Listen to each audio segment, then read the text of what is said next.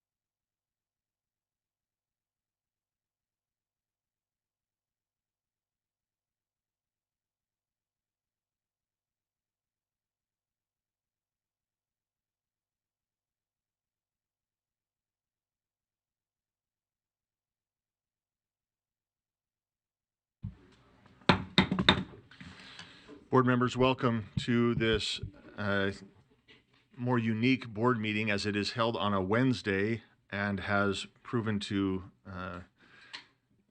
conflict with some schedules. But we are grateful for the opportunity that we have to gather here this morning and to get started. Let's go ahead and do a roll call to, well, let me start here first. First off, we want to thank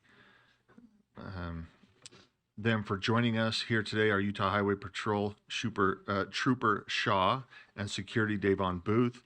And we want to just announce that in case of an emergency, use the two west boardroom doors to enter the hallway, then use the north or south doors to exit the building.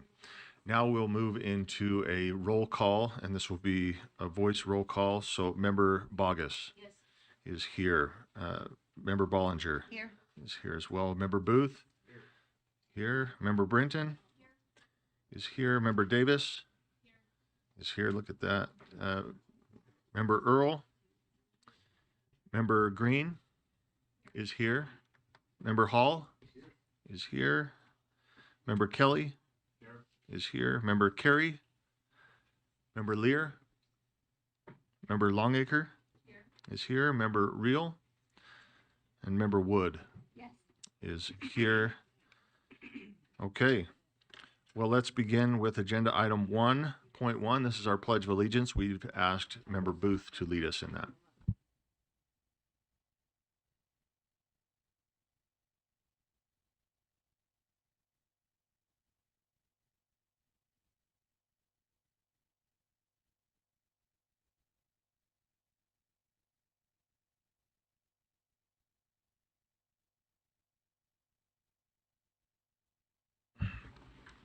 Thank you, Member Booth. Moving forward, on to our board member message, we will turn time over to Member Green.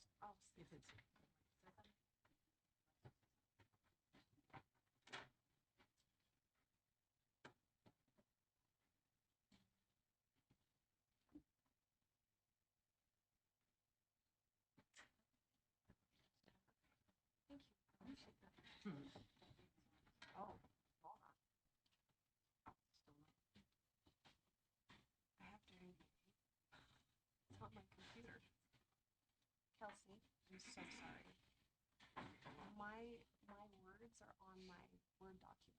was just going to read from. So,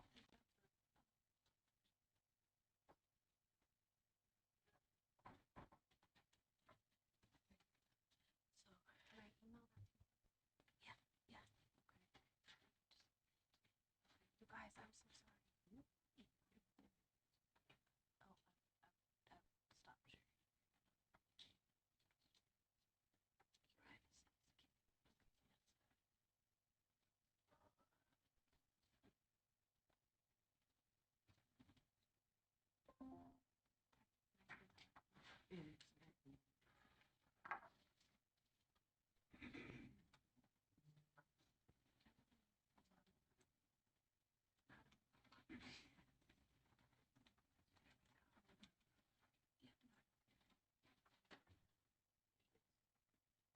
Kelsey, I just sent that to you.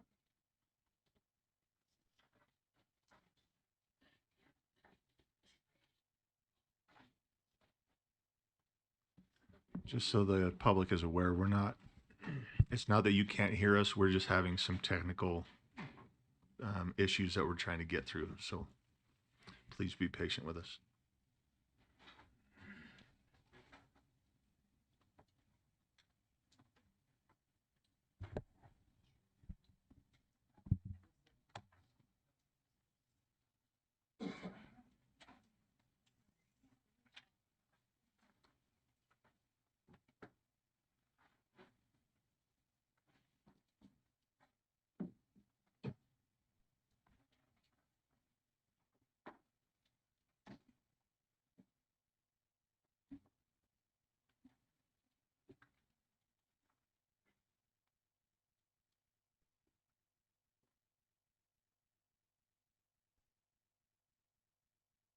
Thank you.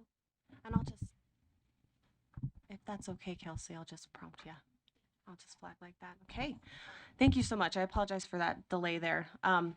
First, I'd like to welcome our board members, staff, constituents, and welcome in the new year, 2026. 2026 is a special one. This year, we celebrate the semi-quincentennial of the Declaration of Independence. That's 250 years. Our nation is celebrating a year plus celebration officially launched in 2025 and culminates on July 4th, 2026 with major events. The America 250 Commission, the White House Task Force, federal, state, and local governments, nonprofits, and citizens are involved in many different ways. Slide. You can go to america250.org for official details, and for the state of Utah, you can visit america250.utah.gov. Listed there, you will find all the different special ways you can participate in this highly anticipated year. USBE voted to create an essay writing contest that will award scholarship money, and we can't wait to launch that here in the near future. I think that all of us can easily relate to the thought that goes into what we would like our board member message to be about. I've had a lot of different subjects that I felt were relevant, but there was one that just kept rising to the top. And if I may, let me rewind about 3 years ago. As the header of this slide reads, I'm a collector of books. I probably have too many, and if my family were here, they would probably be shaking their heads up and down. My husband might be listening in, because I told him to. He might have something to say too, and to that I would say, you'll have to sign up for public comment and you only have 2 minutes. But really, I love books that are from the 1850s and the 1920s, between the 1850s and the 1920s. Their literature is rich and deep. I brought a few of my favorites. Thoughtful and very close to some pretty incredible moments in history. My grandfather instilled a deep love of reading. He told me that a book held its own story. Yeah, Grandpa, that's what a book is. But no, he explained that you check the year it was published, and then oftentimes on the inside of a cover, there is an inscription, a note of endearment, a date, a place. It shares a little insight into the journey that a book must have taken. Time goes quick, and I'll briefly mention a few books, but the first is what prompted this deep contemplation years ago. I picked up this book, next slide please, from an antique store. One of the categories outside of poetry, treasuries, and American history is that of children's book. I took this excited to read it to my kids. I gather my kids, who are much older now, and proceed to read the publishing date, 1964. Look at the inside of the cover in the front, couldn't find an inscription, but proceed to read the following 2 stories that they wanted to have read. There are a total of 37 short stories. Next slide. The Lighted Way is about a little boy named Fred, who, lost in the woods, bowed his head, folded his hands, and prayed for guidance. When he opened his eyes, he noticed what seemed to be a path of light through the trees. Following it, he eventually spotted another light further out, which was his uncle's house. And as they talked over the experience, he realized that it was glowworms. And as written on the slide here, the story ends with the moral, and so it was. But God can use even glowworms to answer a little boy's prayer. We read on the next short story, and its moral was, quote, "Often the providence of God works with humble means to accomplish his purpose." As I thumbed through the rest of the book, on the last page, on the back cover, I ran across a surprise, this inscription. This book belongs to the 2 third grades of the Mercersburg School, room 3A and 3B. I sat there. I stared. The cursive is so beautiful. The note is so proudly written. The grade is so young, now currently the age of my youngest little boy. I had a moment where I flashed back to the sweet teacher's classroom. I understood the great care that she took in hand-selecting beautiful books that would be at her fingertips. They didn't have the takeover of tech in their classrooms. These were stories she would have read to her class. And here's where it started to feel a little cloudy in my mind.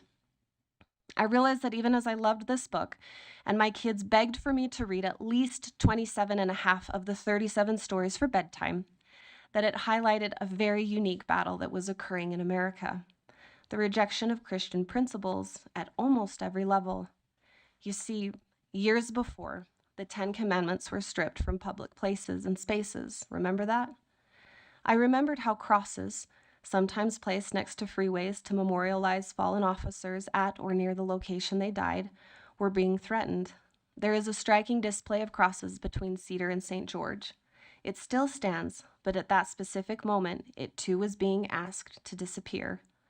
I remembered the flag being hated, trampled, and burned. I remember when prayer was asked to leave any space of government, to leave schools, sports, any place that it was so naturally called on in humble faith. I felt this as I recalled high school drill team performances and competitions, where you would link pinkies with your teammates in a circle, point your right foot in the center, and would offer up a prayer of love, thankfulness, and humility, that all the hard work might pay off. How beautiful, how special still. My mind rushed even to more recent, as the concept of the whole child came into view. Stopped me in my tracks, really, the first time I saw the banner waving above my child's middle school and feeling very, very confused at what that actually meant. I realized that those guiding principles that could reach children so sweetly and simply, as illustrated in this book, were being poised as something else. Meditation, yoga classes, and breathing techniques replaced prayer and concepts of moral character. And when SEL was introduced and replaced concepts of courage, good character, and good morals, those beliefs and practices became less valued very quickly. So really, in a Reader's Digest version, because we don't have time for the full novel, I realized very clearly and very deeply our nation had begun to pivot from the very beliefs and principles that forged this great nation. Surely we have reached a time where if faith surfaces, even in college papers, firestorms break out, grades decline, and even escalating to violence in ways we would have never imagined 10 years ago. And let me explain a little more. And I hope that I might present it in a way that it unfolded at the time. And I hope that we might hear this to connect to why our celebration of 250 is so extremely important and wonderful. Why our Declaration of Independence is such an incredible document, and how something so grand as our Constitution could have formed. There is a reason for it. We started out being a collection of states and colonies. 13 of the 13 states required a declaration of faith, and almost all constitutions professed Jesus Christ as Lord and Savior. We should each take time to read those state constitutions before anything else. But I'll share two, now to illustrate that language and direction that formed the beginning of America as we know it. Pennsylvania. Go to the next one. Yeah, perfect, thank you. The Constitution acknowledges God as the source of authority and conscience, stating, "We, the people of the Commonwealth of Pennsylvania, grateful to Almighty God for the blessing of civil and religious liberty." End quote. I will note that public officials were also required to affirm belief in God. New Hampshire. The 1784 Constitution implies that religion was viewed as essential to public morality, stating, "Morality and piety, rightly grounded on evangelical principles, will give the best and greatest security to government." End quote. And if I may give a nod to our own state with its reference to God in the preamble stating, "Grateful to Almighty God for life and liberty, we, the people of Utah, do ordain and establish this Constitution." As our nation began to form, they realized they didn't want to bind states to a specific religion. They had just left that. But they knew the influence of biblical guidance was the very key to a concept of being free in a way that no country had actually ever developed or were able to develop. Our nation was birthed through these struggles. 55 of the 56 original signers of the Declaration were Bible-believing Christians. I came across this book at Cracker Barrel, and if you've never had their Buckeyes, you really should consider buying them. They're the best. But this book is 100 Bible Verses That Made America by Robert J. Morgan, which highlights how the founders of the United States of America revered the Bible because it reflected their awareness of God's authority over the nations. Washington did not place his hand on the Declaration of Independence or the Constitution, as hallowed as they are. It was the Bible that sanctified that moment, the Bible he knew had ushered in American history to this point. But now we find ourselves in a place where our generation has to make some pivotal decisions. We have invited our foundational beliefs out of so many places that these core beliefs are even leaving the hearts of our citizens and this next generation. Communism has never seemed so alluring, socialism so enticing, and both continue to etch their way from both coastlines into our societal expectations and almost as state-mandated secular religions themselves. There is indeed a machine that is working as it's supposed to. And our fathers knew this. They knew these moments were inevitable.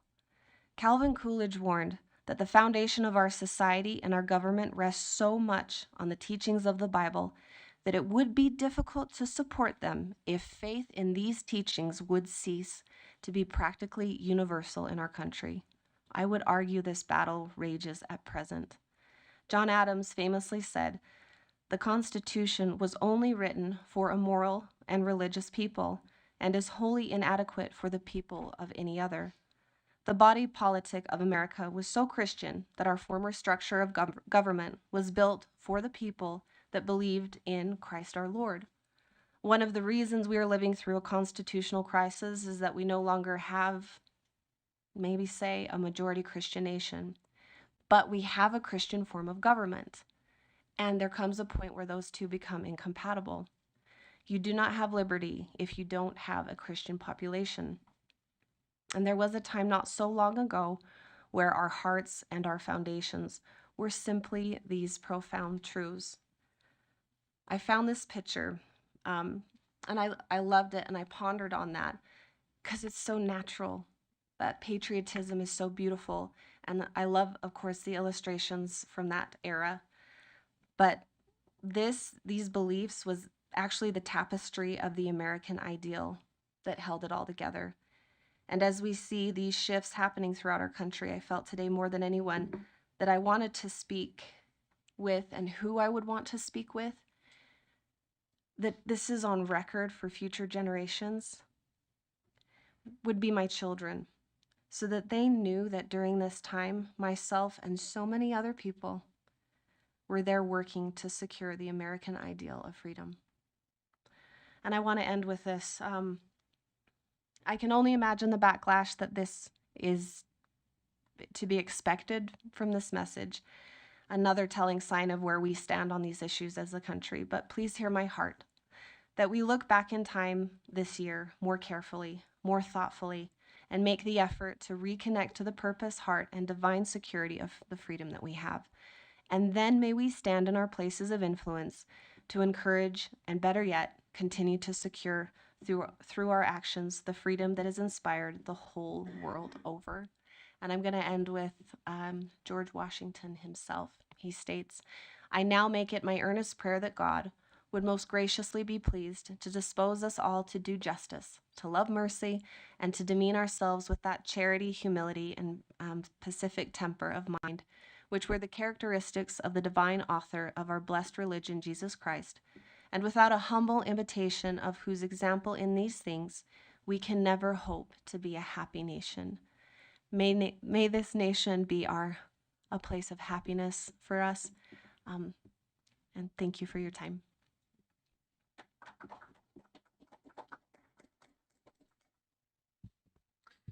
Thank you, Member Green. Let's move forward with our agenda item 1.3, employee recognition. Superintendent Hart. Yes, our recognition this month is someone that is very familiar to you. Jerry, where are you? Yay!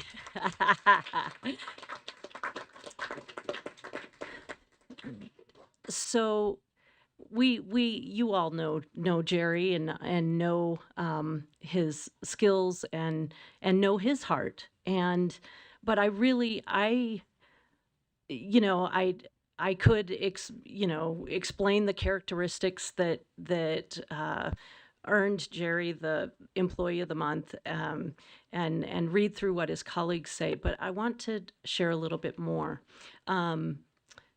Jerry, when we recognized Jerry and announced and let him know that he was the Employee of the Month, we talked a little bit about. Jerry talked about why he does the work that he does, and he directly connects it to the children.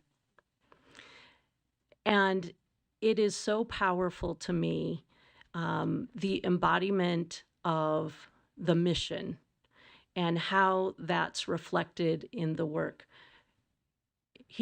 Jerry works on our technology. Could it be further from the classroom?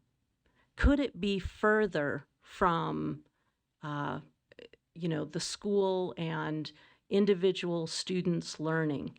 Probably not. But yet, Jerry connects the work that he does to the benefit of children learning in Utah. And that, my friends, is commitment, heart, and all of the characteristics that you talked about in your message this morning.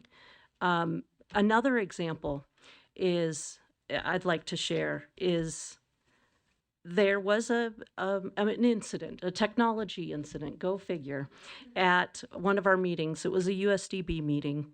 And during public comment, there was a community member who spoke using ASL. And the video, for technological reasons, didn't make it to YouTube the way we expect it to. And Jerry took the time to edit the speaker, making the public comment, reached out to her personally to apologize and make sure that the edits were correct. And that going the extra mile, connecting to a community member, writing an error that,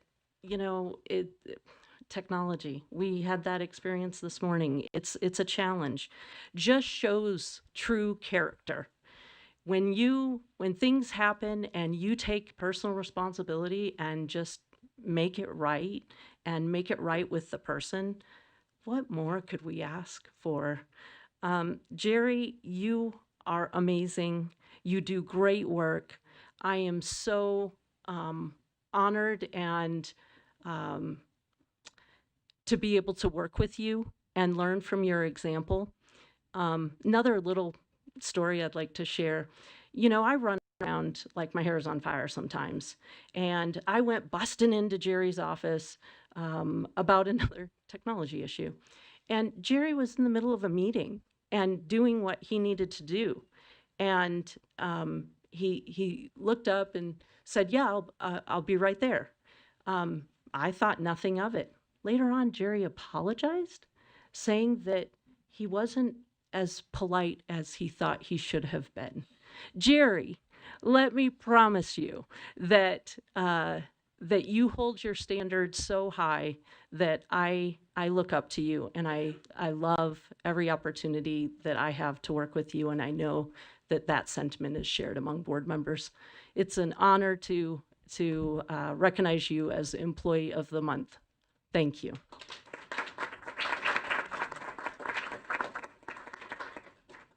Thank you. And we have returned to the office, so that parking spot that he gets is now extremely valuable. So he gets a lot of he gets some swag and a parking spot and our appreciation. Thank you. Yeah, thank you. Okay, let's move forward. And we love Jerry as well as board members. He's incredible. Thank you. And all your staff for that matter, very helpful. We had some help this morning. Okay, let's move to agenda item 1.4. This is our education highlight. And Kelsey, please.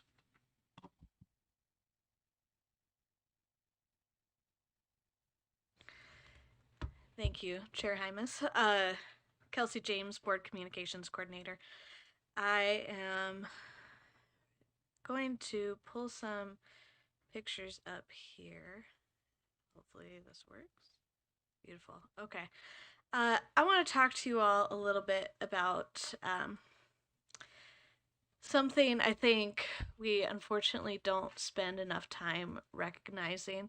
And I know there are a lot of people in this room that have worked with our special education student populations that would probably agree with that. Back a few months ago now, there was a science fair at Kearns Junior High. And that is not something out of the ordinary that you would see from a school, is a science fair. What makes this science fair a little different is it was specifically made for the essential elements students at that school and then expanded to other schools in the district.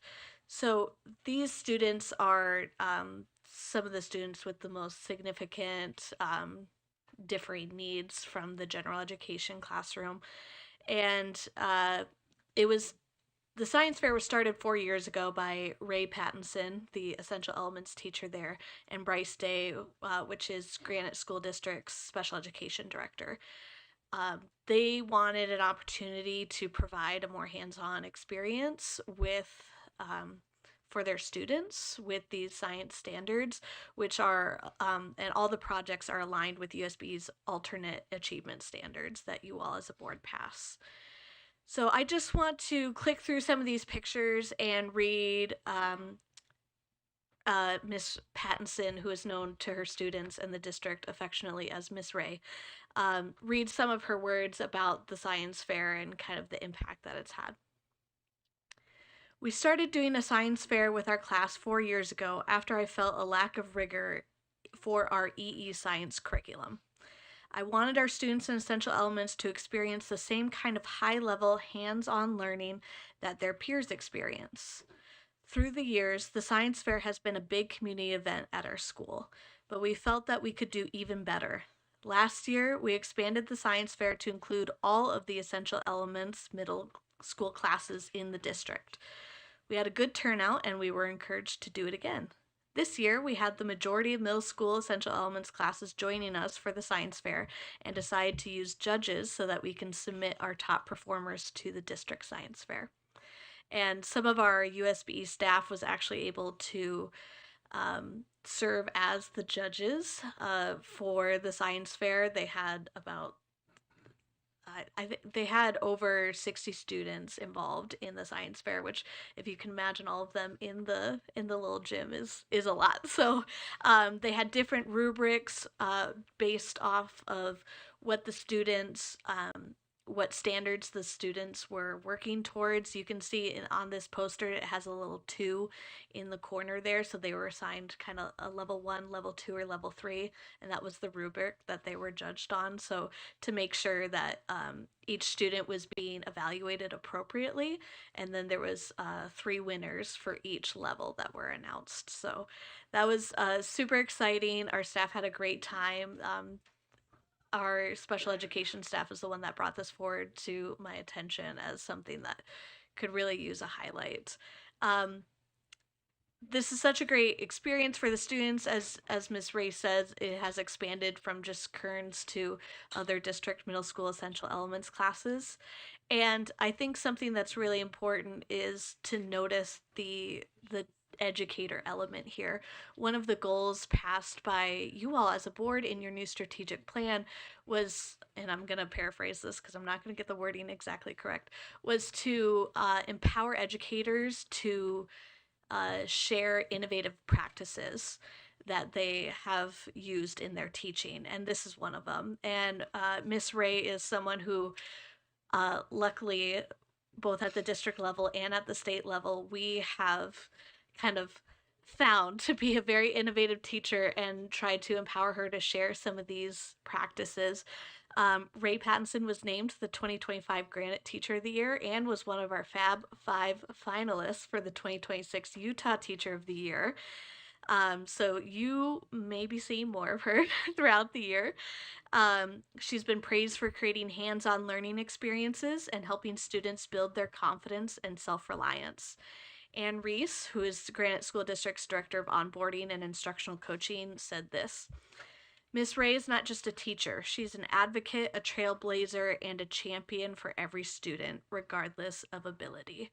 And I just want to give a huge shout out to Miss Ray, to Mr. Day at the district level for recognizing this and helping her institute it and expand it and encourage that from this educator, and of course to all these students who participated and their families as they support them through this work. Thank you.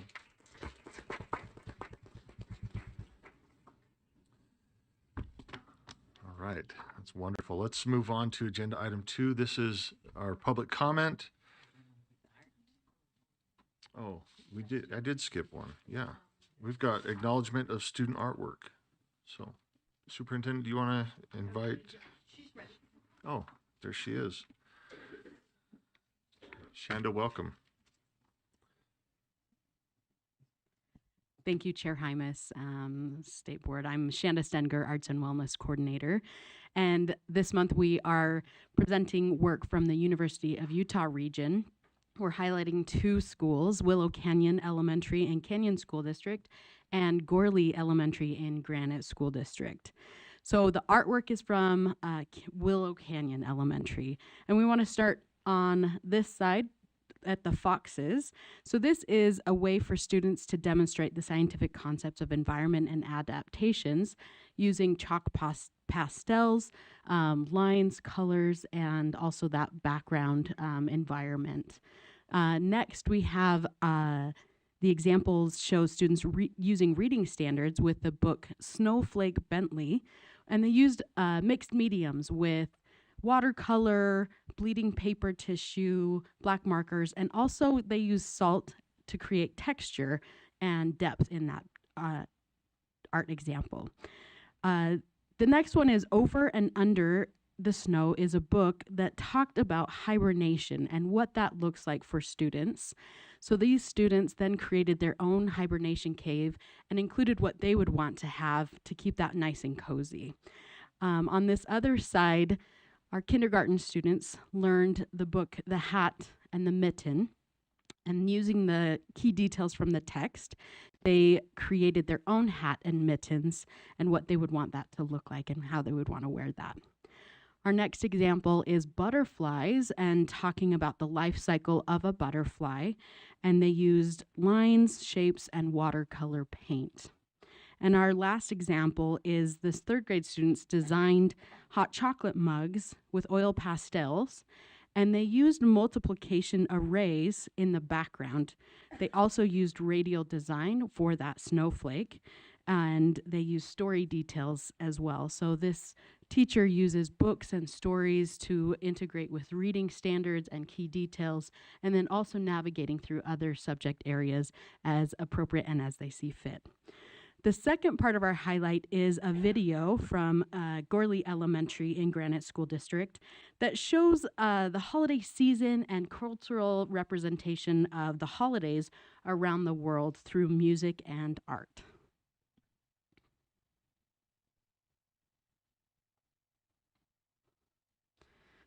Thank you.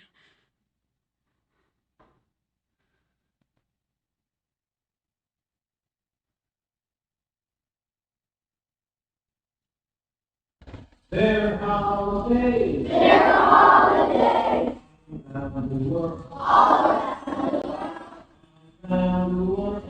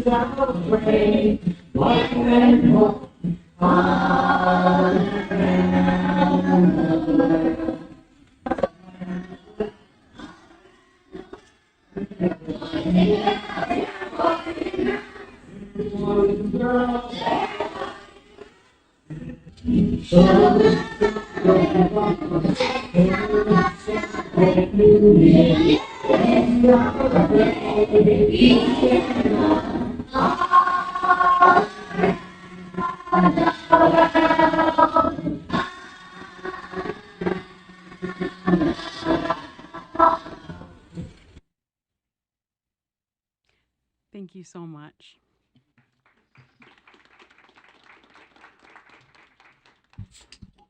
Thank you. Okay. Now we'll move back over to agenda item 2. This is public comment. Let me just read a statement before we begin here. The public may sign up to share public comments at publiccomment@schools.utah.gov. The public may send written public comments to the board at board@schools.utah.gov. Public comments are limited to 2 minutes per person. A comment can express support or dissent for regulatory action. Individuals should not use public comment to complain about personnel issues or attack or defame an individual. Speakers making a highly detailed or complex comment should also consider providing a written outline of their words to the board. Please remember that children may hear your comments. Be thoughtful and professional, and keep your comments appropriate for a general audience. If you have material with explicit language or content, submit such material in writing to the board at board@schools.utah.gov. Let's go ahead and begin on this short list here. I've got Rob Campbell. Is Rob here? Rob, come on up to the microphone here. Then on deck, I've got Cammie Whitchurch. Thank you. My name is Rob Campbell. I am married, the father of 7, and the grandfather of 13. I also have 1 daughter and 4 nieces who are all courageous survivors of child sexual abuse. I'd like to speak to the pending approval of Prevent Child Abuse Utah curriculum by this board today. Our extended family worked hard for the passage of Senate Bill 205 in 2024. We did it based on one principle, that 1 in 7 children in Utah will be sexually abused by the age of 18, and that CSA prevention education reduces the likelihood of a child being abused by up to 50%. Some numbers that illustrate the importance of getting this curriculum approved and into our schools. In Utah, 1 in 7 means that 47,000 K through 6 children will be sexually abused during their youth. Preventive education can reduce that number by up to 50%, protecting 23,000 children. Every year that this education is delayed means up to 5,000 children will suffer abuse who could have otherwise been protected. That equates to 14 children per day. My daughter, a CSA survivor with 2 children of her own, put it this way: if our children do not learn this material and learn what child sexual abuse is from a responsible, trusted adult, it is very likely that they will learn it in a different and heartbreaking way. Representing our extended family, I would like to thank you for your service and urge you to approve this PCAU curriculum today so prevention education can get underway in earnest to protect Utah's children. Thank you. Thank you. Next, we have Cammie Whitchurch and then Lorianne Thorpe on deck.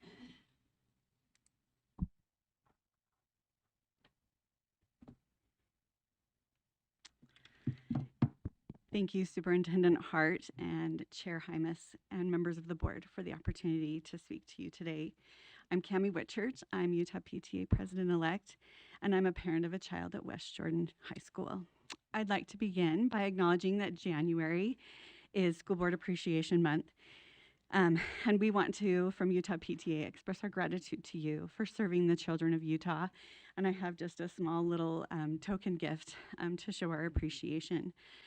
The other reason I'm here today is because I believe deeply in public education and in the people who sustain it. Over 90% of Utah's children, I just lost my place, of Utah students are educated in public schools.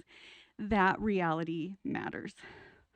Public schools are the daily lived experience of Utah children, of most Utah children and families. As a parent and through my service in PTA, I have heard and seen countless stories of the positive impact public education is having in the lives of students and their families. These experiences are not signs of a system beyond repair. They are signs of people deeply committed to children. Public education is not perfect, but language that dismisses or devalues it does real harm. When trust in public education is eroded, it is children, not systems and ideologies, who pay the price. Progress does not come from walking away. It comes from parents, educators, leaders, and communities standing together, even in disagreement, with a shared commitment to Utah's children.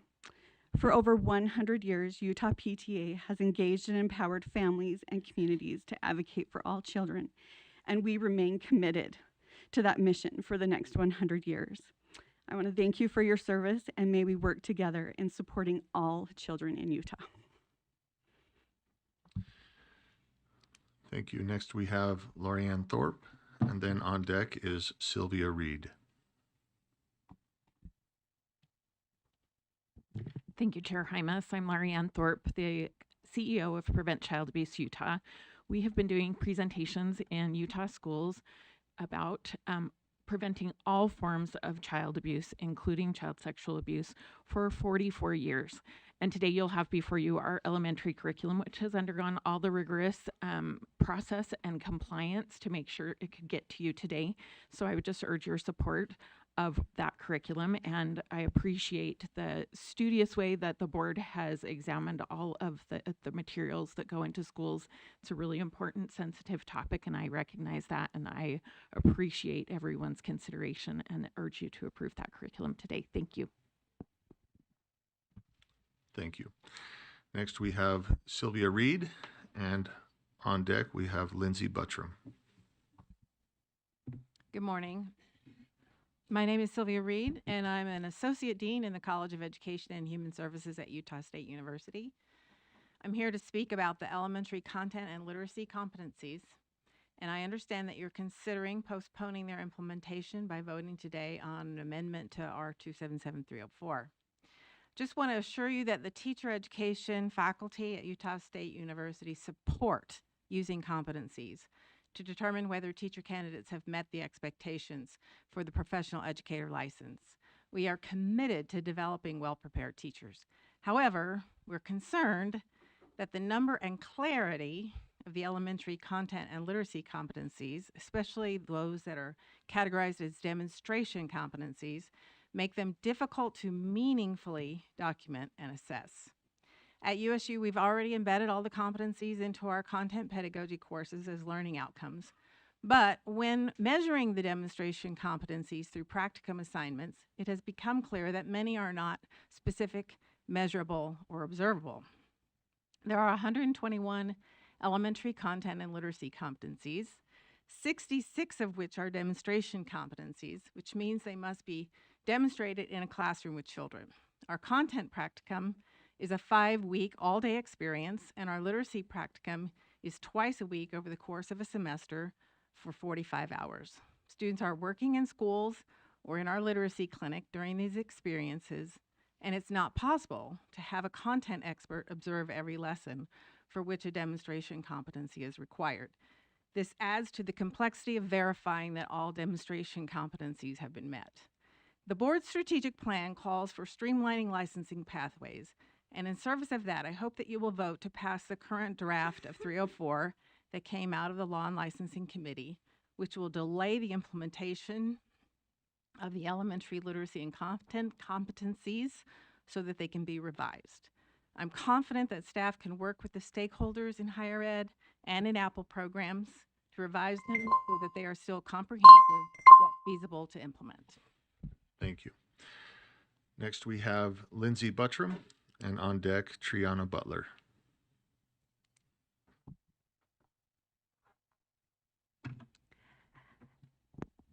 Hello, Chair Hymas and board members. Thank you so much for the opportunity to speak today.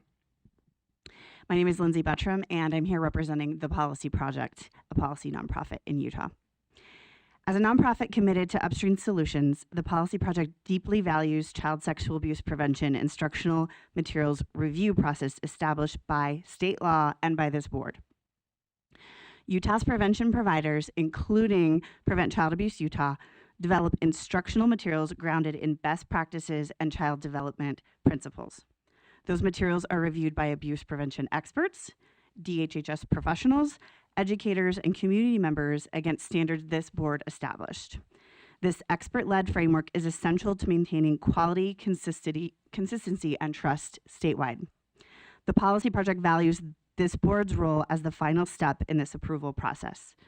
Questions of content are best addressed within the defined review framework so the process remains clear, consistent, and trusted. Consistent application of the defined review framework helps preserve the expert-led process this board established and ensured standards are applied uniformly statewide.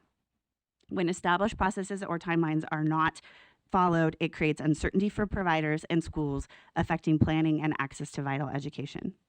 As you consider these materials, it's vital to keep the scope and urgency of this issue in mind. In Utah, as you've heard, 1 in 7 children, nearly 94,000 students, will experience sexual abuse before the age of 18. These children are currently in our classrooms. Child sexual abuse is preventable, and prevention education works.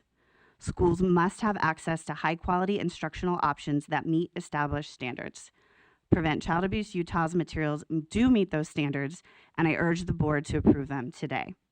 Thank you for your leadership and your continued commitment to protecting Utah students. Thank you. Next, we have Triana Butler and Kristen Clark on deck. Triana, are you with us? I am.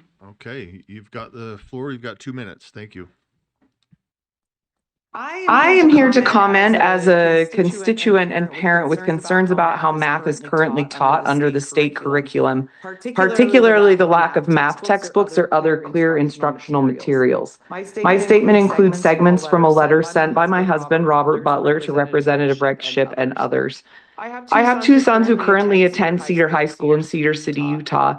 Our senior is heavily involved in the music program, has participated in competitions and activities around the state. My other son is a sophomore on the basketball team who also participates in FFA. They both have maintained high GPAs throughout their high school experience. They are excellent students, but also have had school excused absences due to their extracurricular activities. My children are regularly sent home with pages of math problems, but no explanation, example, or reference materials.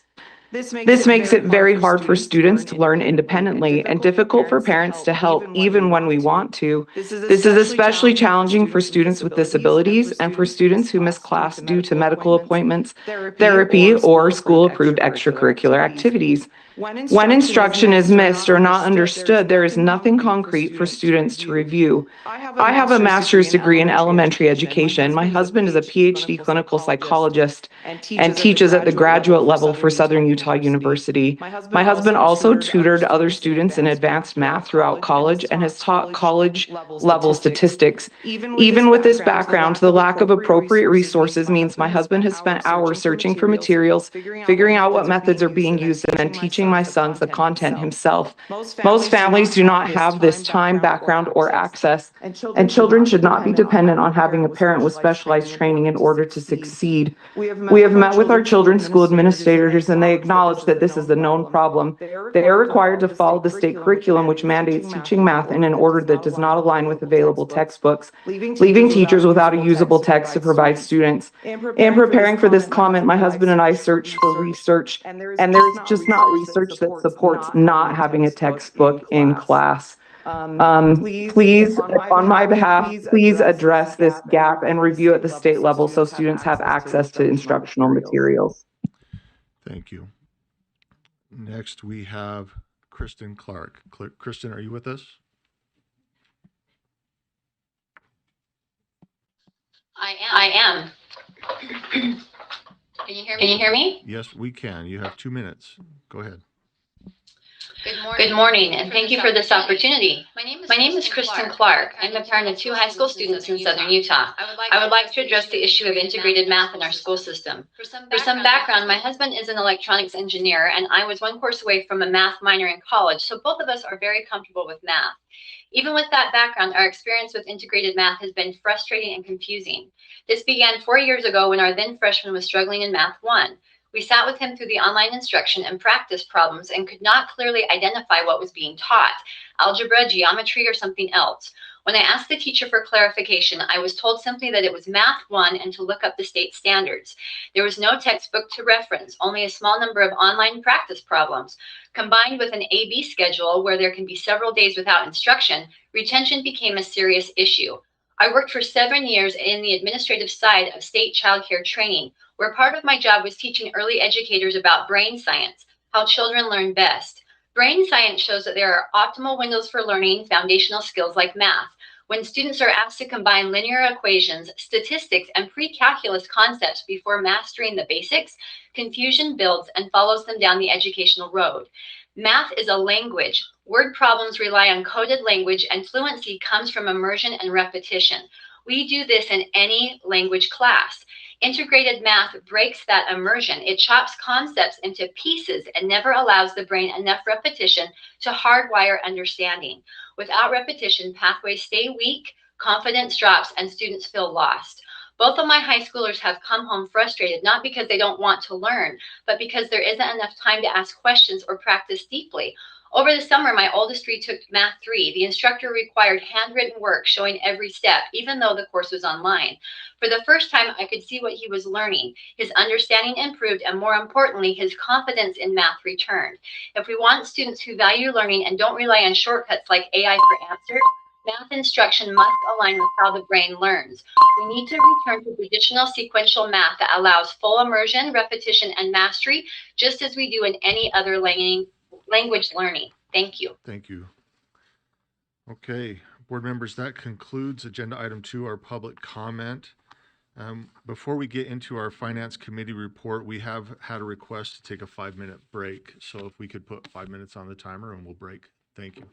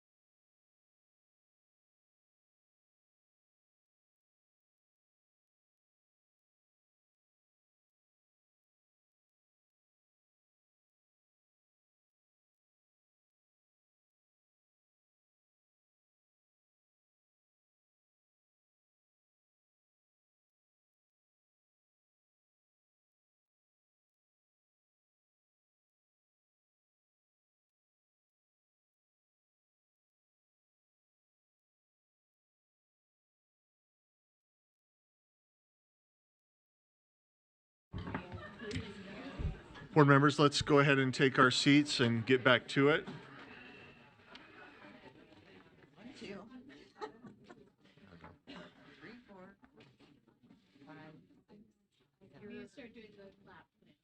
I know, 1, 2, 3, eyes on me, all that stuff.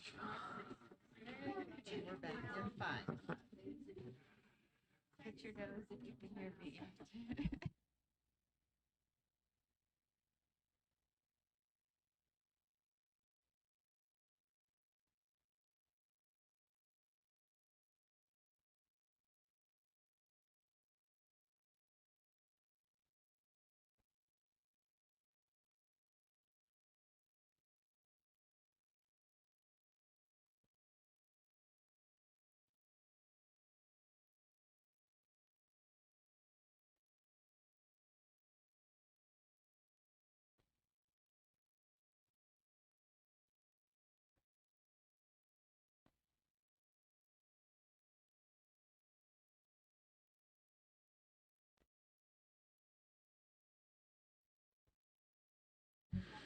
Okay. So we are on agenda item 3. This is Finance Committee report. And so Chair Davis, if you are ready, we will go to that. Yes, sir. Thank you. We only had 2 action items this time, and so we have our first one is the 12.5 million that the legislature set aside to help with small district facility projects. This recommendation comes to us from a committee, an advisory panel that advises the board. And last year they saw fit to provide several LEAs a smaller amount. This year they saw fit to provide one district who received nothing the prior year, more of the full amount this time. And so in that falls into Garfield District. But the motion for the board is that the board approves the FY26 small school district capital projects as recommended by the review panel. Thank you. And I think it was said, but I'm not sure. This is agenda item 3.2. Correct. And the motion is that the board approves the FY26 small school district capital projects as recommended by the review panel. Seeing no lights, let's go ahead and vote.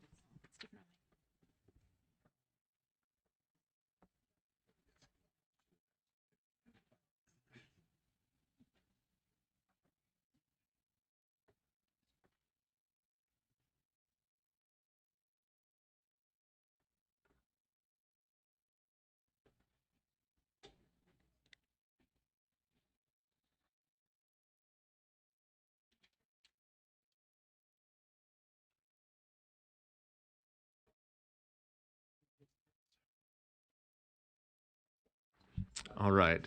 This passes unanimously with 3 absent. And just for the record, those absent are Green, Member Brenton, and Member Carey. So thank you. Back to you, Chair Davis. Thank you. Our next one is aligning with some legislative changes with SOEP and then some minor language amendment to align with who's considered for IEPs, all the educators, and then who has to attend. Anyway, the motion for that is that the board approves R277-726 statewide online education program draft 2 on second and final reading. Thank you. And this is agenda item 3.3. The motion that came out of committee and is before us now is that the board approves R277-726 statewide online education program draft 2 on second and final reading. Member Bogus? Thank you, sir. I move that we send this back to committee. There's a motion to send this back to committee. Is there a second? Not hearing a second. Member Lear? Thank you. I just had a question about one of you had to look hard to find the changes. And there was one in there that I had a question about that is probably, it's specific to special ed. So Leah is looking at me like she had anticipated that maybe, but Could I ask a question of Dr. Voorhees? Why don't you ask the question? We'll see if she's still in the room. It's not that hard. Okay. On line 211, it doesn't look like, it changes ensuring to considering, which seems like a significant difference to me. And let me find the exact one myself, 211. And this has to do with IEPs being met by SOEP to really generalize. The authorized online course provider and ineligible students' IEP revisions. And I know it's a bit of a circular problem, but if the online provider is responsible for implementing the student's IEP, it seems like the provider has to do more than consider the changes which amount to the IEP from the LEA. So how is that? Assure me that it's consistent with IDEA is what I'm asking. Dr. Voorhees. Thank you, Chair. Leah Voorhees, Deputy Superintendent of Student Achievement. Thank you for the question.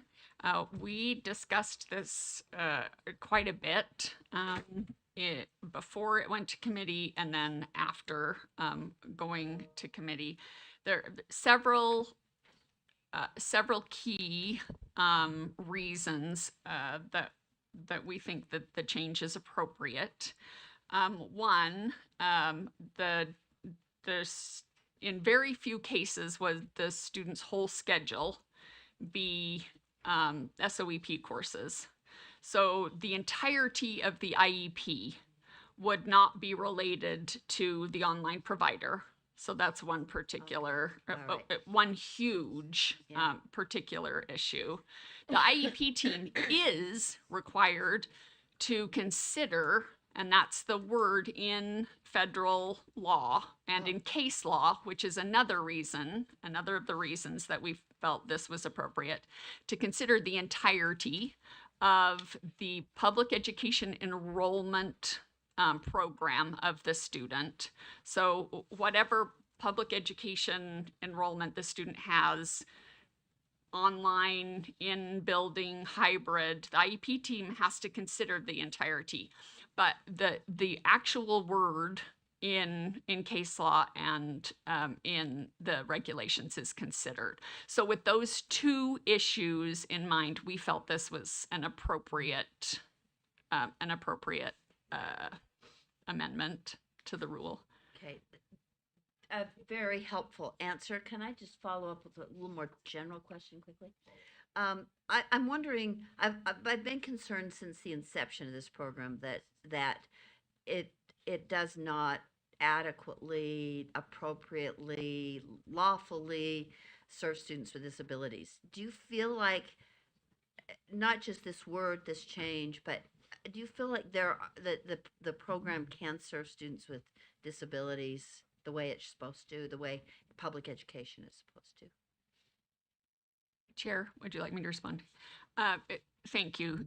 Yes, I mean, specifically to the words that you used in your question, we certainly think that it can. We also think that that IEP teams and then the LEAs and the providers have to be vigilant about implementing the IEP for it to provide the services and the supports required.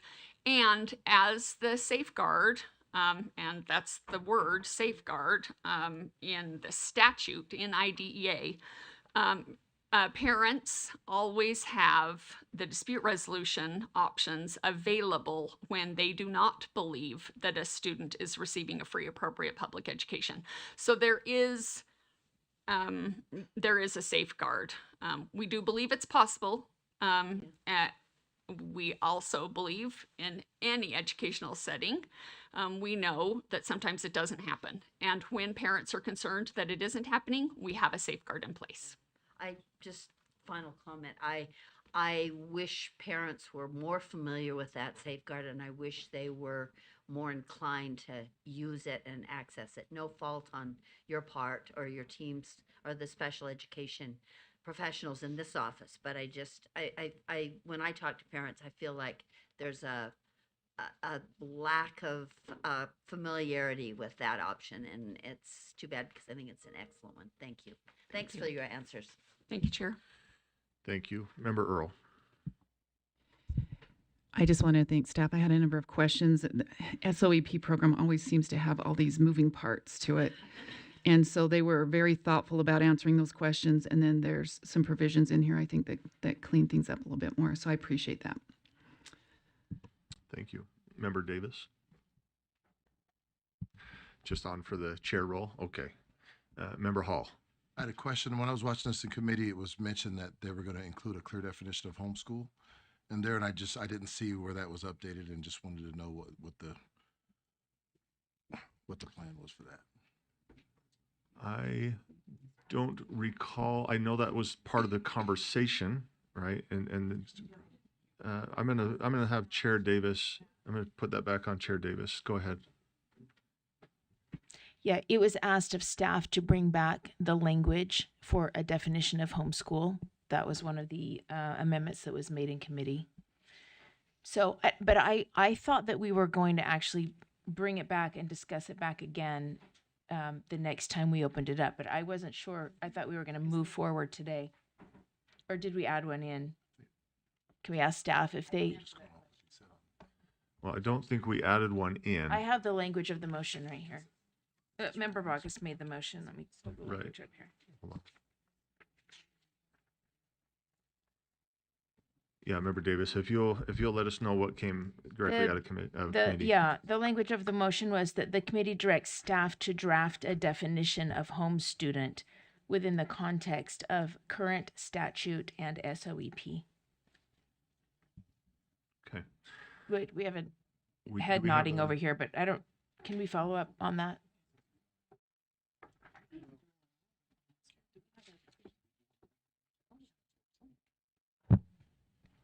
So are we being asked, is staff being asked to follow up on why that motion is being made or what? It was made in committee. Right. So have we done that yet? No.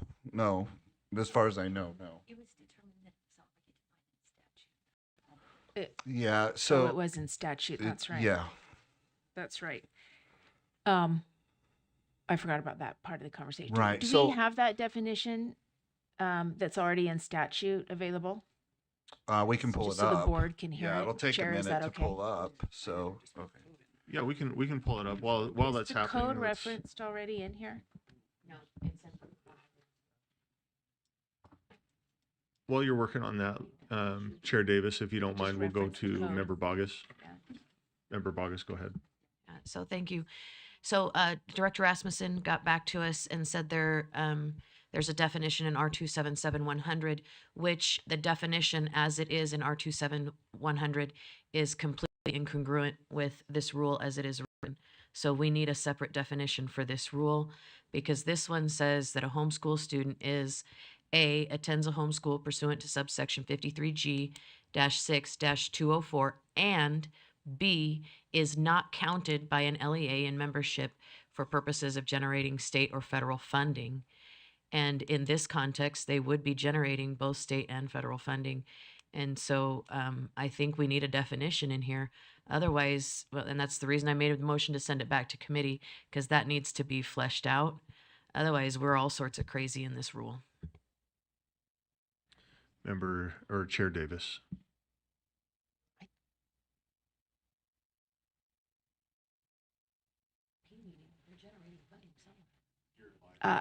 But not through SOEP.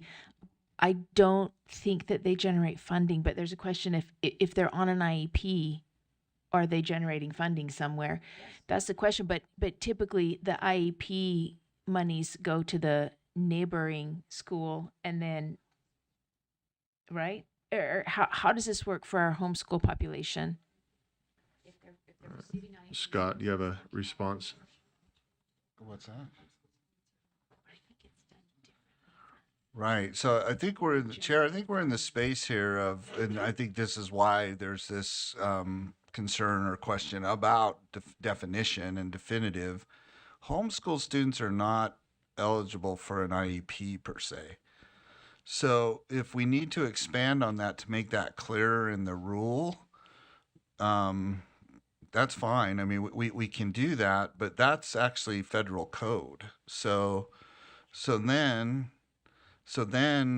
if we, I mean, we can do that if that helps with there's a, from the bottom up or the top down, there's a thorough understanding that homeschool students are not eligible for an IEP.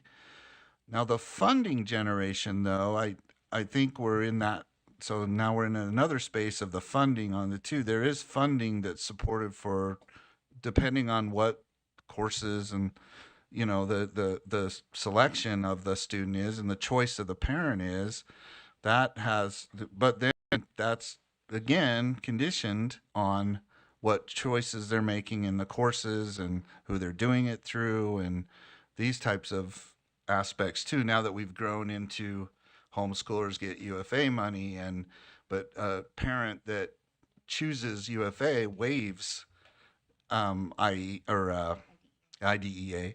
So, we're in that space here of the definition of a homeschooler, but then which program that homeschooler is participating in. Are they doing it through the LEA? Are they doing it through UFA? Are they a high schooler? Are they, there's all those nuances. So we can try to, I guess, Chair, what I'm trying, because staff really want to make sure that everybody's, we're supporting and making it clear to what is that the end state, that we use this to define more clearly, because the definition of homeschool that Ben is saying, that Ben provided, probably isn't enough now it was done years ago, right? It was defined years ago. Now we have all sorts of different circumstances of a homeschool student being categorized within different programs. So we could break that out if that's something that you would like us to do. Yeah, at least too, when we looked at 100, we looked at the federal regulation as far as what a homeschool student is eligible for in the IDEA space. Then, we felt it was sufficient in a general sense, in a general definition. And then, you apply the law for IDEA, and then you apply the state law. We could incorporate those, but at the same time, there's been some concern of, well, are we just taking our rules and then just, putting code in to the rules? And so that's what 100's for, is to try to do the definition. So my recommendation would be that we make this contingent upon staff doing this, but it's really in 100 that we should do these definitions in, not necessarily this one. What we should do in this rule, I'm not telling you what to do. What we should do in this rule is refer to the definition of a homeschooler as stated in Rule 100 or something like that, right? And then build 100 around making sure everybody's clear, because we just have so many different scenarios now for homeschools. Is that fair, Chair, or so? Yeah, thank you for sorry that. for the long, I'm back, so Yeah. thanks. Yeah, We're okay. Sorry about that. We're glad-ish to have you. No, I'm just kidding, Scott. We are grateful for the context. I think it's helpful. So we've got Member Earl, Member Davis, or Chair Davis, and then Member Bogus. So Member Earl. Yeah, I think our definition in 100 is not accurate, because a student can, and that's what you're saying, a student can dual enroll and homeschool for 4 courses and take an art or maybe the math class or, something at the local school, and they are generating funding because the school would get funding for that. So I would rather we work with our 100 than we try to one-off things here and there, because I think we end up with very confusing language. So. Thank you. Chair Davis, do you have a comment, or are you just in the queue for? No, I agree with that, though. If they're doing that, well, see, there are nuances. I think we move forward with this today because they don't have an IEP if they're listed as a homeschool student. But then we need to look probably at the language in 100 and make sure it's matching all of these nuances that we have. Member Bogus. So I'm glad that I'm right. Thank you for telling me that. But I do think this rule in itself, regardless of where the definition is put, the language is incongruent by using the language homeschool student. Just as an example, it says in 111, notice of enrollment means a certification by the superintendent indicating these following things. And then it says in B, a notice for a receiving statutory approval from an LEA for a homeschool student, which is weird to me because the parent is responsible for a homeschool student. And then in B, it says a notice of enrollment enables a provider to take and initiate instruction. And then it says in 120, for a homeschool student, the superintendent's acknowledgement of financial responsibility. So in some capacity, the state is paying for something for a homeschool student that is supposedly not enrolled and not generating funding. And this whole thing, even if we change the definition in 100, this whole thing becomes incongruent because there's multiple definitions in code of these things. We have a home-based scholarship student. We have a homeschool student. We have public schooled at home students, students who are in online education, but their education is solely at home. There's like, I couldn't actually give you an exact number, but off the top of my head, I can think of 5 different definitions in code. And when we look at this rule as it's written, each one of those affects this language differently. So even if we said, hey, this is good, let's just go do 100, we still have not done our job in this rule. Chair Davis. Yeah, I'm wondering if we can maybe hear from Deputy Jones. Are the individual students generating the funding for SOEP, or is it a lump appropriation similar to USDB? Because our USDB students don't generate funding, but we have a lump appropriation, and I'm not sure which. Because if it's a lump, then we would address it differently, I think, than if individual students were generating funds.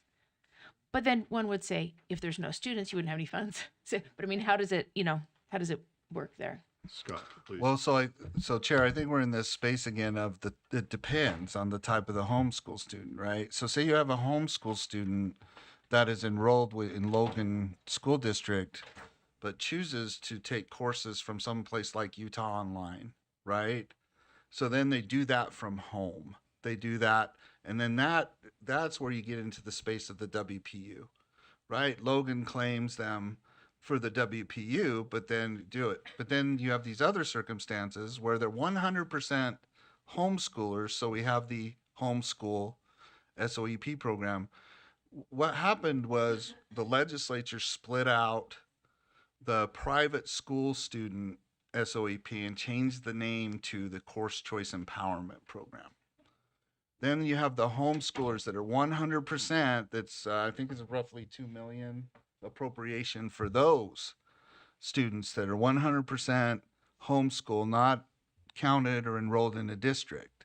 Then you have this body of homeschool students that are, I think the word's dual enrolled, right? Or they're participating. They go and they sit in one class, but then they go home and do another class too. Then you get into the space of how some districts are like, well, when I have a student that do it, there's this thing of like, well, I have to provide them space in the library to do this, and then we get into those nuances. Does that help answer the question or distinguish this? I mean, yes, I agree that they're generating funds, but then I think we'd be remiss if we didn't properly account for the different situations of what a homeschool student is doing or experiencing. Over. Follow up.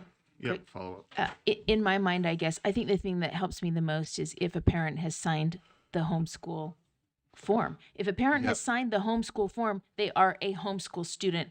If they have not, they are a district school doing SOEP at home through the district. And those are two different. So if that needs to be fleshed out, and that may need to be fleshed out in 100, but Tammy Gear has something, and that's the last thing I'll say. And then the board can decide whatever it wants to do. I don't. Yeah. Well, so then we're in the space of, if I may, Chair, we're in the space of she makes an excellent point, but not every parent signs the affidavit. I mean, there's no enforcement of that. Well, right. And so then you get into that. So see, we're in that space of our LEAs are only as good as what they get from the parent, right? From the choice the parent's making. And if the affidavit's signed, to her point, and there we are. So a lot of this is done at the local level. And then even between LEAs without us. See, I'm not saying it's wrong. It's just parents are choosing and LEAs work it out together. The BAs talk to each other. They have the Utah Online program, and they work it out too with the WPU and those types of. If that's the situation that family's chosen for their child student. Thank you, sir. Vice Chair Bollinger. Thank you, Chair. If I may direct a question to Deputy Superintendent Jones. Just a question on line 120 it starts at line 117 where it says a notice of enrollment enables a provider to initiate instruction based on, and then if we do skip down to 120 for a homeschool student, the superintendent's acknowledgement of financial responsibility.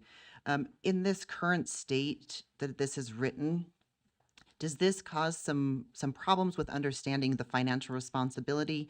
If we clarified the definition of homeschool student in 100, would that address the issue, or do you see continued issues or other issues within the current draft of this rule? Scott, go ahead, please.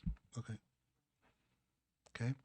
So I'll stay in my lane from the financial perspective. I think it's pretty clear out there. I mean, we've got, precedents where LEAs are understanding do it because it's in the other rules or other code or things like that. It is actually explained very well. And Tammy was just telling me that, LEAs are knowledgeable that if a student is participating they're an LEA student, right? I mean, they can't do this. So I think that's pretty clear. I think we have good controls for that. I think that the value add would be just focusing on 100 and then referring in this rule to the definition of a homeschool student as defined in 100. Does that answer Vice Chair Bollinger's question? Member Bogus. He was going to go on again. Okay, thank you. So my question would be then if I could take us to line 740. It says if a homeschool student requests services under section 504, the provider may determine eligibility, prepare a plan, and provide related aids and accommodations or services.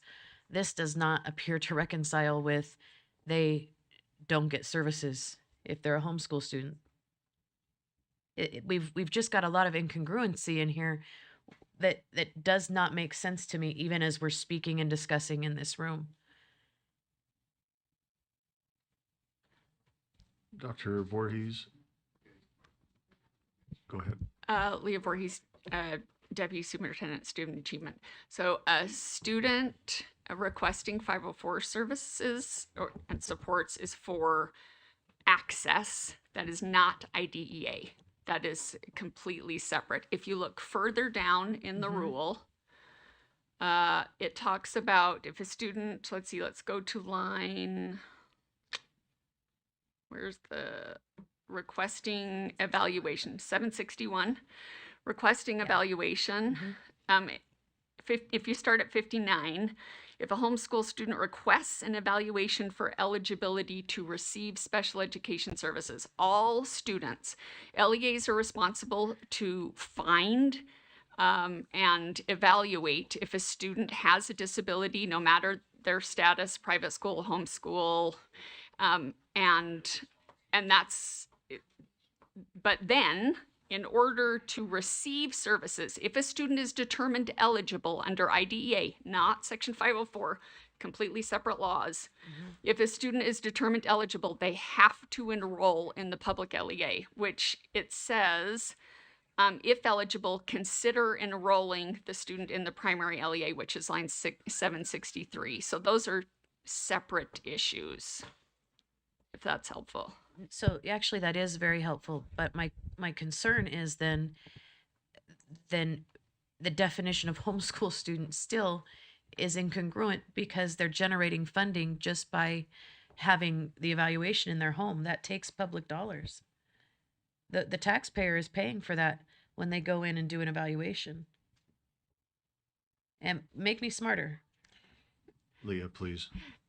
So students who are not yet eligible for special education do not generate special education funding.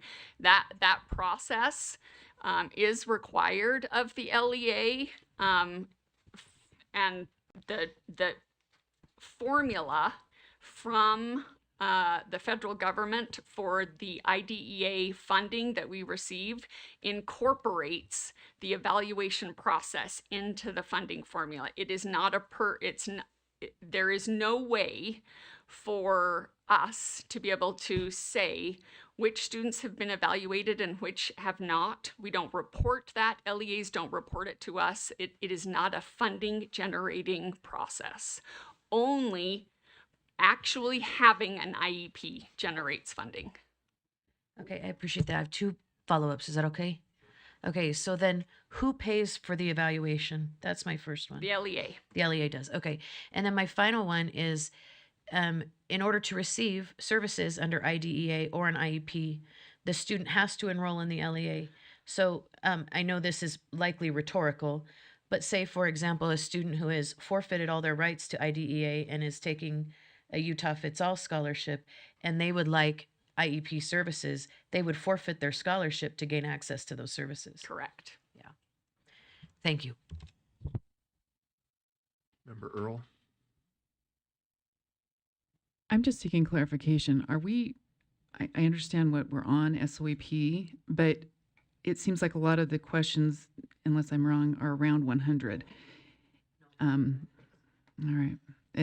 But this argument of funding for this, funding for that, and making sure whether it's homeschool students that can be funded for that.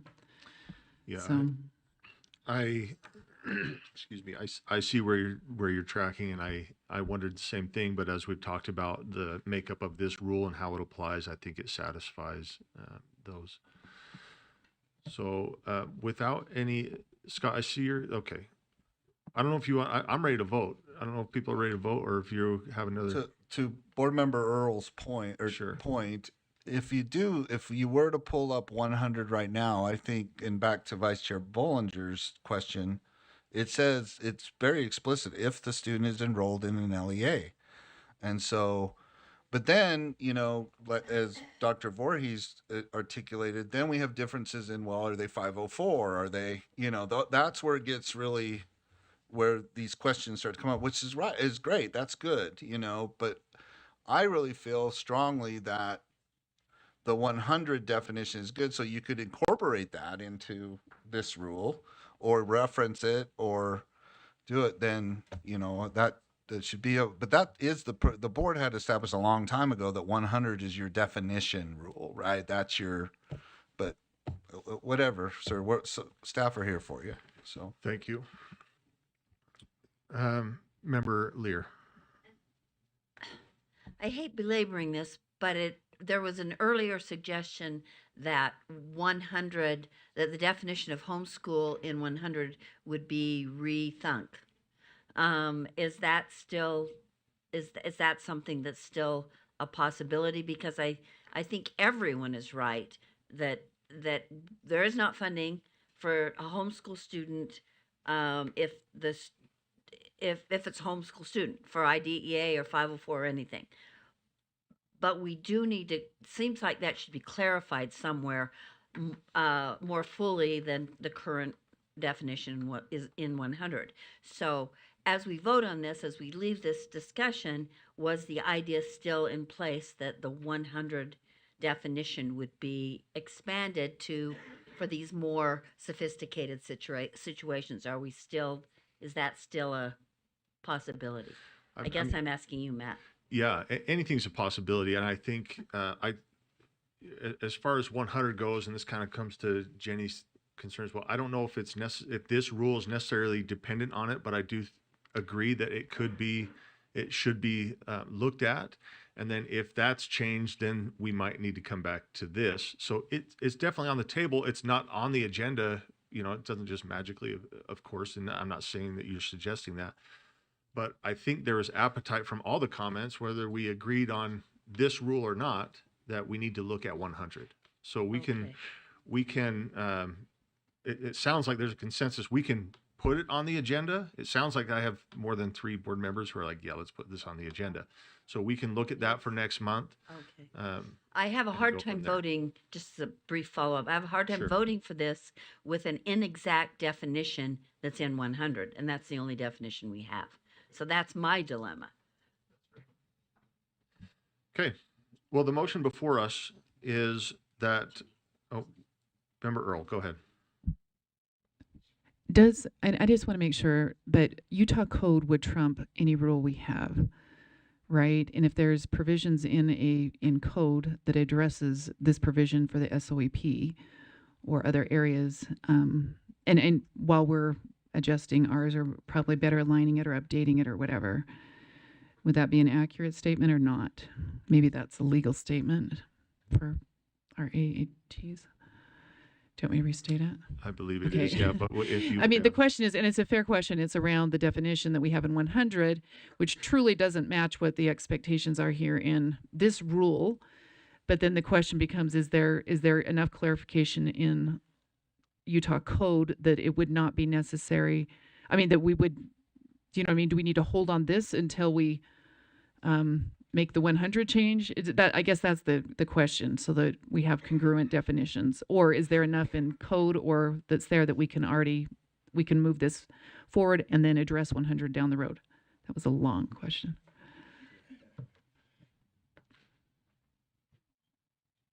so as she looks at that, I know who's taking that? Deputy Superintendent? Well, we kind of Jones? both are, sir. Okay. So, I've lawyered up here, so I.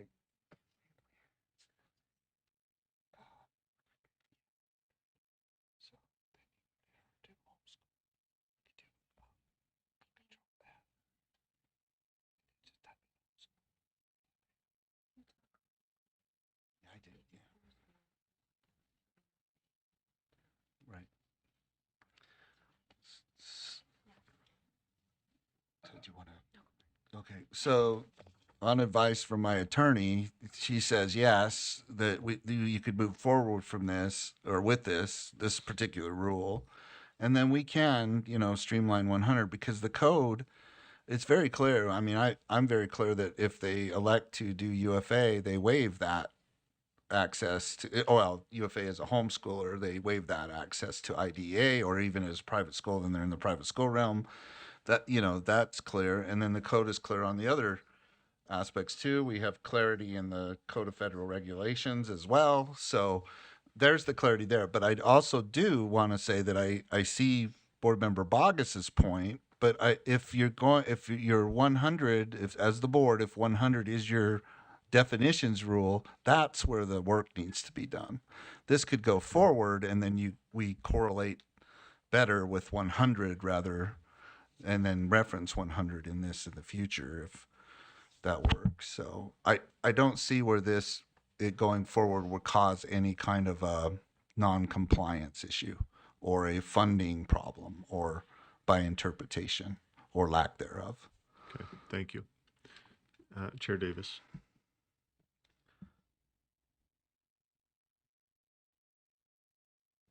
I think it also doesn't need to be agendized to next month because we have a standing statutory request agenda item. And someone today could ask staff to review 100 with potentially the legislature to look through all the nuances that have been emerging over the last few years to make sure we're covering all of our bases. And that could be done today. It doesn't need to wait till then. But I'm ready to vote. Thank you.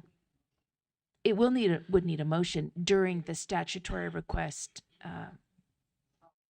agenda item. 100 is code, right? Not rule.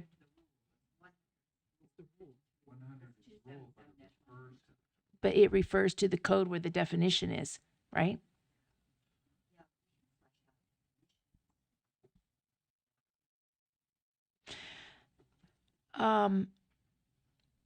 I have a substitute motion. Well, it's not substitute. I want to pass this rule and direct staff to work on the definitions in 100. From what I understand, But it's a committee motion. Can I we still do that?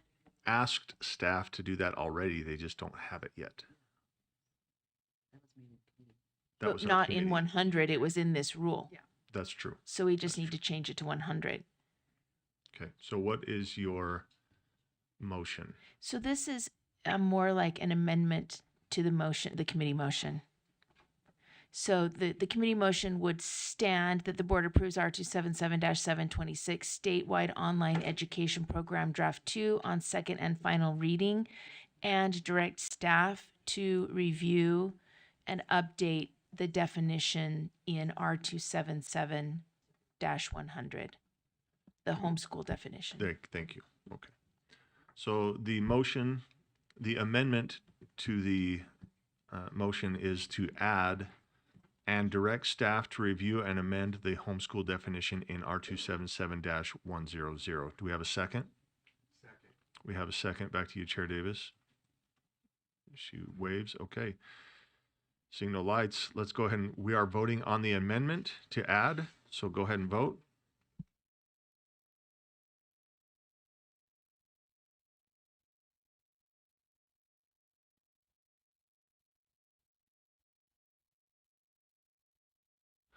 That passes unanimously with Member Carey absent. So this brings us to the overall vote, and that is that the board approves R277-726 statewide online education program, draft 2 on second and final reading, and direct staff to review and amend the homeschool definition in R277-100. Let's go ahead and vote.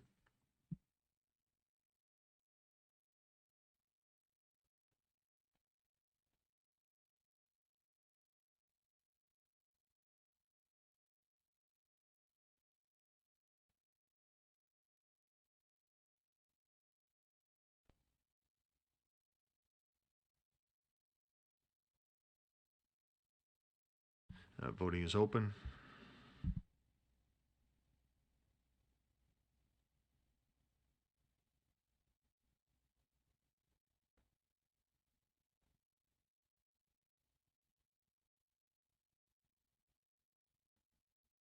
All right, voting is back open.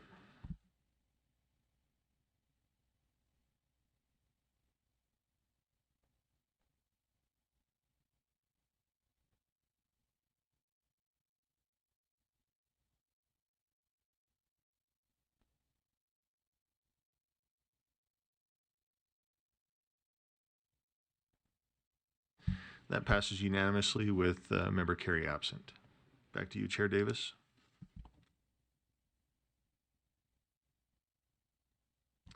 That concludes the report. Thank you.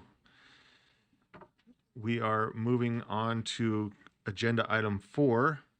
This is our Law and Licensing Committee report, and we are going to turn it over to Vice Chair Bollinger, Vice Chair of that committee, Bollinger. Thank you, Chair. So we will start with item 4.2. This is the Wayne County School District waiver update. And I know in our a prep meeting, AAG Bill, Chair Carey had asked for you to just do a quick summary if you are prepared for that. So this came, it was a request when the board passed the motion to approve this waiver. It was requested that the superintendent come back and kind of give an update at the 18-month mark just to say how the waiver was going. Superintendent Shelley came in to Law and Licensing last month, gave a pretty robust update on the status of the waiver in their county, noted probably most, the biggest pro was that their attendance had pretty significantly increased under the waiver. They had pretty high rates of attendance. They also felt that their test scores overall had increased from 2022. He noted there were some unexpected consequences both ways, pros and cons. If you're interested in listening, he gave a really robust report in the law and licensing meeting last month, and I'd encourage you to listen to it. But just came to give us an update on the waiver and said overall they were really happy with how it was going for their county. Okay, thank you for that. Yeah, that was just an information item, but we wanted to make sure that you are all aware of why that was not an action item. So we'll move on to item 4.3, R277322, Local Education Agency Code of Conduct, and there is no motion for the board at this time. Item 4.4, R277-304, Teacher Preparation Programs. There is a motion. The motion is that the board approve R277-304 Teacher Preparation Programs Draft 1 on second and final reading.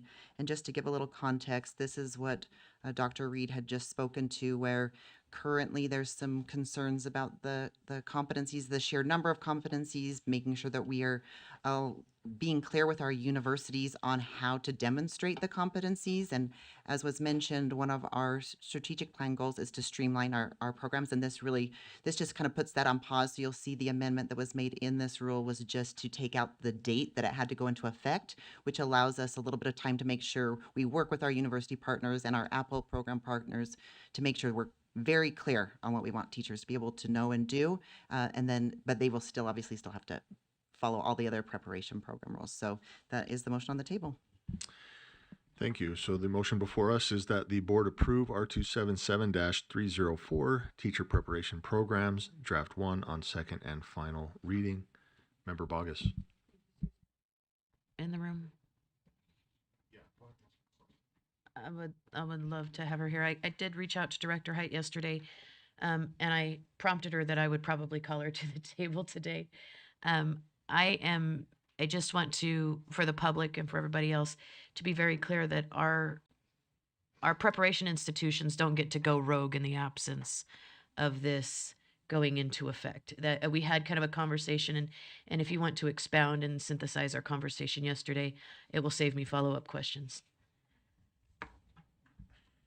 Dr. Height, if you're willing. Thank you, Chair. Malia Height, Executive Coordinator of Educator Licensing. Member Bogus is absolutely correct. The standards that are in place for our elementary preparation programs at the university level as well as within Apple still will maintain the same standards. They will still teach all of the same content. They just will not be required to report on the 100 and I think it was 60 something. How many? 121 individual skills until we revise them and make them a little more streamlined per your strategic goal. So they will still have to meet a standard. It is the same standard that has been in place since 2014. And they will report on that every year, as they do every year.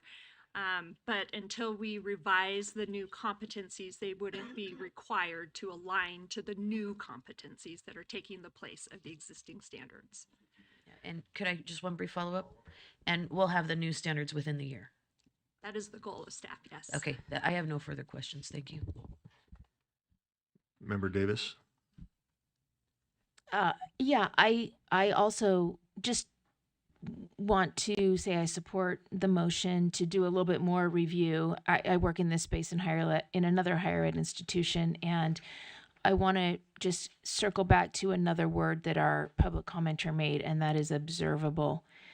Because some of the things that come up, you know, if we can just review everything we're asking our teachers and our teacher prep to do to make sure that we're thinking about repetition and streamlining, but also making sure these things are observable, because it can get tricky, you know, unless they're clearly observable. Thank you.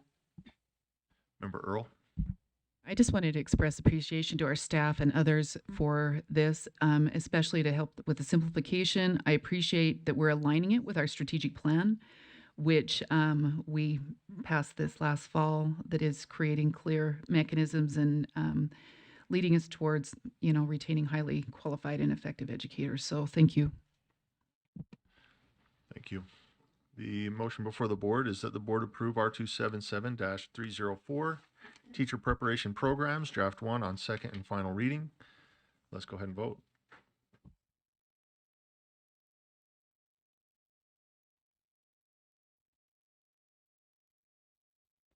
And that passes unanimously with Member Carey absent. Vice Chair Bollinger. Thank you, Chair. Items 4.5, 4.6, 4.7, and 4.8 do not have motions for the board at this time. And as you all know, our Law and Licensing Committee meeting is doing an ongoing evaluation of UPAC, which will take us to item 5.2. This is just, we had an additional Law and Licensing Committee meeting specifically to look at the UPAC process. And I would definitely encourage all of you, if you haven't already, to go back and to listen to those discussions. We have an additional extra meeting coming up next Tuesday where we will continue to do a dive into UPAC to see and discuss what concerns or things need to be addressed. So I would just encourage all board members, if there's anything that you would like us as a committee to address during that meeting, or recommendations of individuals to come and speak to us or give us insight, please reach out to a member of the Law and Licensing Committee committee so we can just make sure that we're representing you all well. And with that, Chair, that concludes our Law and Licensing report. Thank you. Member Lear? I thought for sure you were not going to call on me. I just wanted to second what Vice Chair Bollinger said, that we have an opportunity, the final opportunity under this process. We're hoping that there might be additional steps and procedures, but we have an opportunity to hear from people, whether they're experts in the area or whether they've had experiences with the Professional Practices Commission. We have one final opportunity. There's still probably enough time to contact those people. So if you have an individual that you think would add insight to the group discussion, we would love to hear from that person. And speaking for myself, I'm happy to contact the person. If you know someone but you don't know them personally, then I would be happy to contact that person, because I'd like to have a discussion with committee members, with individuals. So we have one final opportunity next Tuesday. And I do have some people I'm going to invite. But I'm happy, and I think it would enrich this discussion immensely and bring together our joint understanding of these issues, which has not been as thorough as I would have liked in the past. We have one chance to maybe make that a little more group-oriented in this last meeting. So please, if you have individuals, this would be a good opportunity. Thanks. Thank you. Member Earl? Yeah, around that process, if we do have someone, what are we supposed to do? We contact, Chair Carey. Okay, so we just notify him that so-and-so would be interested in speaking. Is that how that works? And then he reaches out, or we let them know about the time? Oh, Vanessa's been doing it. Okay, so then we would probably just include Vanessa and Chair Carey on that. Okay, I just want to make sure if we had someone that we know what the process is. Okay, thank you. AAG Beal? Just as a legal note, we've been advising if the people that are coming in have active UPAC cases, we've been advising that they probably shouldn't become speaking about their active UPAC cases. So just be aware of that when you're talking to folks. Thank you. Board members, we are at agenda item 6. This is our Standards and Assessment Committee report. Are we looking for a break, or are we still going? We're going. Okay. We're going. Hey, I'm just asking. Rod and I are making eye contact. What Rod wants, Rod gets. Christine, you need a break too, or are we good? Oh. 5 minutes. 5 minutes. All right. Take 5 minutes.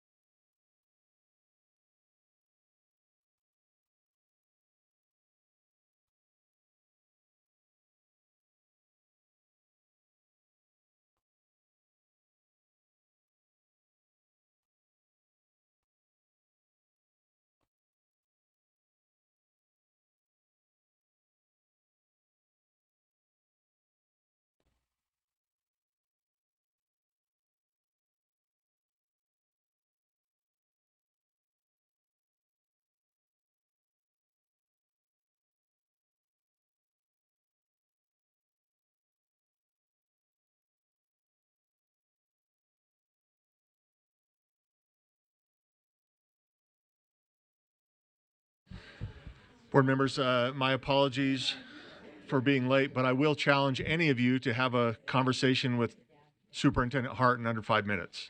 So if you can do it, then you've got me beat. She's not even here to take my harassment. Yeah, I'll repeat it. Okay, let's make sure we got a quorum here. I believe we do. We do. Okay, let's jump into agenda item 6. This is our Standards and Assessment Committee report, and we will turn the time over to Chair Earl. Thank you. If you remember from our last board meeting, we asked, the Standards and Assessment Committee actually asked for a couple of pieces of curriculum to be held. Board Member Green had some additional questions, and I had a few of those questions too. And so we were able to meet with Protect Child Abuse Utah. We had a great discussion and kind of understand more about the processes there. One of the things we did take from that discussion was when a entity uses an approved curriculum from the state board, they need to not modify that. And that was one of the things they shortened the curriculum, which led to some concerns that it was maybe not age appropriate. When we approve it, we're approving it because it's age appropriate and the content is what's needed. So there was discussion there, and we appreciate Protect Child Abuse Utah being respectful of that.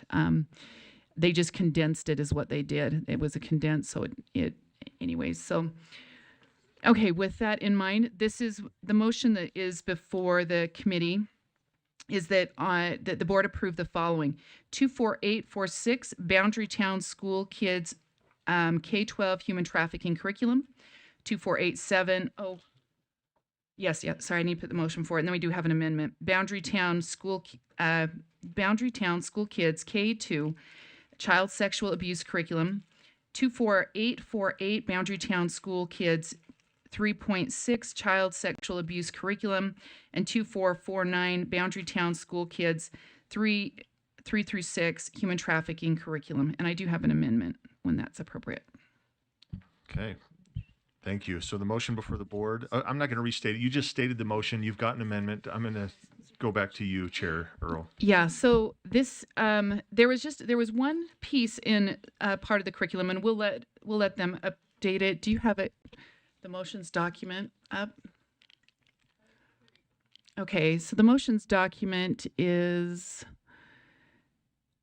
okay, and so the request is that Protect Child Abuse Utah PCAU update their curriculum to read, and there's a provision in there. How would a child feel if an adult kept telling them that they were worthless? Question answer. They may start to think that what is being said is true. If a child believed that they were worthless, what do you think might happen? Hurt themselves, hurt others, lower self-esteem, hard time making friends. If a child has been emotionally harmed, how could they respond? Ask a parent or trusted adult for help, make new friends, try something new that could help you to feel successful, and remember that the very best things about yourself, and remind yourself of those things every day. Question is, a child ever worthless? The answer, no. No matter what anyone ever says to or about you, you are special and valuable. And then just an explanation down below. It says that these are things that can negatively affect a child's life. Though it may not leave a long-lasting physical mark, emotional abuse can have a long-lasting impact. We don't have to believe the bad things people say to us or about us, but words have power. This is why we want to tell a trusted adult if someone is saying mean things to us. And we need to be careful about what we say to or about others. Children do abuse other children. When it happens in school and repeatedly, sometimes it's called bullying, but it is still abuse and it's not okay. Hearing mean things said over and over can have an effect on a child, but children can get help and they can still grow up believing in themselves. And then if I get a second, I'll speak to that. So okay, let's just go through the process here. We have our motion here. It's been stated and read through. It's been seconded. Back to you, Chair Earl. Yes. So we requested that there was just a little bit of wording added in here that if children had experienced emotional harm, that there are positive things they could do in their life. They can make new friends. They're right. They don't have to believe it. A child is not worthless because someone treats them that way. We wanted to make sure the message to the children is that they can rise above something. It can be harmful, but they need to reach out to their parent or someone that can help them. And so this is, we just wanted to make sure that that was clear in there. And there was just a little bit of clarification in there that we've requested. So that's the amendment to their curriculum that we're asking. Okay. Member Bogus? I have no questions about this amendment. I have a question about the main motion. Member Lear? Since the director of Child Abuse, Prevent Child Abuse Utah was here today, I wondered if you'd discuss that with her. And this is the curriculum, and we have the opportunity to approve it or not necessarily to change it. But I wondered if you discussed it with Laurie Ann. Chair? Yes, Oh, we met last week and shared some of those suggestions, and this was agreed upon language from her. Yes, well, I sent it to Lorianne. Lorianne sent some ideas back, and this is what Emily and I had discussed with her. Yes, that is so helpful to know. Yeah. Thank you. Okay. Seeing no additional comments on this motion, this amendment, I'm going to restate it, and then we can vote. So the motion is that the PCAU update their curriculum to read Q, how would a child feel if an adult kept telling them that they are worthless? A, they may start to think that what is being said is true. Q, if a child believed that they were worthless, what do you think might happen? A, hurt themselves, hurt others, lower self-esteem, hard time making friends. Q, if a child has been emotionally harmed, how could they respond? A, ask a parent or trusted adult for help, make new friends, try something new that could help you to feel successful, and remember the very best things about yourself and remind yourself of those things every day. Q, is a child ever worthless? A, no. No matter what anyone ever says to or about you, you are special and valuable. 3, explain. These are things that can negatively affect a child's life. Though it may not leave a long-lasting physical mark, emotional abuse can have a long-lasting impact. We don't have to believe the bad things people say to us or about us, but words have power. This is why we want to tell a trusted adult if someone is saying mean things to us, and we need to be careful about what we say to or about others. Children do abuse other children. When it happens in school and repeatedly, sometimes it's called bullying, but it is still abuse, and it's not okay. Hearing mean things said over and over can have an effect on a child, but children can get help, and they can still grow up believing in themselves. Let's vote on this amendment.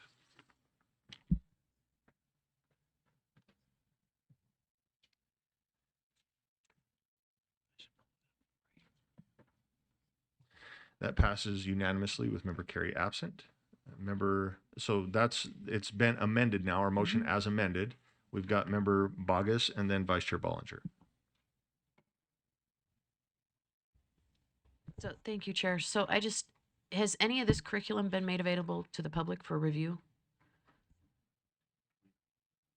If I remember correctly, we've had this conversation before. We don't.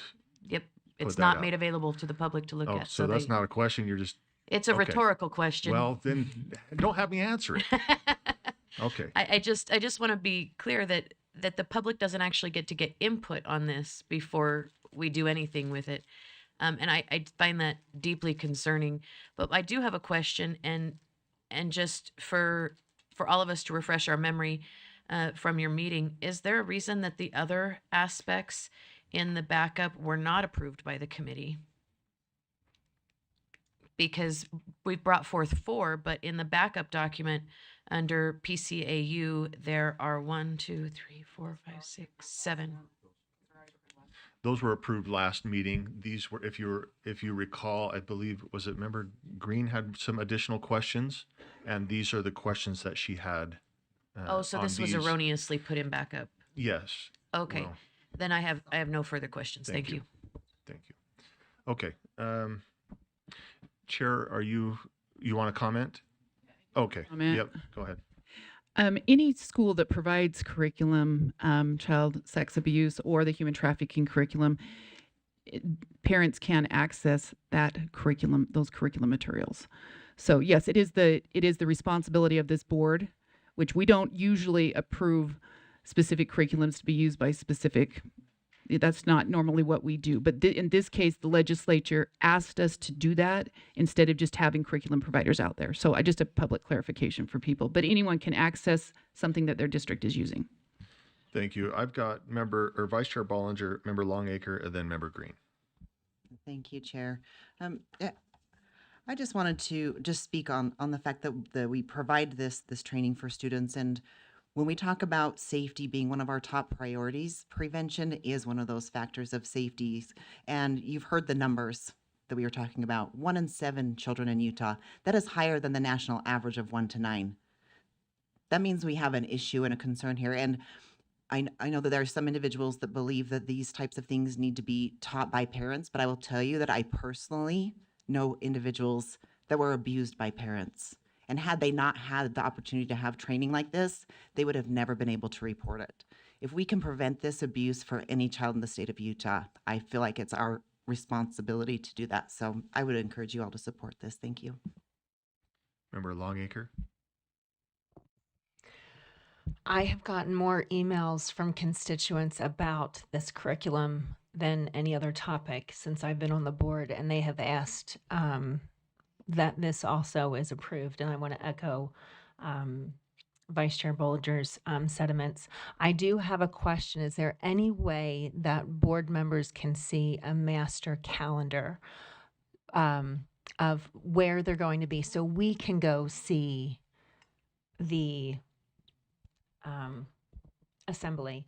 And also, can we urge schools to invite PTA members, SCC members, so if parents in the community have any question what was talked about, they have someone to go to outside of people who work in the school? So I don't know if the USBE does not have a master calendar from my understanding. That's up to the schools when and how they use that. I have been invited by, in fact, Lorianne to one of her, it wasn't an assembly. I know I'm talking to you, you can't talk back, but it was wonderful. It was fantastic to see it in action, to see the kids' responses. And so I would encourage you to reach out to your schools, and I know there's more organizations than Lorianne's, but if you want to see what we're discussing here, talk to Lorianne before she leaves, and then she'll let you know where they're going. Okay, I've got Member Green and then Member Earl. Okay, so I do appreciate the extra time. As stressful that it might have made things to discuss this and take some more time. We've learned a lot, and I do know that I had a child that went through the sex abuse training and for their classroom. My understanding is that the school district schedule that, and then they calendar that out for every school. And I engaged with 2 different elementary schools. It was 2 completely different ways that I would say they engaged. So what they do have available are the presentations at the district office building. So if I had wanted to see it before, I could go to the district office building and review that curriculum. I have seen it anyway because we've been working on it, but I was just letting everything play out.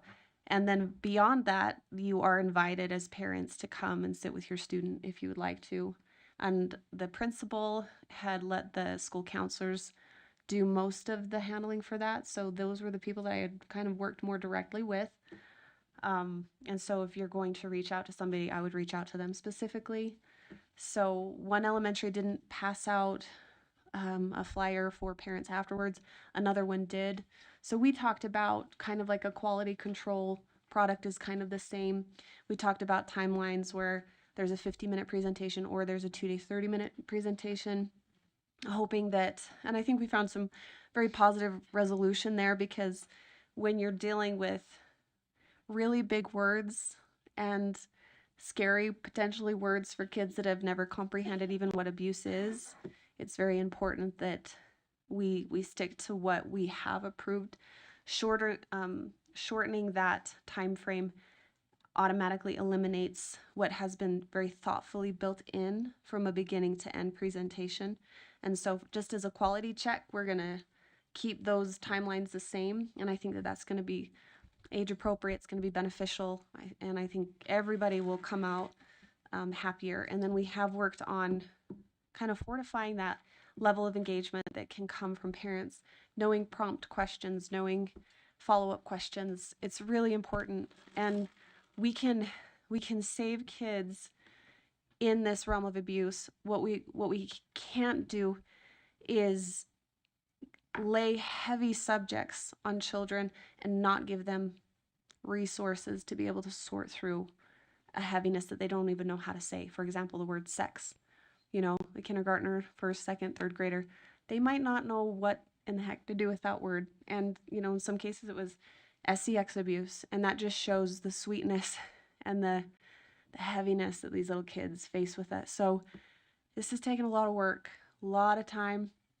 I do support the curriculums that we have in front of us. I was very pleased. I felt like there was a lot of very positive ways that they had the kids engage, made some really, really good points. So anyway, I do support that. And again, I'd like to thank all of the work that's gone into that and for the listening ears. Chair, thank you. Chair Earl. I'll be quick too. I think this isn't the same curriculum that you would have seen 20 years ago. That curriculum I would have not ever wanted to go through my schools, but there has been such thoughtful engagement, and we know how children respond, how they learn. We know that this isn't an all hands on deck kind of a thing anymore. Parents need to be aware, children need to be aware, neighbors need to be aware, community members need to be aware, and we're protecting the innocence of our children, and they need the adults to do that. So this curriculum does that, and I appreciate the thoughtfulness and the engagement that's happened over the last several years to make this really a productive way to go, so we can protect our children in the state of Utah. So the motion before us is that the board approve the following: 24846 Boundary Town School Kids K2 Human Trafficking Curriculum, 24847 Boundary Town School Kids K2 Child Sexual Abuse Curriculum, 24848 Boundary Town School Kids 36 Child Sexual Abuse Curriculum, 24849 Boundary Town School Kids 36 Human Trafficking Curriculum. Seeing no lights, let's vote.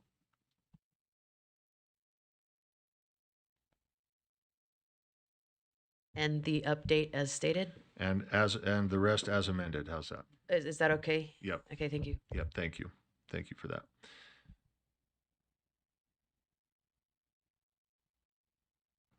Okay, that passes 13 in favor, 1 opposed, and 1 absent. Member Carey absent. That opposition coming from Member Bogus. Before I go back to you, Chair Earl, I just want to jump on what Member Longacre asked about, like, where do we see these? I encourage you to go. I still use things that I learned in, I don't know if it was kinder or first grade. I did like the different levels. I still use things about secrets, right? And how kids can share and get help. And it was so appropriately done. It was incredible. And I admittedly I went in with zero expectation. I didn't go either way, but it was very well done. So I appreciate not only what this program is doing, I appreciate the efforts that our educational leaders, i.e. you and others, are doing to protect our kids. It's very important, so thank you. With that, well, Chair Earl, go ahead. We're still on agenda item 6. We've completed agenda item 6, right? Did I miss anything? Let me make sure before. Okay. And so we are on agenda item number 8. Do you want us to move to 8 and skip lunch? Yeah, so we are we're ahead? Yeah, ahead of good schedule. job. Good job. So we're gonna jump to agenda item 8. If we get through it, great. If not, we'll see when lunch arrives, and then we'll go from there. So okay. Let's keep going. Thank you. Yeah, first item on here is a motion to amend R277609. So the motion is that the board approve R277609 Standards for LEA Discipline Policy Draft 2 on second and final reading. Okay, the motion is that the board approve R277-609 Standards for LEA Discipline Policy Draft 2 on second and final reading. Member And can I, Boggett. No, if you want to speak just, to I just it, wanted then to we'll tell you what the changes were on this, so Sure, you know. that'd be great. The reason why this was even brought forward is the alignment with 609 with our 100, our definitions with accountability practices to make sure it aligns with what we have in 609. And so it was just an alignment piece. And then we also aligned another provision that was in the LRBI from what it previously was. So that's what's there. Thank you. Member Boggess. Thank you. So the definition, we have a definition in here that's not, those words aren't in here at all. So I would just move to remove lines 50 through 55 because that language is not used in this document. If you search the words harassment and discrimination-free learning, as that is there in quotation marks, those words are not in this rule. As we pull that up, can I just ask, we've got draft 1 and backup. This says draft 2. Chair, can you just make There sure? should be draft 2 and backup. I clicked on a draft 2. I have a draft 2. Okay, that's not great. Okay. Line 50 through 55, if you look at the words in quotation marks and then search them in the document, they only appear one time in the document and it's in the definitions.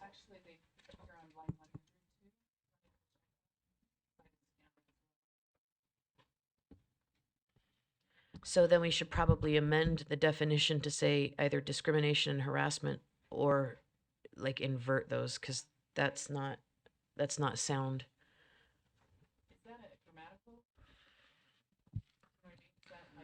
My apologies. We'll get your microphone on so the public can hear you. I'll apologize real quick. I can't read. I went to 709. We should not put up those back to back for people like me.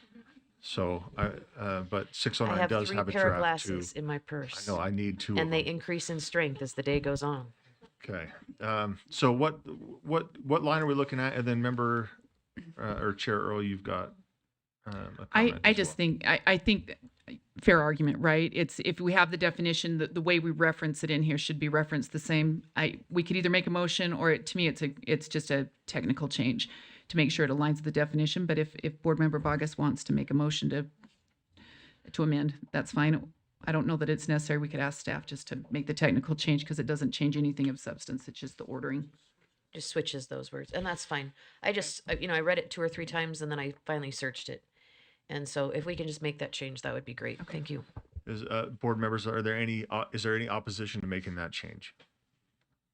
I'm not seeing none or any. Can we have, thank you. Carol?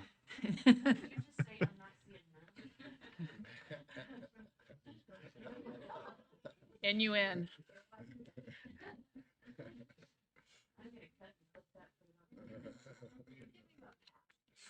Okay. So we've got a motion before us, and that is that the board approve R277-609 Standards for LEA Discipline Policy Draft 2 on second and final reading. Seeing no lights, let's vote.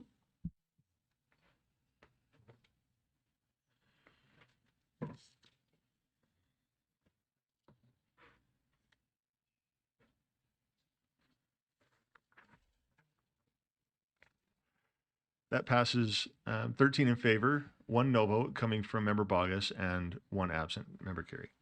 Okay, back to you, Chair Earl. Yeah, so the next one is a motion. This is our Serving Youth in Care. And the motion is that the board approve R277709 Education Program Serving Youth in Care Draft 1 on second and final reading. Okay, the motion is that the board approve R277-709 Education Programs Serving Youth in Care Draft 1 on second and final reading. Not seeing any lights, let's go ahead and vote.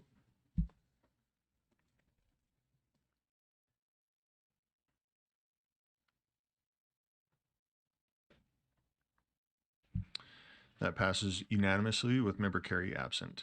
Chair Earl. Yeah, the next item is our, if you remember, we had a few CTE standards that we were still working on, and we've gone through those, and we've got some motions that were made. And so the motion for the board is that the board approve the CTE standards, Business Leadership 1, Draft 2, Retail 1, Draft 2, and Artificial Intelligence, Draft 2.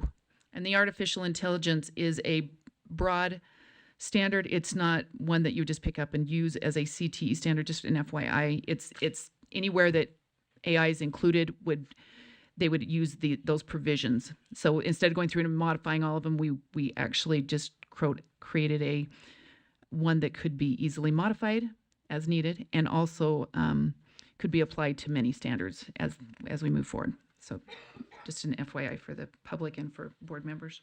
Okay. The motion before the board is that the board approve the, oh, that's okay.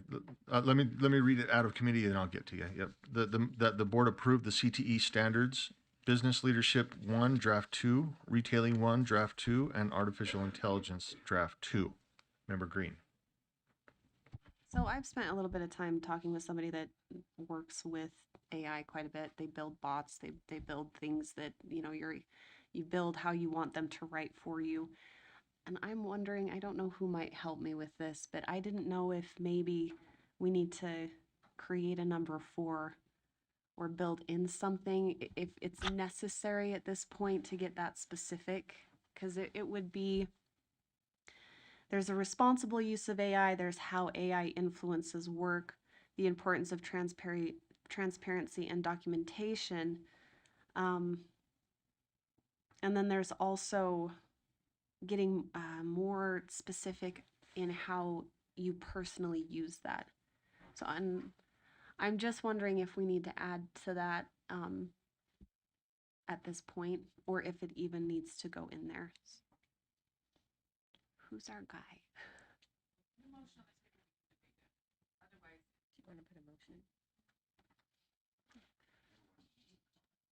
Okay. Sure. Yes. Yeah, I'm just curious to ahead. know do you feel like under the responsible use of AI, if knowing how to use it would fall under the responsible use of AI? That's how I read it, but maybe it's not specific enough. Well, and that's probably where this is coming from, actually, is probably number 1, because there's a really bad way to use AI and there's a really good way. And there's a skill set in being able to get from it what you're hoping to get, instead of just a computer conversation. There's documentation, there's resources, there's like this actual way that you can engage in it, so it's a good thing. It's a good tool, not a crappy tool. So I don't know. No. Yeah, when it says responsible, that's how I read it. Both in their use of AI. Are we wanting people to be trained on this? Is that what this is for as well? Is this just, this was something, again, tell us the need for this. Vice Chair Wood. Causing problems, sorry. Yeah, so I recommended adding something to this because in our media CTE standards that we approved last month, it just said use AI to do this. And I felt like we were just throwing AI out there, and we needed some kind of guardrails around if you're going to introduce AI into your classroom, there needs to be some guardrails first. And so this was something that staff worked, I'm assuming they worked with Matt Winters, our AI guy, to look at, well, what are those guardrails that should be introduced before we say, just use this? And that's why there's kind of the 3, the responsible use. When to use it? Is it accurate? You know, how will it contribute to what you're doing? How it influences the work, and then transparency and documentation, those things that you called out as important. So that's what this came from, was to start providing a solid foundation to our students before they just are said, you know, have at it and use it inappropriately.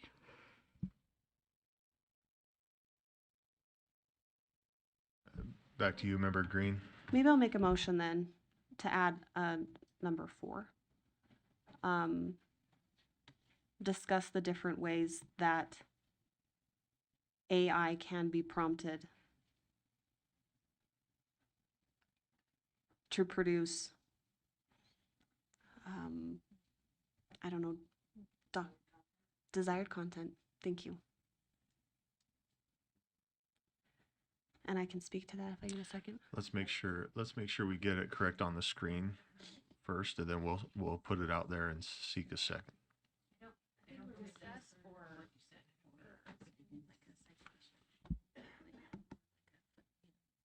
Well, if we are trying to help people understand how to engage with AI, how to be responsible with it, part of that is a discussion on, or a training or teaching. And I know that that's just evolving every day. Like, this is already out of date, like it's old. But discuss the different ways that AI can be prompted to produce desired content. So you can build. Anyway. Let's get your motion. Is this Yes, that's ready? it. Okay, Yes. so the motion is that the board add number 4, discuss the different ways that AI can be prompted to produce desired content. Do we have a second? Yes. Back to you, Member Green. I probably spoke to it already. I just think it's just another level that I was informed about this week, and I'm seeing it, and I'm like, it's so important, and I think it's relevant. So, okay, I'm just gonna. I don't see any of the lights. I'm gonna just speak to this because I don't know what produce desired content means. Meaning desired, like from you, desired from me, desired from any student. How do I need to write a scathing email. I need to copy somebody's work. I need to get rich right now. And then what does that look like? Right? Like, sorry. Yeah. So what does that look like? I think in the comments earlier, when we talk about responsibility, discussing different ways that AI can be prompted to produce desired content is not, is independent of responsibility from my understanding. So I'm not sure I'm following where I know what you're where you're going, but I'm not sure I'm following there with this motion. So I know you have a response. I've got Member Bogus first, then Member Green if she wants to. I'm happy to. Okay, go ahead, Member Green. The argument or the discussion that I had was that if you are putting in, what you put in is what you put out. And there comes a point where the human mind is still smarter than AI. Because if you are specialized in a subject and you can comprehend at levels that AI technically hasn't caught up to still, you still have to have a level of quality built into your own self. And so you have to know some part of what you're trying to produce and have your own quality or result that you're seeking. And sometimes there's a disconnect between the prompts because of you lacking the ability to prompt it thoroughly and correctly. And I think that that's another important part. Like, anyway, I could give examples, but if you don't feel like it does that, that's okay. I've got Member Bogus and then Vice Chair Wood. So I think this is actually a really great addition. Perhaps it could be stated differently, but I think it's great. There's a real difference between asking AI, what do I need to know about X for my assignment, as opposed to compare and contrast this in, 5 bullet points to help me better understand X. And using technical terms over colloquial language. When you ask it to build a Venn diagram, if you ask it to produce a spreadsheet, those are all very different prompts in order to get what you want. And a lot of times AI lies to you. And it lies to you because of the way you prompt it. And so I think it's discussing prompting AI, I think, is important. And perhaps it could be to Chair Hymas's point, perhaps it could be ended at prompted, period. So, and I don't know what the maker of the motion would think about that, but perhaps it could be amended to say, discuss the different ways that AI can be prompted and the pending result of each, or something to that end. Because I do think that's important, because when we use it as a Google, it often does not produce truthful feedback, if that makes sense. And so how you prompt AI is important for what AI gives to you. So thank you for. Is that, first off, I've got two in the queue here. Is that or do you have a motion here, an amendment? We're not going to go back and be like, hey, make her the motion right. We're not going to do that, but. Okay. Sure. We've got Vice Chair Wood, then back to Member Green. I would like to amend it because I'd like to put that under appropriate use and under responsible use. So I move to amend it to put it, so it says, which includes recognizing when to use AI, appropriate prompting to produce desired content, how AI has contributed to a project, and communicating that clearly. Does that fit?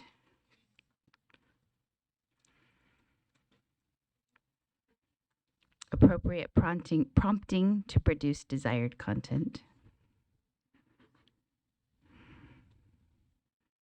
And then the same. Yeah, I was trying to align the case because it's recognizing, prompting. I guess it doesn't all, then there's contribute. So I guess it doesn't all align in there, so maybe you're fine. Let's make sure we get this amendment correctly on the screen. So using appropriate prompts. Let's try that instead. Okay, using appropriate prompts.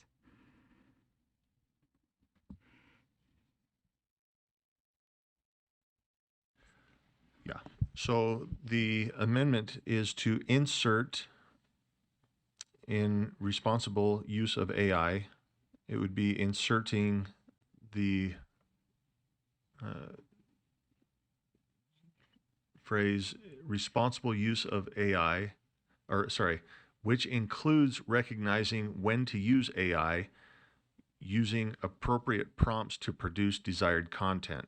So the new language is simply the using appropriate prompts to produce desired content. So in its entirety, the responsible use of AI could possibly read, if this passes, responsible use of AI, which includes recognizing when to use AI, using appropriate prompts to produce desired content, and how AI has contributed to a product and communicating that clearly. Do we have a second?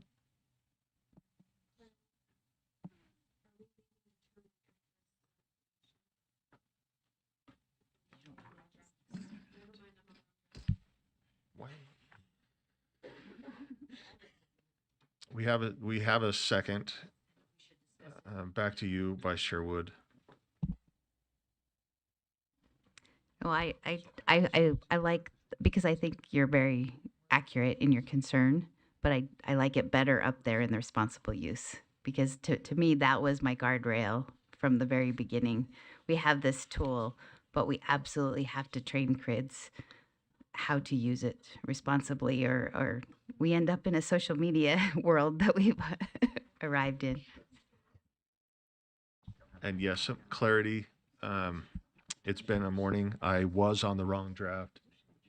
So it would read, which includes recognizing when to use AI, using appropriate prompts to produce desired content, determining accuracy of information, and then how AI has contributed to a product and communicating that clearly, unless you have a different, okay. Member Green.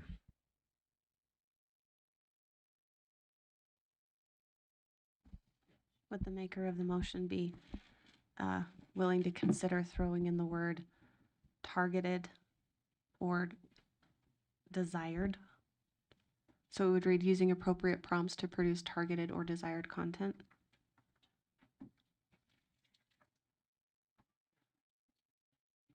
Okay.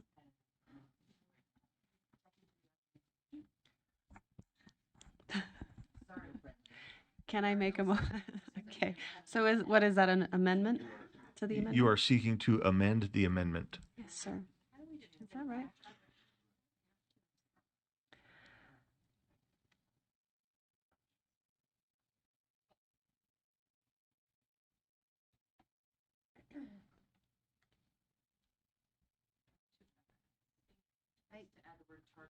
So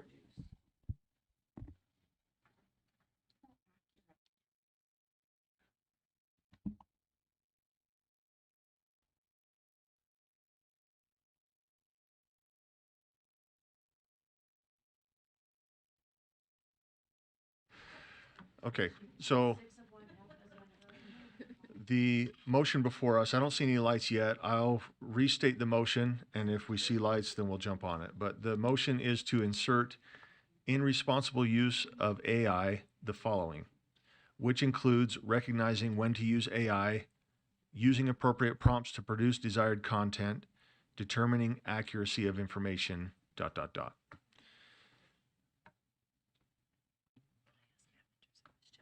Vice Chair Bollinger. Thank you, Chair. If I may direct a question to staff, to Matt Winters, probably. Just wondering if that language, I know, matches what we're using in our trainings for AI. I know you spend a lot of time training teachers and district leaders on that. Does using appropriate prompts to produce desired content match the training, or would you recommend any other language to address how we are training? Matt, if you're willing to approach the table and offer that clarity. Matt Winters, AI Education Specialist, Utah State Board of Education. It does match fairly well. The only thing that kind of sticks out to me in terms of training that we've seen in the state is desired outcomes or outputs as kind of the language in terms of that. Because when we talk about especially generative AI, it's not just text that we're getting back. We might be getting an image, we might be getting a video, we might be getting code. And so that may be a better output is a terminology in that case. Is there any objection from this board, from what I'm understanding, to replace the term content with output? Is that what I'm understanding? Matt, That would be. Are we hearing correctly? Yes, that would be my recommendation. Is there any objection from this body to replace content with output? Seeing none, can we change that here on the screen? I don't see any other lights. I think we're ready for a vote, or we're at least very close. I'm going to restate this motion and go from there. So the motion is to amend, and it's to insert in responsible use of AI the following, which includes recognizing when to use AI, and here's the new addition, using appropriate prompts to produce desired output, and then determining accuracy of information, ... Out. Did we say? Yeah, I don't know. We want the desired output, right? That one button. Oh, one. Yes. Okay. Oh, okay. Okay. Let's vote.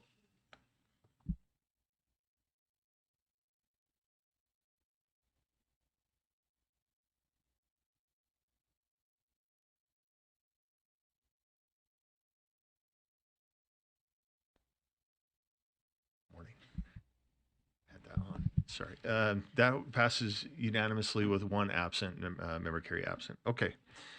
This brings us to the overall motion, which is that the board approve the CTE standards, business leadership 1, draft 2, retailing 1, draft 2, and artificial intelligence draft 2 as amended. Seeing no additional lights, let's vote.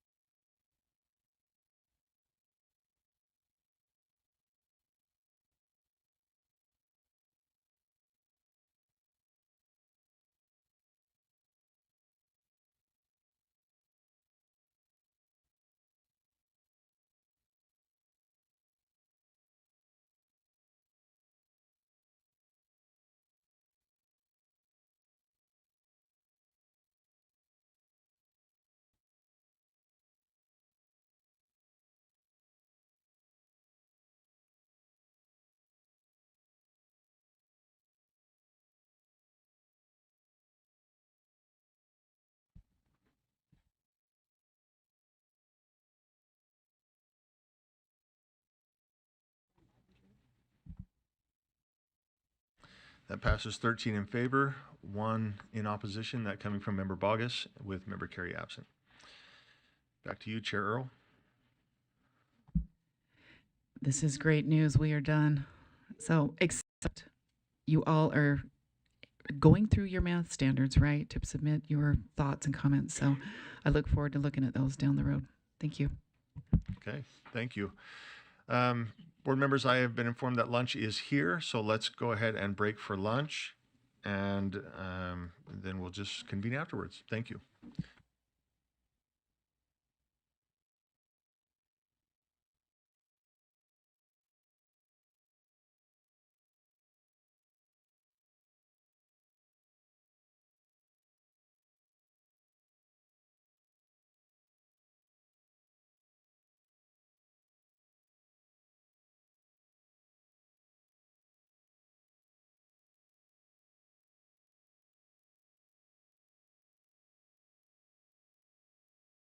Usually it's not as cold.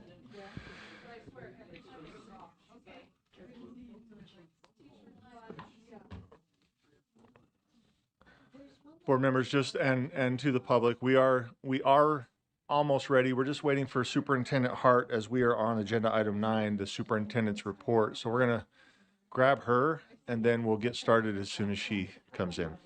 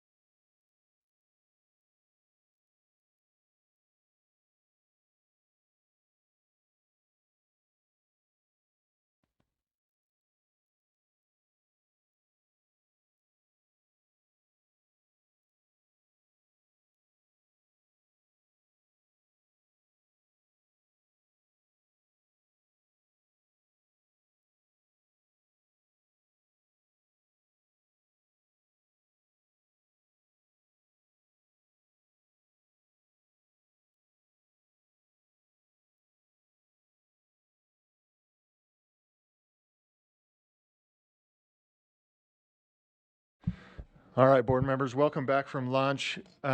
We are going to, if it's okay, we're going to jump to agenda item 10, our monthly budget report. So, yeah, and then we'll come back to agenda item 9, which is the superintendent's report. So, Deputy Superintendent Jones, if you'll take over, that'd be great. Thank you, Chair Hymas, members of the board, and members of the public. Deputy Superintendent of Operations Scott Jones. This is the monthly budget report. Item 10.1, I attest that the Utah State Board of Education is able to meet all its known obligations and commitments. We're about halfway through the fiscal year.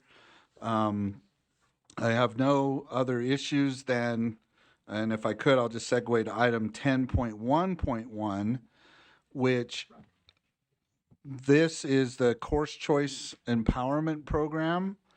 And as it stands right now, there is a difference in how much we were appropriated versus how many enrollments are currently in place. We were appropriated $8.95 million. The enrollments for the Course Choice Enrollment Program, which is private school students, and UFA students that are private school students can take up to 4 credit hours of it, is the enrollment exceeds the appropriation amount by we estimate about $1.2 million. Now, the reason why this is an information item is because in the code or the law that governs CCE, Course Choice Empowerment, it is very specific that in instances where enrollment exceeds, the legislature shall provide a supplement. And so we don't do it as an action item for the board or anything like that, but we make sure that you're informed and the public is informed that as it stands right now, the appropriation doesn't meet the amount of the enrollments. This has been reported. And so then the law goes into effect as we get into the into the legislative session, that there are means or processes or methods to cover that, which is detailed in the code. And I provided those links to you and the public in the memo. Hopefully those are usable. If not, then I can always provide that via email, but there's a plan or the ability to make up that difference. However, what that does mean is that pending that supplement, we have to stop, the enrollments and make sure that we can cover those enrollments, but we won't know that, of course, until the supplement comes through. So 10.1, 10.11, I've covered, attested to, informed you by way of an information item of that delta or difference in appropriation versus enrollment count as it stands as of today. So pending any questions or concerns, Chair, I can, at your direction, move to 10.2, which is just an update on our discretionary funds. Thank you. Member Reel and then Member Bogus. Thank you, Chair. Mr. Jones, Ma'am. can you explain that previous chart that you were on again? I was just trying to understand because it seemed, yeah. Yeah, okay. If you don't mind, just like. Sure. Well, actually, do you want to explain the chart? So could I call on our SOEP team that tracks this? And if you would recognize Director Gear, Chair. Yes, thank you for joining us. She can walk Board Member Reel and the board through this. That's good, value add.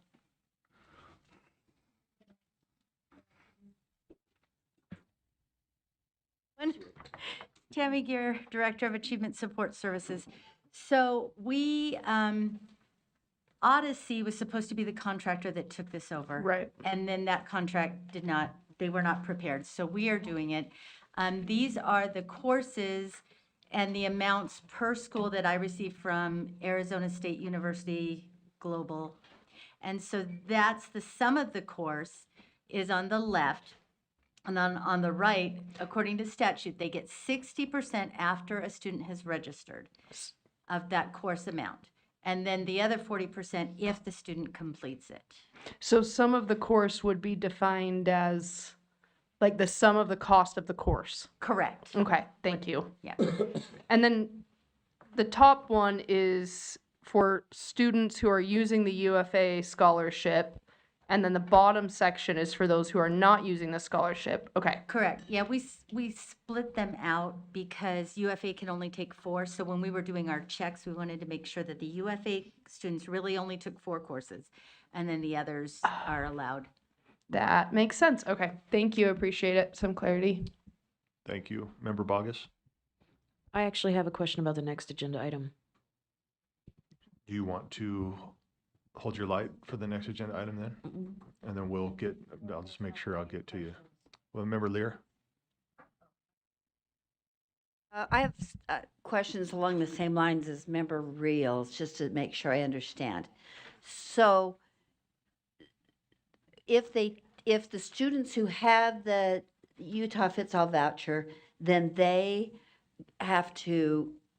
pay out of that voucher amount for their online courses. Is that right? That's correct. And then and so that would be reflected in that first, in the first chart. That's the amount of money that's coming through the voucher. Correct.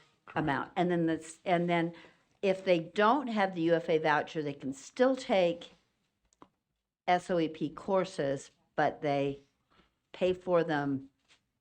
But the students pay for them, or the school pays for them? Well, okay, so let's clarify, if I may, through the chair, let's clarify. So a UFA student, okay, a family or student that elects, the code only allows them to take up to 4 credit hours per year. But with their voucher amount, Yes. using their voucher amount. Are you paying it, you're not paying it out of the 8.95 million? Okay, so.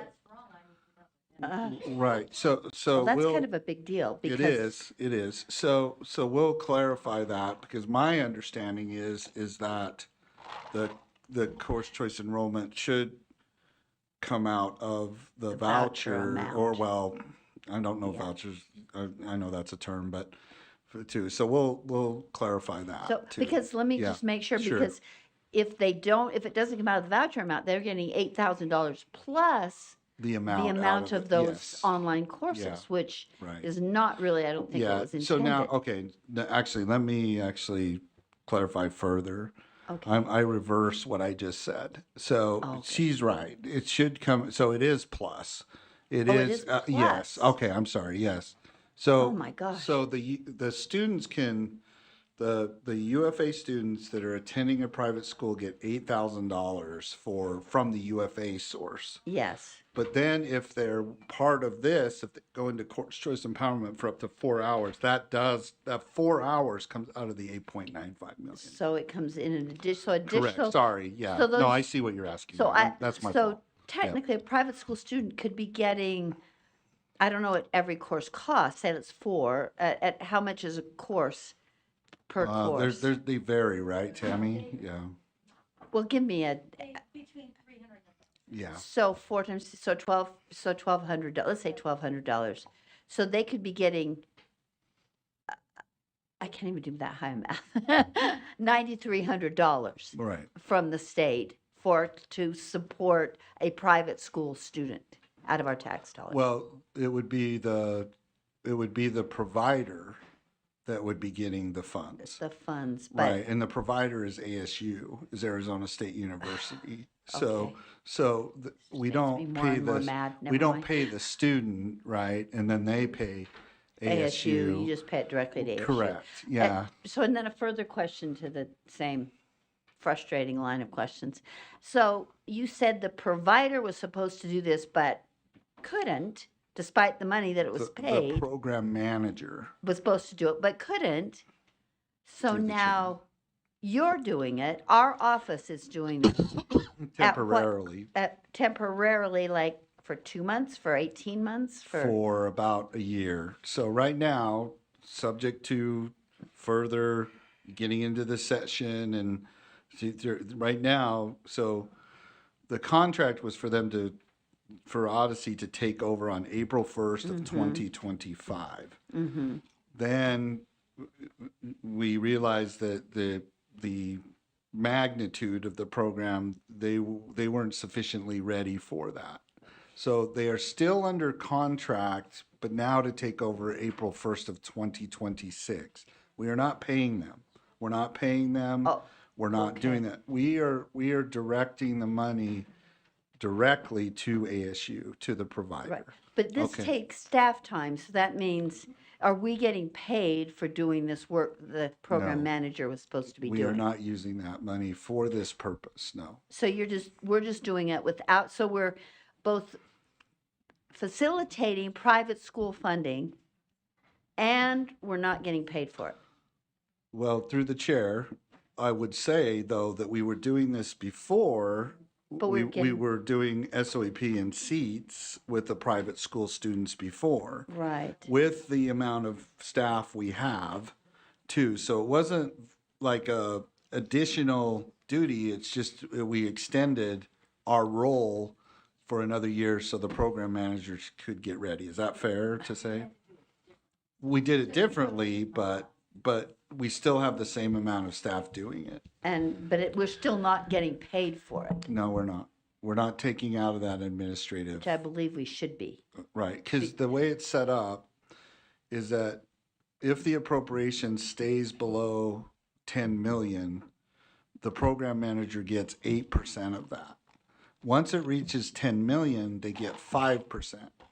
So now we're also into that space of, well, if a supplemental given of 1.2, that puts it above the 10 million.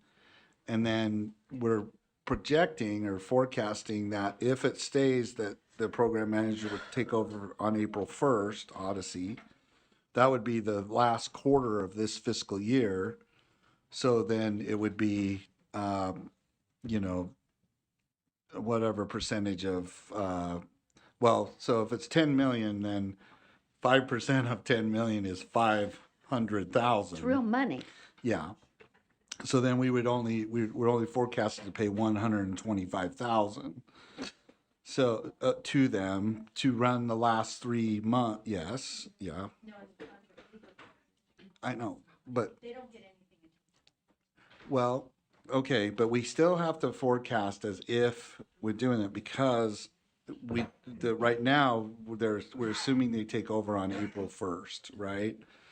So conceivably, the money that we haven't used for the administrative portion, which currently is 8% of 8.95, could actually be used for the supplement, right? To help with this. But that's what we'd have to work out with the legislature. And one final follow-up to that, promise last, final. So you said that the contract manager program manager was supposed to do this, but couldn't. So you picked up the slack. What would have happened if you hadn't said, "Oh, we'll help, we'll step in"? And then there would have been no course choice empowerment or oversight program, because the private school students were enrolling even before it was determined that they couldn't. And so just because you're good people okay, I just want to make sure for the public's knowledge to know that our office is picking up that slack that the contract manager, program manager was supposed to do per the law, right? Right. Okay, Yeah. thank you for that And, clarification. I just want to, if I may, Chair, I just do want to clarify, Tammy's right, the way the contract is constructed is that they would, take over on April 1st, but the first payments wouldn't be until July. But then that is even subject to, as we get into the session, the further development of the supplement and whether or not on April 1st. I just want to make sure we know that when I attest and say that how much funds are available, that you're being informed and the public is being informed, is we do have a difference right now. We have more enrollment in the program, but it is addressed in the code. The code does say when there is the excess enrollment, the legislature provides a supplement to cover that difference or that delta. But then that has second and third level effects on how much admin money is available. Because yes, right. So okay, we're all tracking. There's, I just want to make sure that staff are on the same page. But it's going to be subject to technical changes in the supplement, which we don't know or haven't realized yet, because obviously we're not in the session. So I hope that helps. Okay. So. All right. Thank you, Member Bogus. Just want to clarify that you have a question on 10.2. Okay. And are you wanting to ask that before his report? Okay.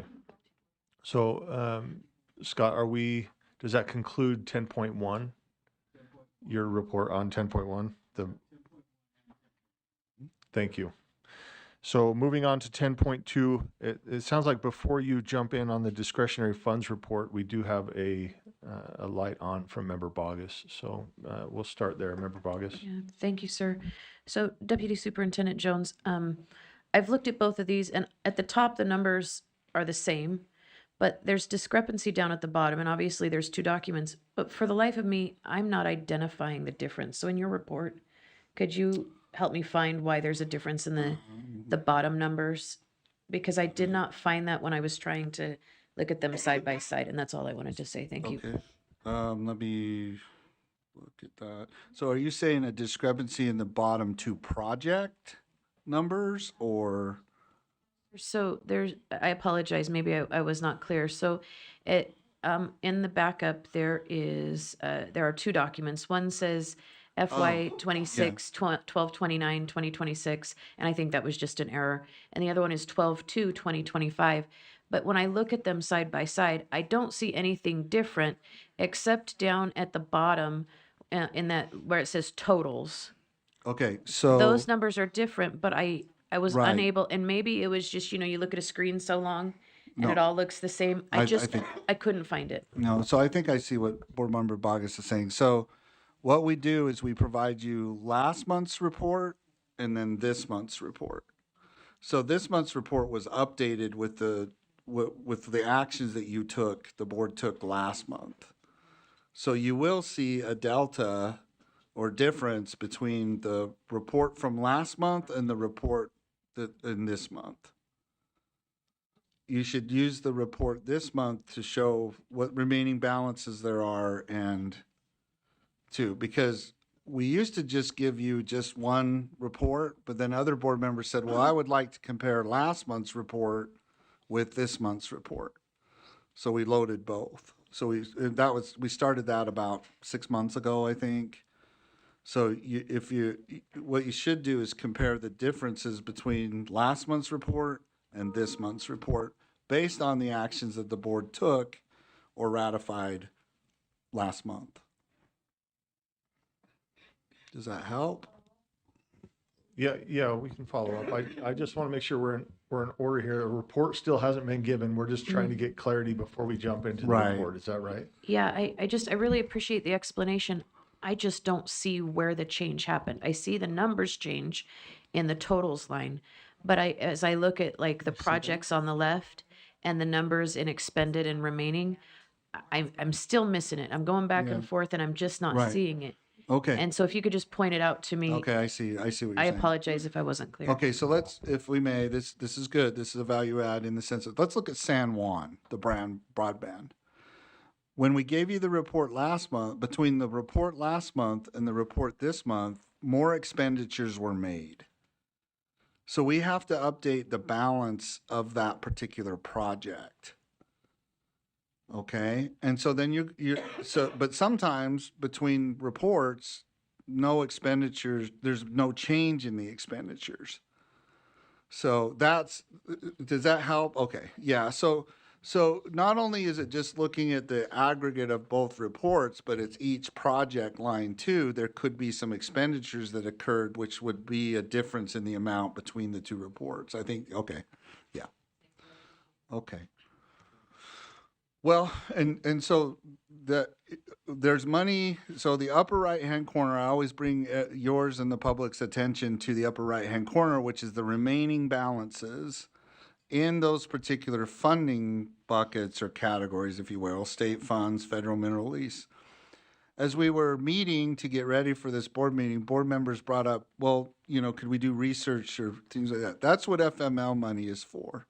So as a board member, if you feel like there's a good use for that kind of money, then requests for use of discretionary funds should flow through the finance committee.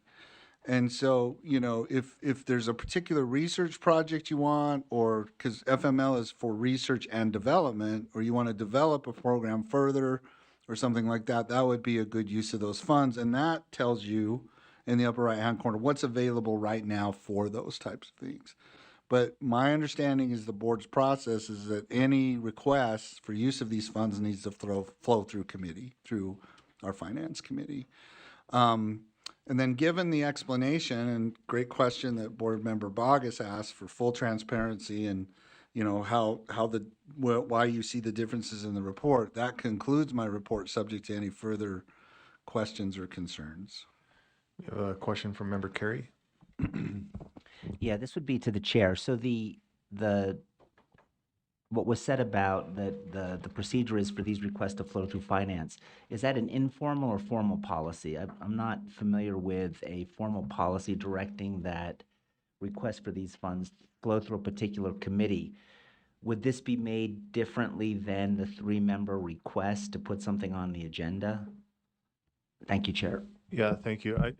Help me if I'm misunderstanding, but I don't believe it's necessarily written anywhere that anything has to go anywhere.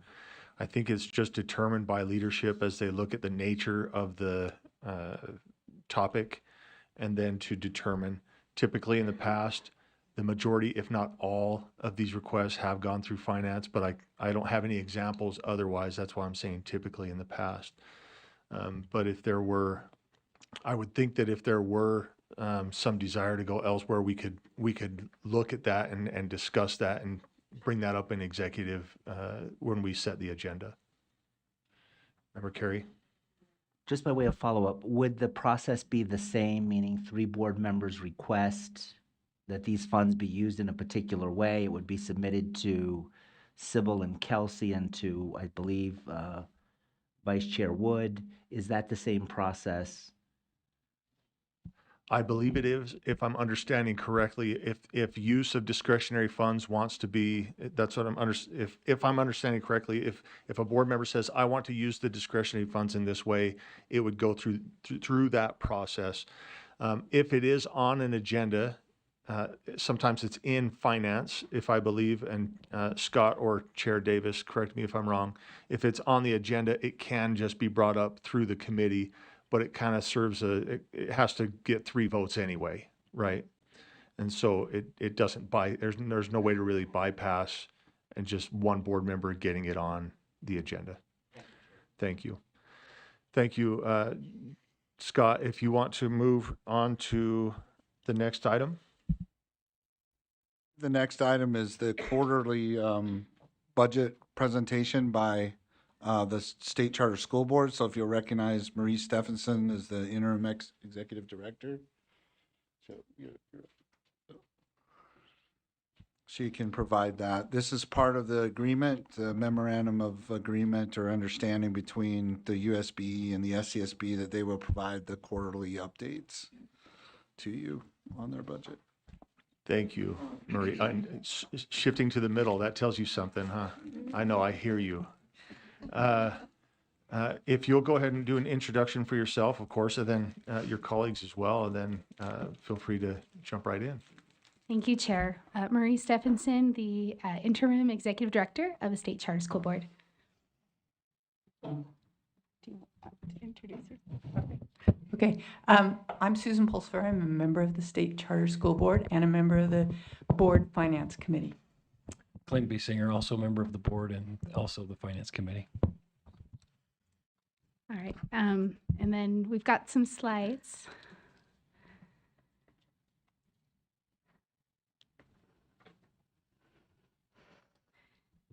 Thank you. Well, thank you for the opportunity to present our Q2 budget update. Today we'll focus on how our financial decisions support students and reinforce our accountability as Utah's largest public charter school authorizer. We'll also address some questions that were asked to former Executive Director Dr. Paul Kramer when he reported last in August. If we can stay on this screen for just a moment. Oh, nope, excuse me, please. Next slide. Thank you. You'll see here our SCSB budget to actual. Our total available resources this year are just over $8.1 million, combining our fiscal year 26 budget and our carry forward funds. At the end of Q2, we've spent or encumbered about 25% of that total. This pacing is intentional and aligns with the timing of school needs and contract cycles. Most importantly, our spending is driven by student impact, ensuring that funds are available when schools reach out and when they have key milestones and need support the most. Next slide, please. This shows how our budget breaks down by category. We've allocated 20% for personnel, a little less than 1% for travel needs, 28% for current expenses, and about 51% of our funding is passed through. Those are funds that go directly to new and expanding charter schools, as well as innovative charter school projects. This structure ensures that the majority of our resources are directed to schools and ultimately to Utah's students. Our lean operations mean more dollars reach classrooms and support innovation. Next slide. For our year-to-date budget to actuals, you'll notice that some categories like current expenses and pass-throughs are lower right now at the mid-year. That's because many contracts and school support payments are scheduled for later in the year as schools complete deliverables and as procurement processes finalize. This approach allows us to be responsive and accountable, matching resources to real demonstrated needs in the field. Next, please. We do have some encumbered funds currently. They are for board and staff training, for school mentoring, IT services, and innovation grant support. These investments are not just line items, though. They're about building school capacity, strengthening school governance, and ensuring that every charter school is equipped to serve students well. Every dollar we have is tracked, and every contract is aligned with our statutory responsibilities, as you can see listed here. For some follow-up, these last few slides address some of the questions from our last report to the board.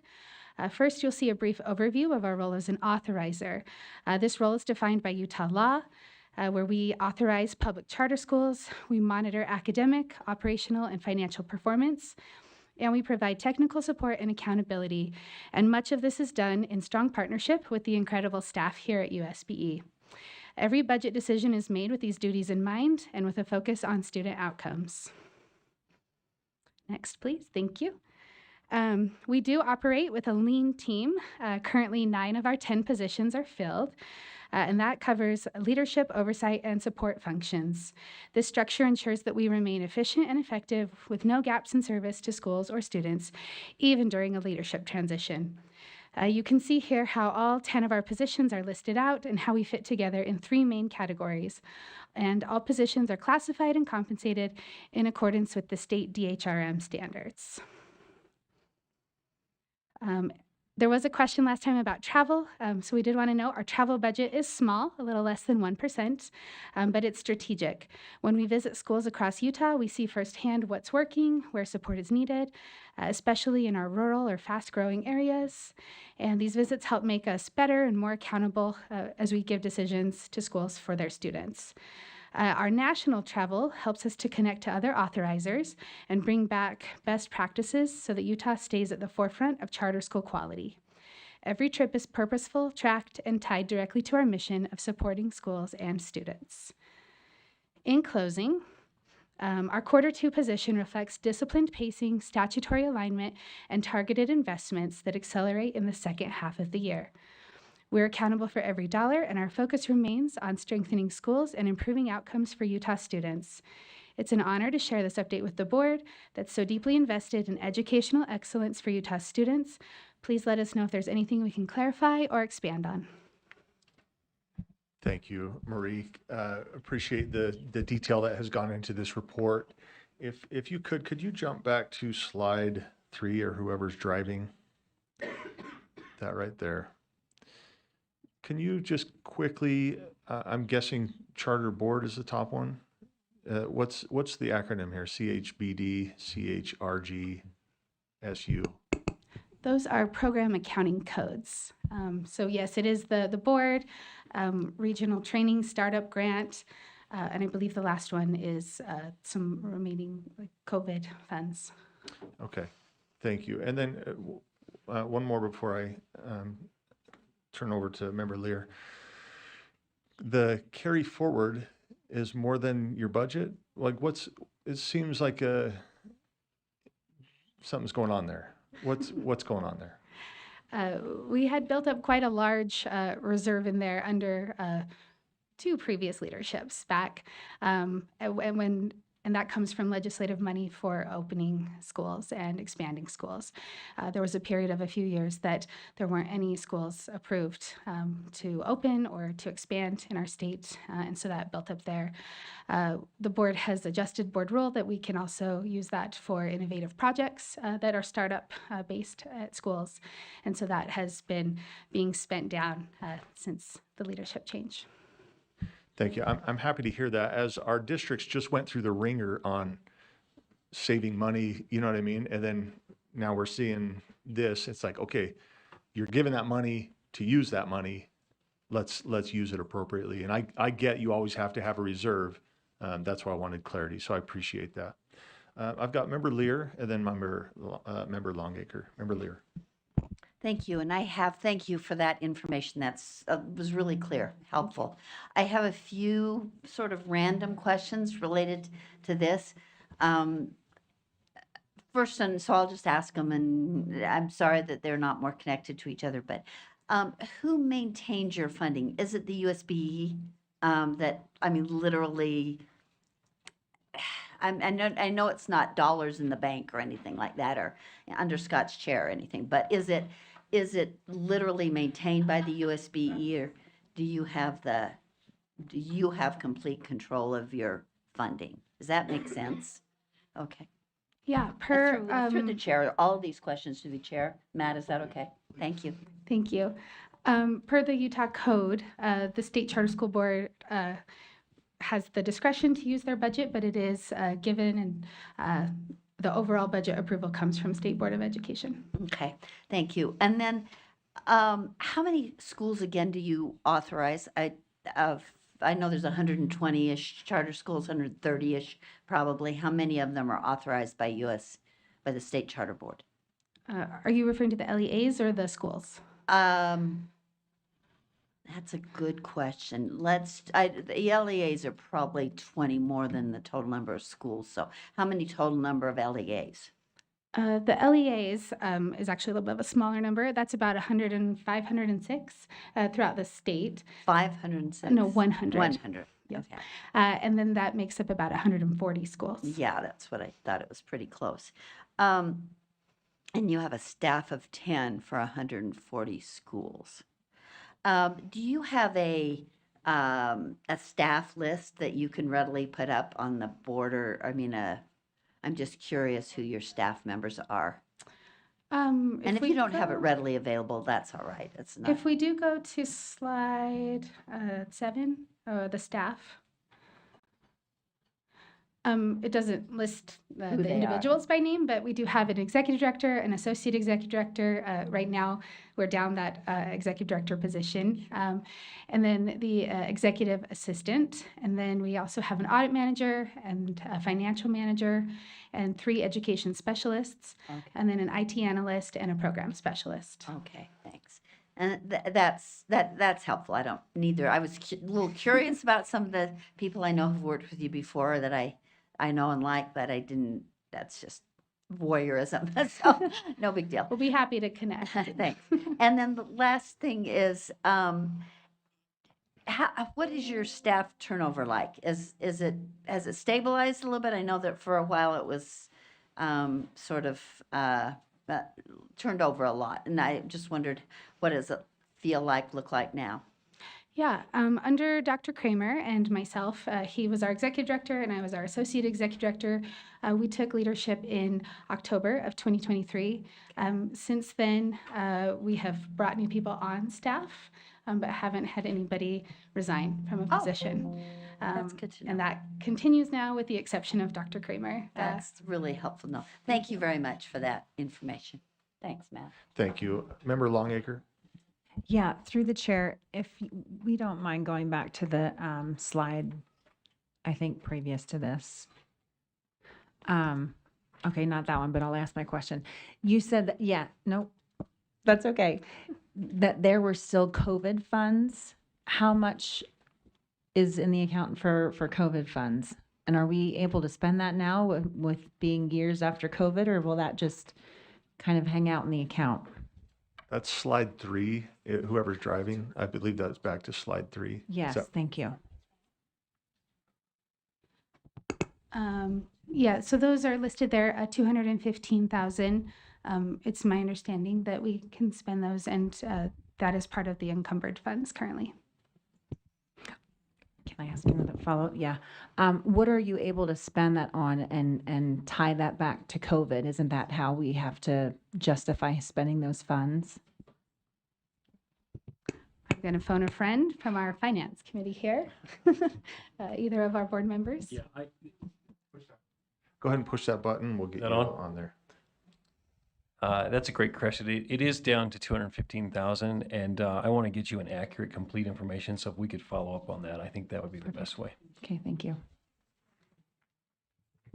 And we do also have Scott Jones, who might have a response as well. So if it helps, that balance that you're seeing in there was state money that was swept but given back to us by the legislature to continue services or things that were identified that we used COVID funds for. So it's not federal COVID funds, but it's funds that were given back because of, the concern when they swept the money.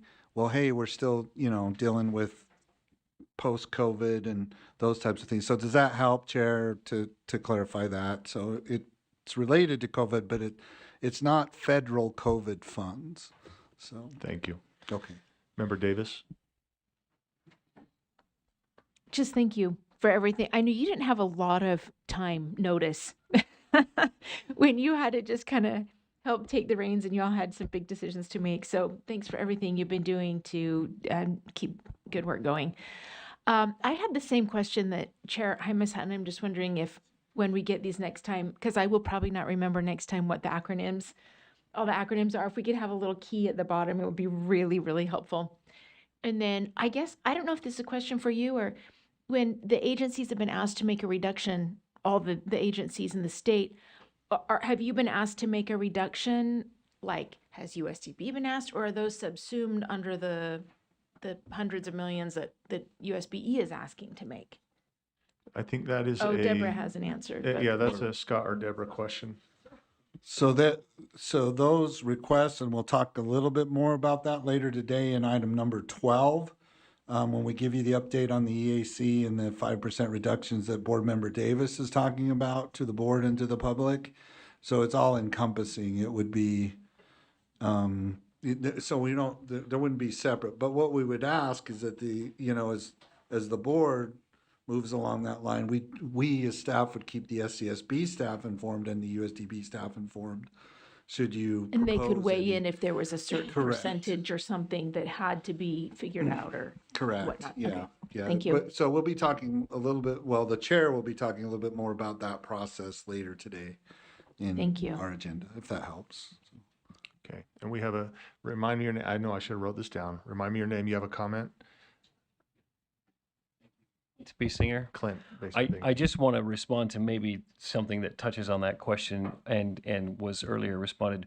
We, as a board and as a finance committee, are very mindful of the carryover funds. We don't want to see those there.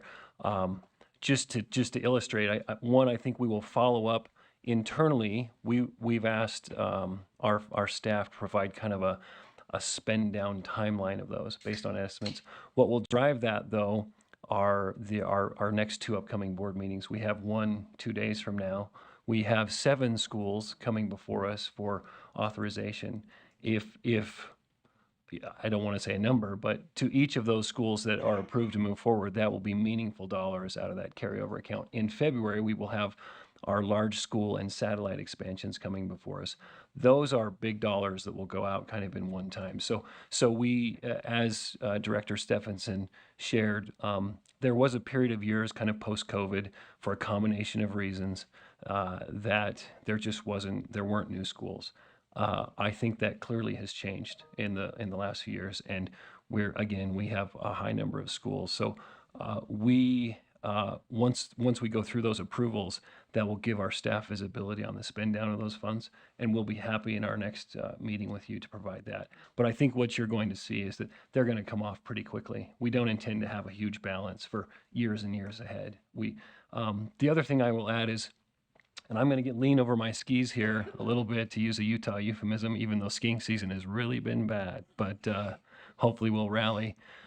We voluntarily gave back, I think it was just over $300,000 of our budget, just in the spirit of, knowing that dollars are finite and that we want to be a good partner. And I think that was reported on in the last meeting. Yeah. So we're watching that very closely, and we'll work hand in hand with you to provide both our accountability, but also our visibility of those dollars. Follow up, go ahead. Your one position that's left unfilled, how long has that been unfilled? Go ahead. Dr. Kramer left about a month ago. Yes, that's Got the it. one. Okay. Yep. And our posting closes on the 16th, and then the board will be hiring shortly following that. And if I could. Am I good? Okay.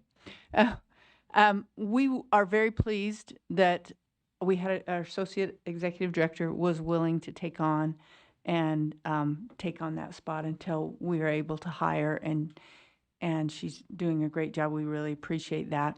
But and also emphasize that what you see in our report today will be quite different from the next quarter, because the reason for those funds will come due, and we are fairly certain that there will be schools that will be that they will be used, and so we appreciate that. And again, just reminding us that we're looking forward from circumstances that have happened in the past.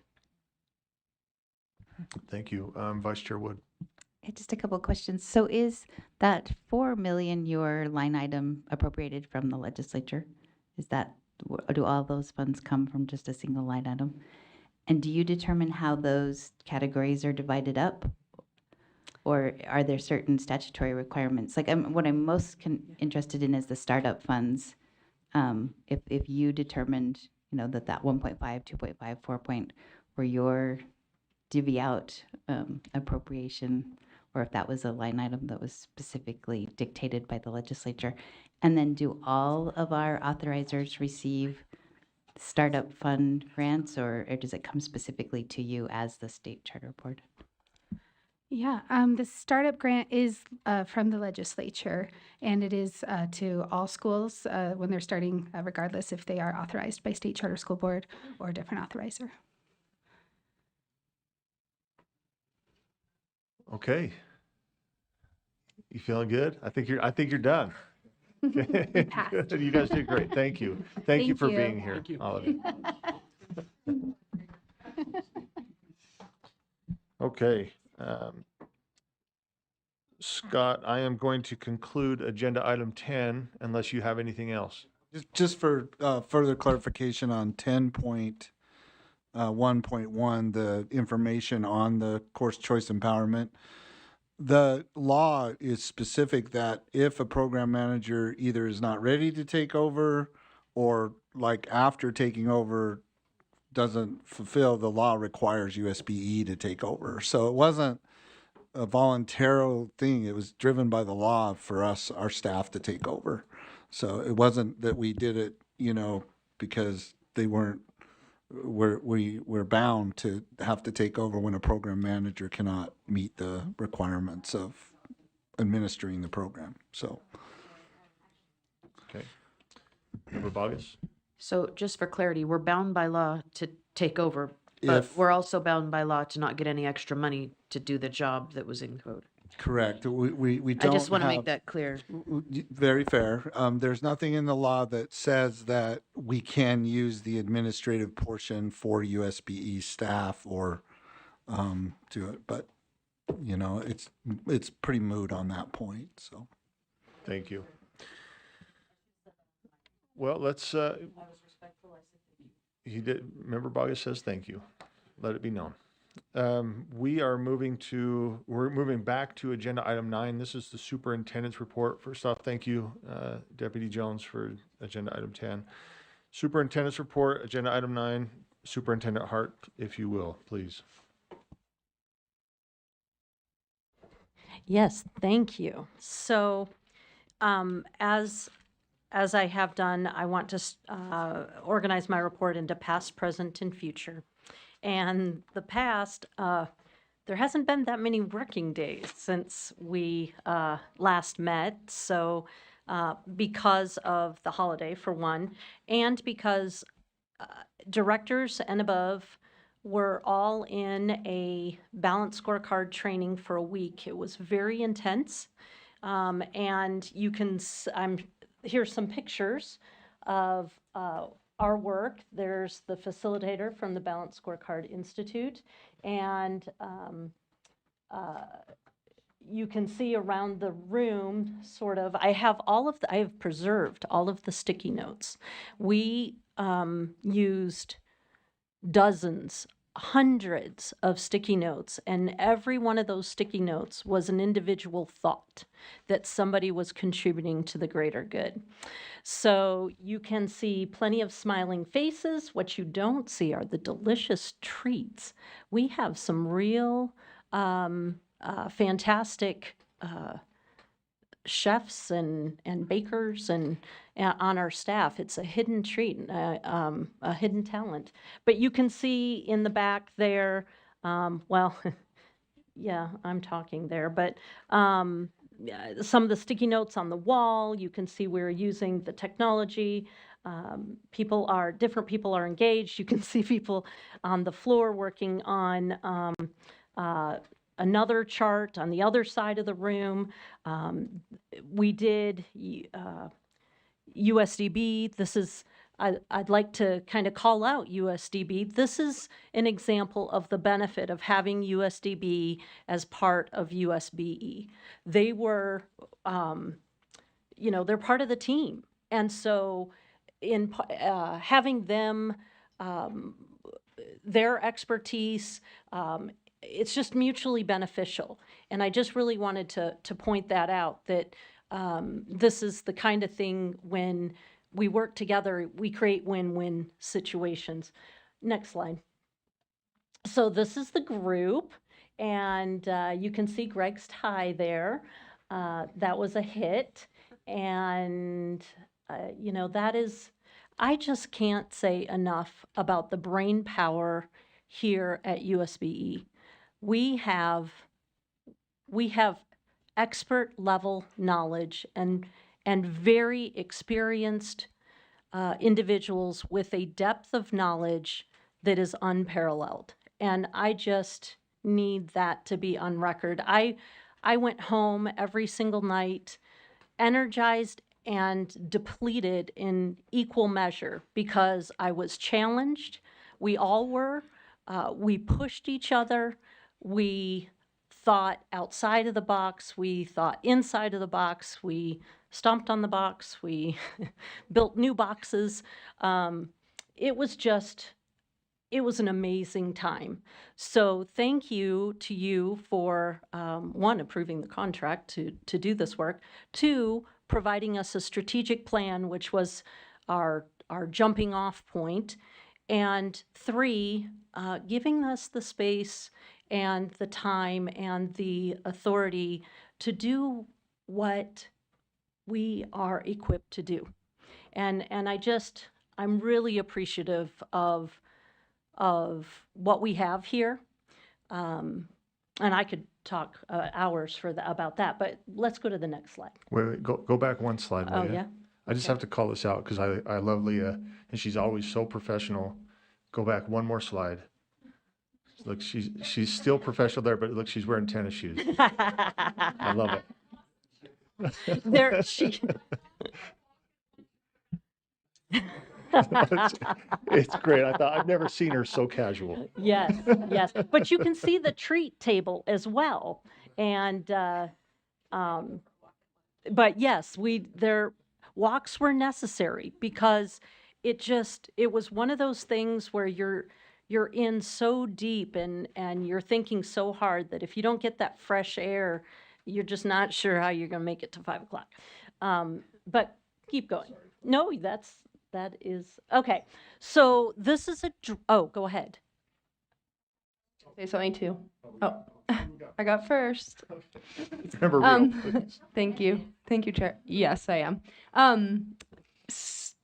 Just to reiterate and to show the authenticity of Superintendent Hart's enthusiasm, and also, I mean, we all know the brilliant minds. I know for sure the brilliant mindset of the staff that work here, but I was texting Superintendent Hart about something, either NFL or music or something completely unrelated to the board, and she was just gushing about these strategic meetings and how brilliant everyone was, and how fantastic it was, and how impressed and amazed, and all the good things that you just said. But I just wanted to reiterate that because truly genuine, authentic comments, and so I think that's really great. Yep. Thank you, Member Davis. Slide to the pictures, that picture. I can name almost every person in this picture, and I would just encourage all of us on this board to look at these people. These people are leaders. They are quality human beings and so knowledgeable. But something I noticed about the picture is I just really love that I see USDB leadership in there. I see Paula Plant Trust Lands in there. You know, I see some people that one might think could be considered adjacent, someone who even does a statewide purchasing. There's a lot more responsibility than just right here. But, you know, I love that you just scooped them all in and said, we are USBE. And that, I think, needs to be pointed out. And I just want to say thank you for that. Thank you. I've got Vice Chair Wood and then Member Earl. Before you move on to the strategy map, I just wanted to comment. So I spent Monday here and Friday here with the team just to see how it happened, right? Because the strategic plan I was kind of passionate about making this happen. And what I loved is that they took our words and then put it into action items. Like, what does this really mean? And how are we going to make something happen for our students through that? And also, what was amazing to me is the respect coming from every staff member. As someone would vocalize a concern or a question, or can you articulate this, or can you clarify this, someone else would come in and maybe have a completely opposite perspective, but this respectful dialogue that just elevated what was happening. And so I really appreciate that you had the open door, and I want the peanut butter fudge recipe, just so you know. Member Earl.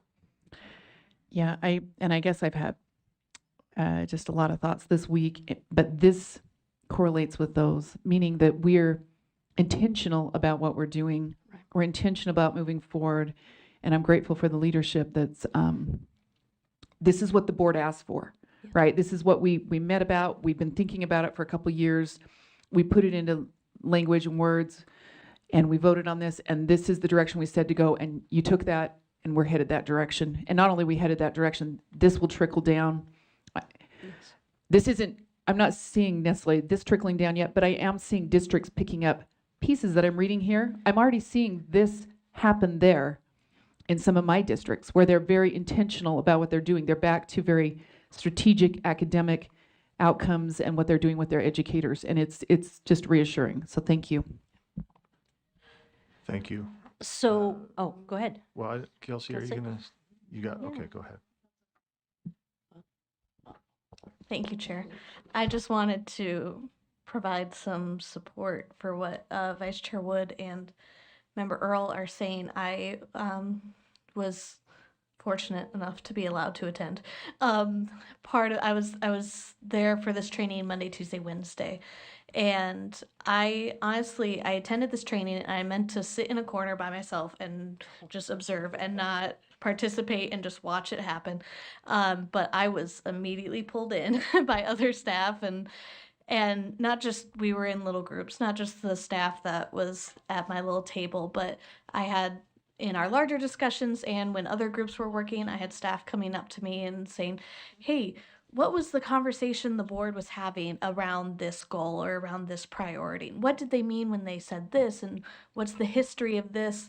And there was a lot of care and attention to making sure that as staff, they were not just taking the words on the page that you all had given them and putting it into some sort of implementation, but making sure that they were getting at your intention and your meaning, and implementing it with fidelity. And I was really grateful for that. I appreciate those comments.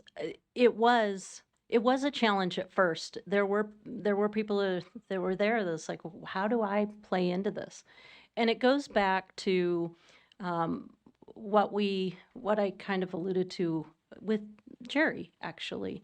And I told the story of the Masons and that's an actual story. Like I can tell it better with more time, where you have three people doing the same thing, but the first person is just not thinking about, that doesn't have the vision, and the second person, they kind of know that they're fulfilling a task, but the third person understands how the task fits in with the greater vision and their life purpose and the meaning, and it just makes things come alive. And so we worked through, there were people that, that would say, well, I'm not an expert in this, but it seems to me like, and that kind of perspective is so important. We have to break down those silos, and we have to be one. And one of my themes, if you've heard, some of you have heard it way too many times, is that we need to get the education community in Utah rowing in the same direction. And I talk about a kayak because I use analogies a lot. And, if you're in a two-person kayak and you're not on the same page, it is so beyond frustrating, plus you go nowhere. It's just so important that, yes, we can disagree. Yes, we come at the education of children in wildly different but very personal ways. But at the end of the day, we all want children to succeed.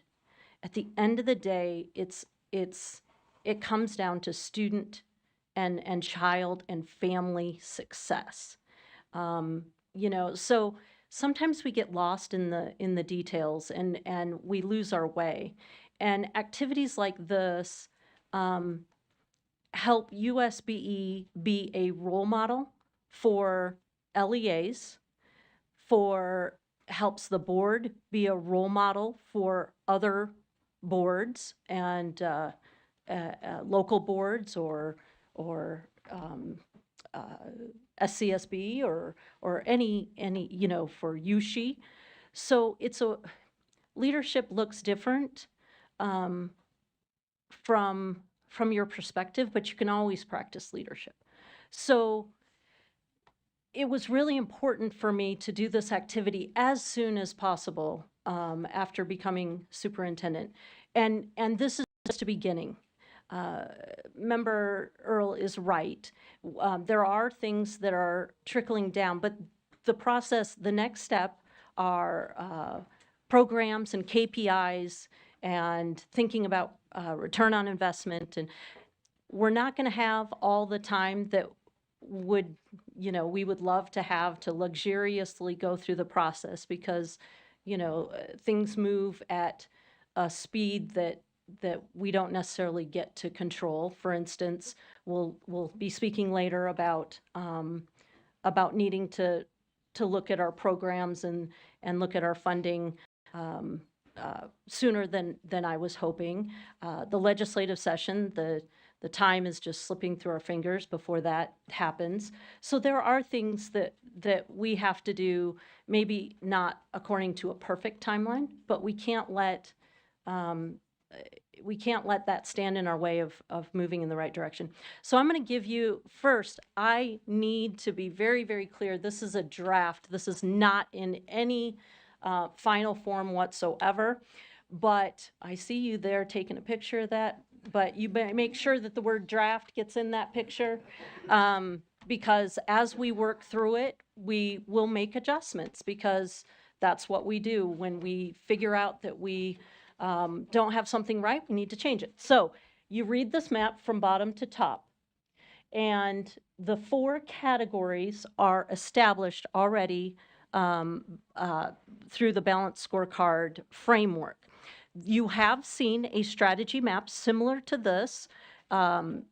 This is the framework that audit uses for their own internal work. So at the bottom, you've got your organizational capacity and improving data quality, strengthening USBE knowledge, skills, and abilities, work together to drive internal processes. The reason they're in a box together is because they both push into that internal process in that light blue box. Another one of the goals is to strengthen internal procedural infrastructure. How we do business is what that means. And those lead to increased operating efficiencies, improving oversight of LEAs. And you can see it's just following the arrows. And so our internal processes, you see the 4 across, improve resources supporting quality instruction and assessment. And then you see the educator effectiveness. I hope you see your own goals being reflected in the language. And then financial stewardship is how they word the financial aspect of government organizations. If it was a balanced scorecard in a company, they would talk about cost or profit, and it would be at the top. But cost is not, financial implications is not at the top of our list, because what is our education partners and our students. And all of this works together. You know, we start with our capacity. We have improved processes that we are using to improve our financial stewardship, because we're using other people's money. We're using tax dollars that other people, earned and paid in taxes. And that's all for the good of enhancing and scaling effective education practices, strengthening the parental partnerships, increasing the accountability of LEAs. And there is a reason that improving academic outcomes is slightly higher. That is what we're here to do. That is our job, that is our mission, and that's the reason we exist. And we do it in partnership with families, and we do it by supporting our LEAs, and we do it by providing boundaries, clear and consistent boundaries to LEAs that are based on the laws that our government sets for us. So this is just the beginning, folks. This is just the beginning. The next thing we'll do, which I didn't include the slide, each one of these items has a person that is the captain. I forget what we call them, but they've been assigned out and they're going to lead that team, and it's cross-disciplinary. So it doesn't matter to me if you are processing payroll, or if you are our part of our legal team, or if you're part of our program staff, or you're part of our web team. It doesn't matter who you are, what your role is in the agency, you have a responsibility to contribute. Overall, we are one team. That is just a very brief overview, and I have just begun to be able to articulate this. I take every opportunity to practice it, because it's a story I want to tell on behalf of the board and the staff. Do you have any questions for me? I'm not seeing any, so thank you for your report. The only other, well, Oh, I we're do not done have, yet. Okay. so that was past Oh, okay. and present. But I like to stick to my to my structure here, and past, present, so I need to tell you about my plans for the future. Okay, all right. So plans for the future are, one, to continue this work and do the next steps. The other thing is just know that our staff are completely engaged in multiple areas, whether it's fiscal notes or legislative prep or reading over potential bills for, inconsistencies or whatever feedback we can provide. The name of the game for the next month and a half, 3 months, 2 months, I don't know how long, but just know it's 100% legislative prep. In addition to that, I wanted to give you a heads up. I will be meeting with the U.S. Department of Education to discuss what they're calling establishment of a state agenda. And that is their version. They invited a few states to be pilot states or to consider being pilot states. So I'm considering it. What it means for them to hand education to the states and to move the federal role kind of back off on the federal role and empower states is to build the capacity of states to make their agendas and really build their capacity. I will be meeting with the assistant, just people in DOE, as well as the comp center that is established to support this kind of work. It's just an exploratory conversation, but I know the board's been interested in getting that independence from the federal government, the federalism initiatives, and this to me sounds like a promising opportunity to take advantage of what the federal government can do at a national level, but to be completely in the driver's seat of how we use our funds. So we want to take advantage of what we all pay our federal taxes. There are things that only the federal government can do. They have a, Institute of Education Statistics or Education Science, I forget, IES. They provide good information that only they can do because it's a national level. But I fully understand and support and agree that we need to run the show for students in Utah. We need to be in the driver's seat. And this is a way of keeping us in the driver's seat, but not turning our backs on what the federal government may offer us in terms of support and benefit. So just know that that's something I'm looking at, and I will report back once I find out more about the opportunity. So. You have a question? Yeah. Go ahead, Member Green. Can I just be a little nosy? Did they Yeah. approach you or did you approach them? Like They approached me. Did they get our letter? Maybe they got our letter. They are aware of our letter. I've Okay. spoken to them about our letter.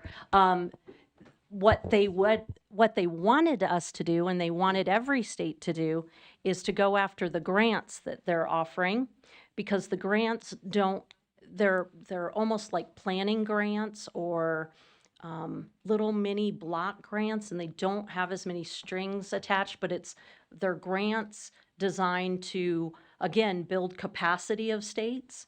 But I looked at them and I said, we have a federalism initiative. We're not in the business of taking grants, because maybe you don't have strings, but maybe strings come later. That's not something we're real comfortable with. Too much in the history and even my own personal experience in education, you know, the winds shift too quickly, and we do not want to be at the mercy of those winds. And they're like, you're not going to apply for our grants? I said, I don't think we are. And they were a little confused by that. But I think they got the message that we want to be in the driver's seat. And so they want to try out this idea. And as long as it's beneficial for Utah, I might be interested in it too, but I will let you know. I will not commit us to strings, just so that's on the public record without going through the board. I just want to be very clear. So. Thank you. All right. Does that conclude your report? Yes, Chair, that concludes my report. Thank you. Sounded formal. Okay. Let's move to agenda item 11, the general consent calendar. So if at this time there are any motion or any items to be pulled, then let's go ahead and do that. There's only one Member item, sir. Bogus, go ahead. I would just like to make a motion that we approve the consent calendar because it has one item in it. There, So if you would there like me is- to pull it and then make a motion, I'm happy to do that. I'm just reading the list here. So we do have a motion to approve the consent calendar. Do we have a second? We have a second. Back to you, Member Bogus, unless you don't have anything to. Member Longacre? I do have a comment about the consent calendar, if it's appropriate to ask it now. I asked this question in the finance call earlier this week, and I'm wondering if this could be an action through the chair, but is there any way that we can get at least the consent calendar a week before it actually comes out? I know there's not a lot of stuff on to review this time around, but in times past, it's just so hard in the few days leading up to a board meeting to call our districts and see if they are using the program, call other board members, call staff. You know, we're playing phone tag. Is it possible that we can get the consent calendar earlier? I will say this is not a new question. Because we all share this same concern. There's been, I'm not sure what was shared during that finance meeting. There has always been a reason why, I can't remember what it is exactly. I'm looking at you, Scott, but there's always been a reason why we need as much time as staff needs as much time as possible. Scott, can you elaborate? Sure. So it is a timing issue. So the board, as you know, meets once a month, except for in July. Typically, the volume of contracts is following the legislative session. And so then, depending on what bills are passed and what we do, we have to get into the RFP processes and do that. So basically, it was decided in the past that process-wise, there's no really policy that governs this process, but it was felt that by allowing until the Friday before the board meeting for procurement to provide all of the ready to be approved and or reviewed by the board contracts, that it would facilitate better having time to get those done, because if you do it too early, then you may miss the opportunity that you would have had you had kept the Friday before. Does that make sense? Because I mean, we can do it. It's not no one's saying no, we can't do it, but it could create longer lead times before the board gets a contract for approval, because as the superintendent articulated, our effort is to put everything in front of the board that's above $100,000. That's your threshold is established by your board policy for, approval versus review. So it's just it could result in some timing issues, right? Where if we could have waited till that Friday before to provide all those contracts, then it would have been in that board meeting. But if you do it 2 weeks before, and that's the cutoff, then all the ones that could have been done 2 weeks to the Friday. Does that make sense? Could be in there. So it's really up to you. It's not staff are not going to say, well, this is better than that, or it's just timing. And it especially becomes a challenge though too, because you don't, and I'm not criticizing you for this, you don't meet in July, right? And so then the August meeting becomes pretty heavy for consent calendar contract, because that's typically the month, August and September, where RFPs have been answered, or, the proposals have come in and then procurement is built up. That's your heavy lifts are usually August and September. And so having that 2 weeks, or having it to where we could get through 2 or 3 more in with the Friday deadline sometimes helps, because we're always under the microscope from the legislature. Well, how come this is taking so long? How come, this contract's not in place? Those types of things. So it's really just a process decision, I think. So, but I do understand Board Member Longacre's intent, in that, having a longer lead time to review and do that is also very productive. So I think it's just really where you want to land as far as the timing goes. So Looks like we have a follow-up from Member Longacre. Yeah, I guess my follow-up is the only thing that I heard from that is we can do it. You I can. did hear those words. You can do whatever you want, and I'll do. Selective We'll hearing. support it. It's just so. There's pros and cons. There are. There's a chance that, before you take a fence down, we're just trying to explain why we did it that way, because it did seem like it led to the ability to get more in front of you by allowing us to wait Friday than it would if we had to do it earlier, had an earlier cutoff date to get everything in. So, Thank you, Member Booth. Through the chair, I'm just wondering if it might be a possibility to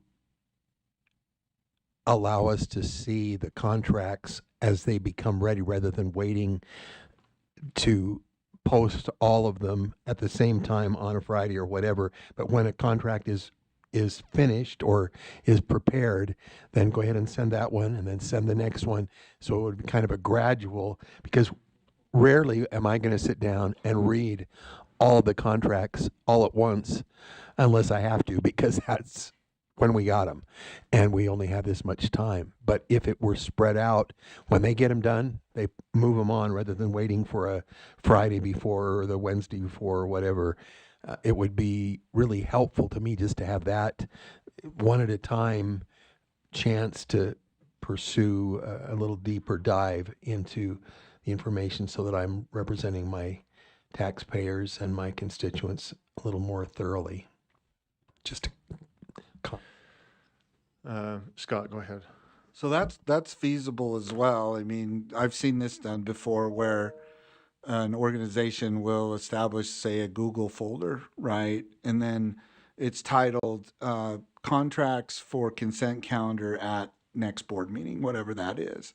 And then if we're moving towards that, and because the Board Member Booth allows to bring up another point. Some contracts are just way more complicated than others. Some are just agreements, and then, we get into those nuances too. But we could do something like that. We could say, okay, so this last board meeting, you approved these contracts. So the clock starts the next day, and as those are done, we could load them up into that shared folder to to facilitate longer lead times.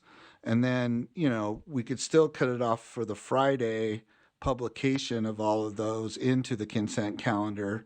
We'll do it. I mean, that's feasible, as well. Again, we're here for you. We'll support whatever processes you feel allow you to make better informed decisions and, govern. So that's feasible. We could do something like that. Member Longacre. I love that. And I just want to say thanks, because Scott, I'm sorry, I should address you by deputy. Help me. Scott, I think the world of you. But anytime I've ever come with a question or a comment or anything, your response has been, you direct it. I work for you. And I just want to say thank you to staff for always I really have felt that you have rolled out the red carpet. Just you're workable, you're supportive, and just thank you. Yes, ma'am. Okay, so it sounds, Scott, it sounds like maybe that Google spreadsheet would be good. I mean, obviously we can't post it to back up, but maybe it could be helpful. Right. And then I think if it does, because I get that this is a in the moment thing right now. So if we see some things that are causing problems, please let us know. We cannot have these. Always, yeah. Yeah.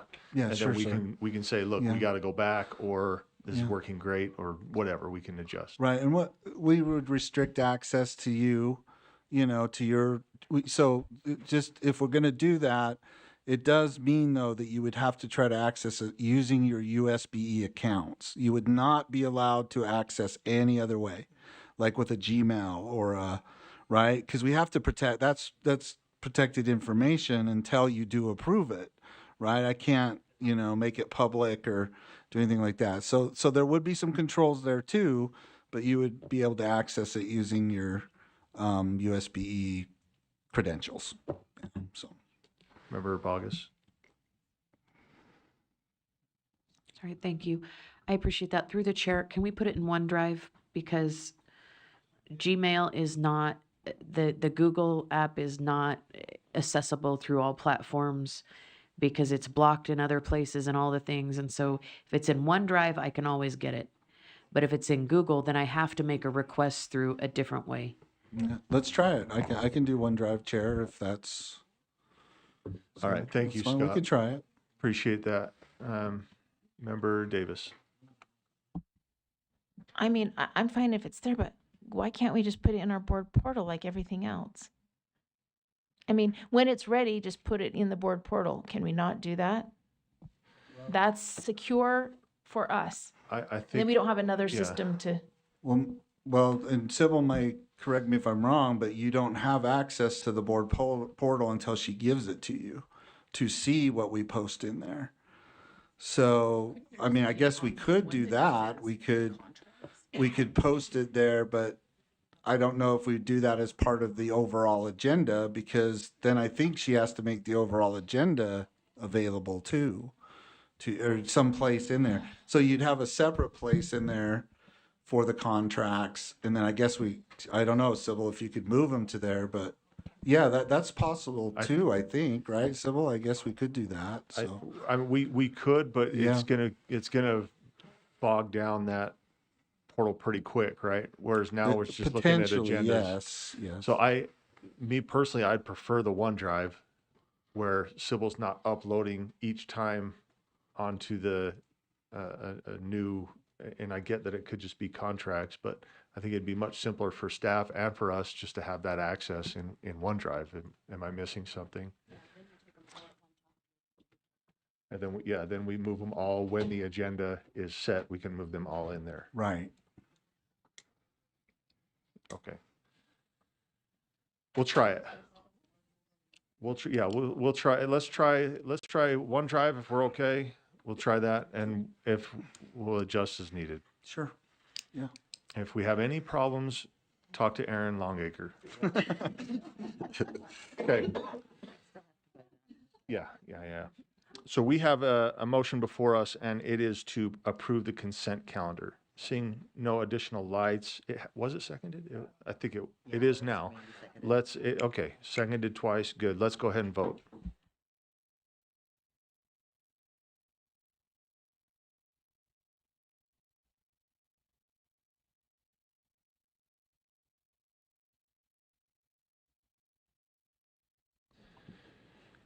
That passes unanimously with Member Bogus absent.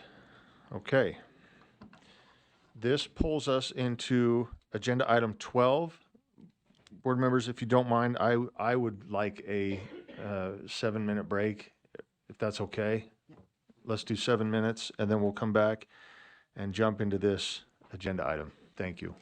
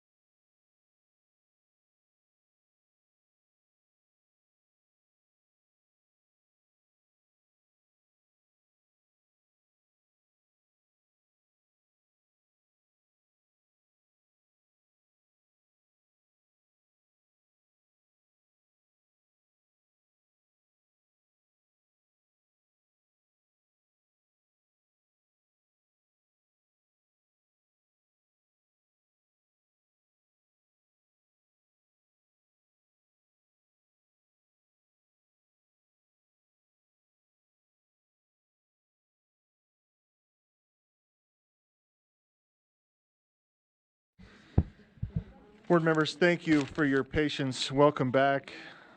Sometimes, as you know, these days can get difficult being in these chairs for such a long time. So I appreciate the ability to get up and stand for a minute. Okay, so we're on agenda item 12. This is our general legislative session preparation. And before we jump in here, before we do the overview, Elise, if it's okay, and I don't know where Vice Chair Wood went. If she stepped away, she needs to keep me in line here. Just so the board's aware, Vice Chair Wood is going to chair the legislative meetings similar to what we did last year. Apparently you guys made it easy for her and she loved it, so now she's going to do it again. So I'm looking forward to it. I think it's going to be a great thing. But I wanted to let you know, similar to last year, we discussed bills throughout the session, and there were a few times where board members were able to take some of our discussion back to legislators and have a meaningful conversation where meaningful change was able to occur. And we'd like to do something similar this year as well. Rather than just simply voting, and sometimes we do have to vote yes or no on a bill or vote in support or not support, and we get that. But if they're in those instances where we feel that we can make a difference, we would like to have that discussion and then maybe assign through maybe a voluntold system of 3 to 5 board members who might be willing to meet with these lawmakers and help get our concerns or support out there. So I just wanted to bring that up. And then I know Vice Chair Wood told me that, hey, don't forget to say this. And it's about she did a survey last year. I'm going to let her speak to this because I think it's great. I'm sorry, Vice Chair Wood, if that's okay. I'll put you on the spot here. Go ahead. So I don't know if y'all recall, but last year, like right after the session ended, our policy team sent out the post-legislative session board survey. And so what we did is we took all the results from that survey, and I know not all of you responded, but it was I think it was about 10 to 11 that responded back. And it was about what was useful to you, what do you need, and so I took all those results and put them into our Copilot and said, okay, taking the results from this survey, what are your recommendations to maximize the legislative session and improve the productivity of our weekly meetings? And it came back with about 10 responses of how we could do a better job. And so we're going to implement some of those. One of those was the possibility of, instead of a yes/no vote, but okay, we know we want these 3 things that none of us can agree on that are good. Let's take those back to the legislature. We've also had some really great feedback from our chairs of our education committees that they're like, we want to hear from you, because if we don't have your buy-in and you're the ones implementing it, then it's not great policy. So help us know sooner and better what you need. So as we start implementing some of these things, just know it's really based on the feedback that you gave us at the end of last session. And then one final just comment on that as we prepare for these legislative meetings.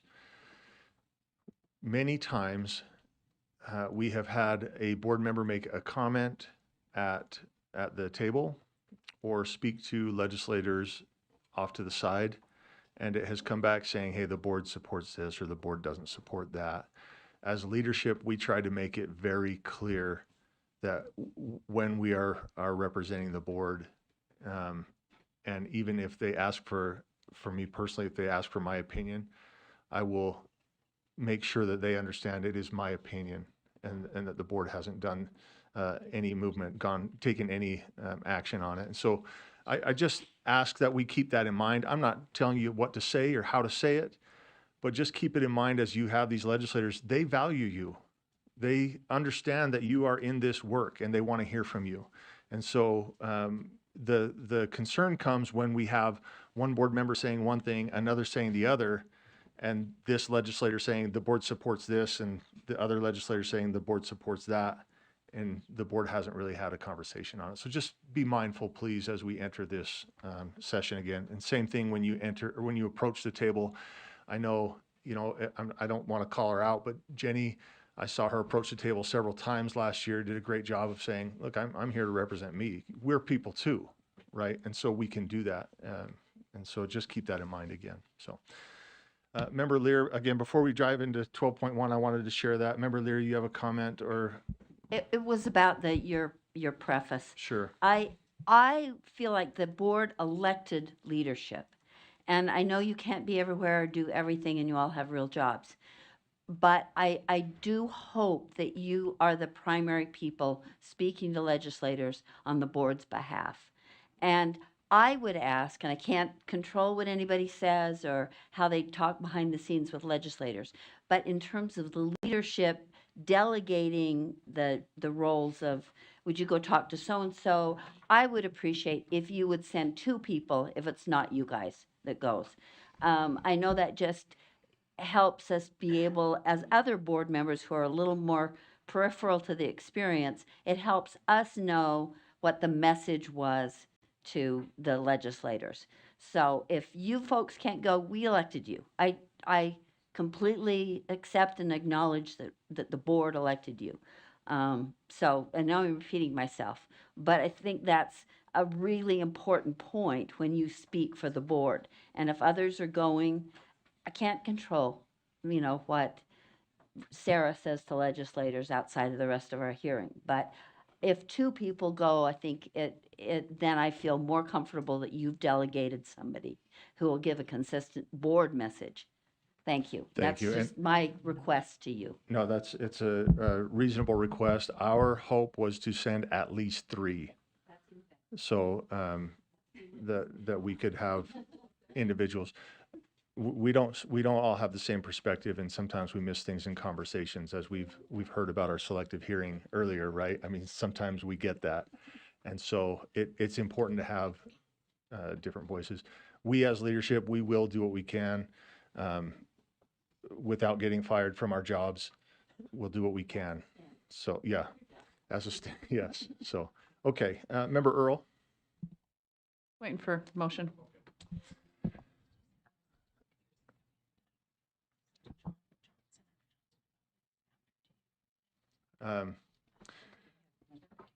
Member Carey, go ahead. Yeah, I just wanted to say, we also represent the full board on the committee assignments that we have, and we're sent out singly in that. And I just wanted to give a shout out to Cindy. I don't even know the name of the task force reports and requirements. They just renamed it, but there you go. And, Cindy, there's always a full deck of dozens of people on that call, legislators, superintendents, and Cindy does an excellent job or Board Member Davis does an excellent job of saying, look, the board hasn't addressed this yet. We're going to get to it. But let me tell you what I believe or I think. And I think she has that right balance. And yeah, and I think we all do, or we all try to when we represent the board. So I just wanted to acknowledge that. Thank you. Okay. So we have with us, every now and again, we have some requests that legislators would like to come visit with us and share what they're working on and get some feedback. We're on agenda item 12.1. This is information legislative session overview. So I'm going to, Elise is gone. I'm not going to turn it over to, she's over there. Okay. Elise is here. We also have Representative McPherson here. So what do you want to do, Elise? Can we ask, okay, perfect. Representative McPherson, if you want to join us up here.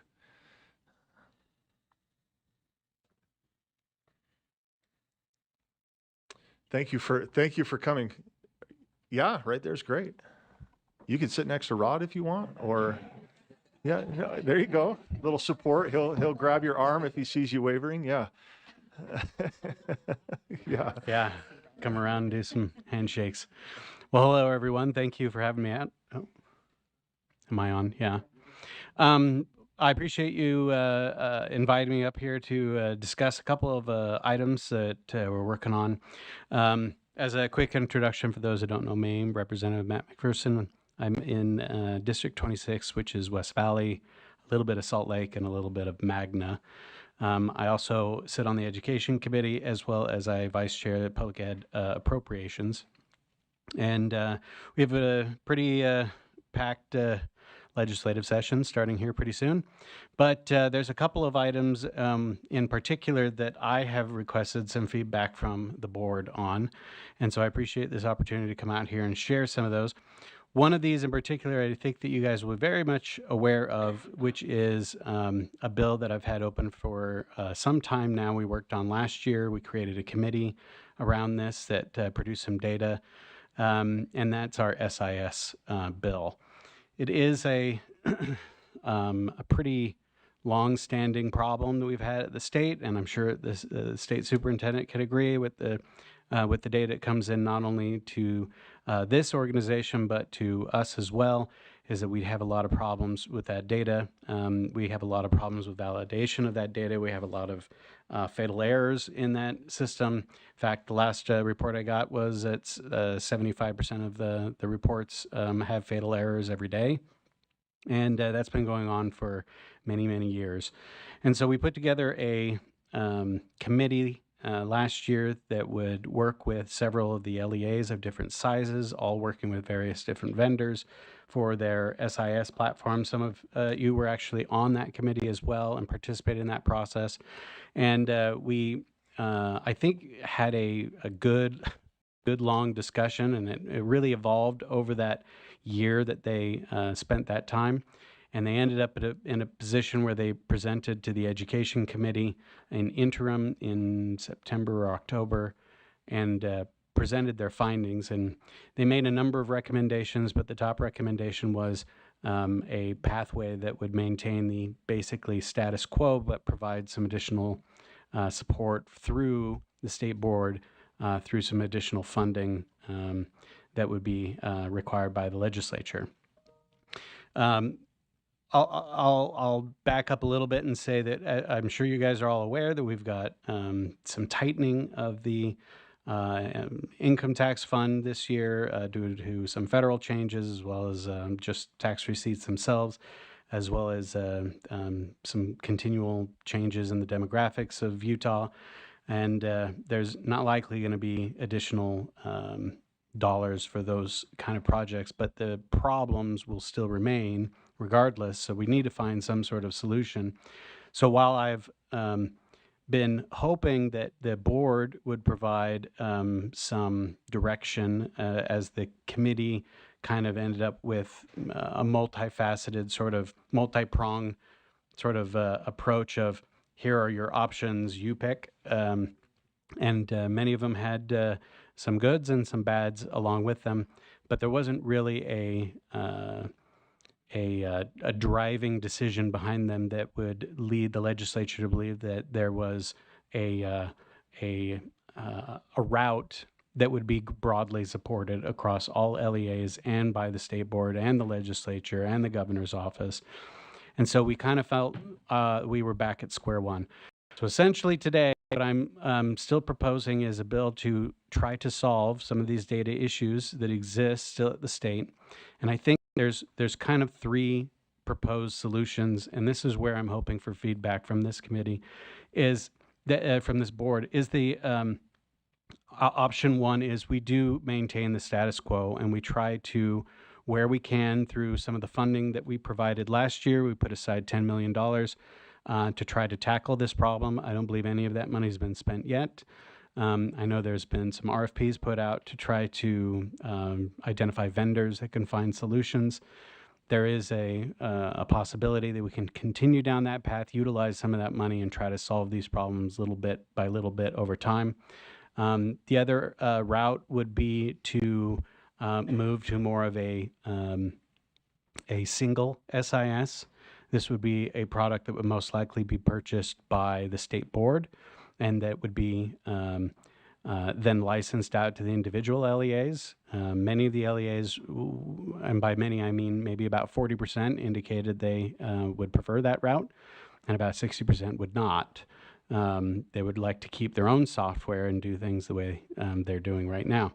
So that it is a problem still that has to be solved. Now, I've also suggested perhaps, and this may be new to many of you here, is perhaps there is a third way that might be able to blend these routes somewhat, where we could potentially suggest that the state board were to open to an RFP a statewide SIS software, identify a vendor that they could utilize and pay for, and then offer it up optionally to LEAs, but use some of the money that we've already set aside and perhaps additional funding moving forward to subsidize those LEAs that would like to move to a state-supported system, and would initially bring all of that data into a unified platform, and then use whatever remaining funding is out there to kind of ratchet up the requirements on the existing LEA's software, so that they are in a position that if they'd like to maintain their own software, that's okay. But they are going to have to meet the state's requirements, and we'll try to provide some assistance with that with the funding that's already been set aside, but that the requirements would essentially be up to them to meet. So you have kind of maybe the best of both worlds, where you're offering more of an incentive rather than a requirement or a mandate to LEAs to move to a single system, or to get their current platform up to current specs. Either way, it's not going to take a short amount of time. Most likely, all of these will take between 5 and 10 years to make any meaningful impact on the data problems that exist at the state. So we are looking for, I'd prefer to have some sort of input from the state board, since going to the LEAs and through the committee process that we created really ended up with a very fractured sort of response. I think that's possible that we'll get that same response here from this board, but I don't know. But I'm hopeful that we don't find ourselves in a situation where the legislature just simply wants to use the heavy hand and force a route that may not be in the best interest of all the parties involved, if we can find some other way that could be broadly supported. So with that, I do have one other legislative item that I wanted to maybe touch on briefly, but perhaps that was enough to open some questions. Or I've got at least 2 questions if you want to get some feedback on Please. on this. And I don't know if we anticipate on any votes happening, but at least to give you some thoughts, I guess. That would be great. I've got Member Bogus, Vice Chair Bollinger, Member Davis, Member Reel, and Member Earl. Okay. You ready? I'm ready. We're all going to go at once. We're going to go hot mic. Yeah. Okay. Go ahead, Member Bogus. Thank you for being here, Representative. It is my understanding that we'll just use the Greater Salt Lake Valley. Many of those school districts are vastly opposed to one SIS.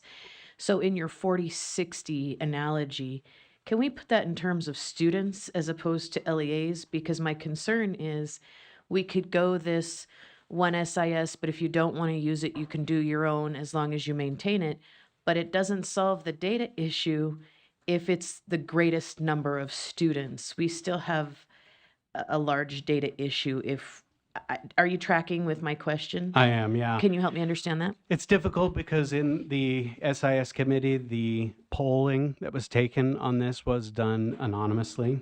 So as far as getting raw results, I provided you kind of what that breakdown was, but how that broke down by LEA, we were unable to determine. I think it's based on, at least from what we've gathered, that many of the larger LEAs would like to keep their existing platforms, and most of the charters, especially the ones that are on the Aspire system, would prefer to move to a state provided platform. And that would increase costs because currently that is provided at no expense, and this would be something that we would have to go to RFP and start providing fees and licensing for, so that there is going to be a cost increase no matter what route we choose if we want to solve the data issue. And as far as how it impacts the number of students, that's really hard to say. You've got a district like Davis that has their own custom created software. They really like it. They understand that it can't possibly be used statewide. It doesn't have the capabilities of doing that. And they don't have an interest of developing that for a statewide platform either. But I think also there's a lot of just fear speaking with the business administrators and the superintendents when it comes to this issue, really comes down to the individuals that are actually inputting the data. If you change the color of the font of the icon that you launch it, they get a little bit, hectic, and it's difficult. So any change is difficult for many of these providers. They're not software engineers, they're not data developers. This isn't their primary function and role, and any major changes just cause a lot of anxiety. I think we can overcome that over time, but I'm still trying to be cognizant of the fact that we have to solve the problem still, and we have to find a route to do so that doesn't necessarily cause more chaos in the meantime. But I don't know how to answer as far as how it breaks down per student. My assumption would be is that the vast majority of students, at least in the Salt Lake Valley, are going to be on a system that is not going to be a state system unless they choose to do so. And again, the incentive is the point of this is if we can offer them a platform that the state provides and supports, and we can subsidize that with some of the funding we've already set aside, they could perhaps see dramatic increase or decrease in costs of their software environment and reduce the error rates that do impact their funding as well. So there may be some win-wins in there, but there's going to be some pain no matter what route we take. And you're right, there won't be a perfect solution. Even if we forced everyone to a single SIS, you'll find that many of our LEAs today will admit freely that even today, there are shadow systems that operate outside of the existing software infrastructure just for convenience sake. Yes. This is how some of our data breaches have actually happened in some other districts, because they haven't gone after the traditional data software. They go after these shadow systems. Essentially, somebody may just keep files on their desktop in a shared folder, for example, because it's easier to handle than inside of their SIS. And those are inherently less safe, and we don't have visibility into that either here or at the state as well. Yeah, I appreciate your response. Thank you. Thank you. Vice Chair Bollinger. Thank you, Chair, and thanks for being here to have this discussion. We all know that this is a hot topic. I've had a lot of discussions with people in my area, and just like you said, big districts do not want to go to a one SIS. And you gave a lot of good options here. One question I had, and I know that this was one of the options that came up from the committee, wasn't listed here, was the opportunity maybe to have 2 or 3 of those big companies. Is there an appetite potentially to, instead of just one that we subsidize, that maybe 2 or 3 that we know are great systems? And the reason why I ask is because I know districts work really hard on finding other programs that align with what their system can do. And just the sheer amount of training and integration, and there's a lot of unintended consequences if we want to make, as you well know, and which is why you're saying it takes so many years. But just wondering, is there an appetite at the legislature for that type of an option? So that's a complicated issue, and I'm sure you're aware that the reason why one SIS solves the problem in some ways, and any number above 1 does not, is pretty apparent, because right now we have 14 or so different SIS programs that exist, and they don't necessarily communicate to the state in the same way, and they don't communicate to each other in the same way. And because of the way that they're customized and the way that the LEAs collect data and use data, they're inherently not going to be easily compatible. So whether you have 2 or 5 or 14, it's a matter of they're speaking different languages essentially, and we're trying to translate that. And we have this requirement, this EdFi standard, and other standards that they're supposed to adhere to that allow that data to be kind of normalized and then aggregated in so that we can collect it and read it. But for various reasons, and there are dozens of them, that not all of these systems can or will be compatible and compliant. So we could go through the process, yes, of providing a multiple closed vendor list, for example, but I think it creates the same problems of a one SIS. You're inherently going to be eliminating the majority of SIS that exist, and you're going to be solving fewer of the problems by you're still going to have disparate systems that don't communicate and haven't communicated for 7 or 8 years now. So unless we can find some way to get these systems to communicate to each other today, which would mean that we wouldn't have to adopt any new requirements, no requirements to move to a single SIS or to 1 or 2 or 3 or 4. We could either solve it that way, which is one route, or if we can't seem to solve that problem, and we haven't been able to solve that problem for, again, 6 or 7, 8 years now, then the option of limiting the SIS itself becomes the solution by itself. And I will say, because you brought it up, when you talk about training, when you talk about those fixed and sunk costs that people talk about a lot, this is going to be an issue that's going to actually multiply over time. The longer that we go in our current setup, the deeper those problems are, the more expensive, the more sunk those costs are, the more entrenched everyone becomes. At some point, things are going to change. Even the vendors themselves that are providing a software to each LEA out there will be updating their software. It will be changing their software. There will be new training. There will be new requirements. These LEAs have to go through this process already, all the time. At some point, there is a decision that would have to be made. And I'm not necessarily saying this that moving to a one SIS is a silver bullet, but if you do go that route, the good news is that eventually all those become single fixed costs across the whole state. Every vendor is using the same platform. You're not training an employee that went from one school district to another on a new system. They're using the same system.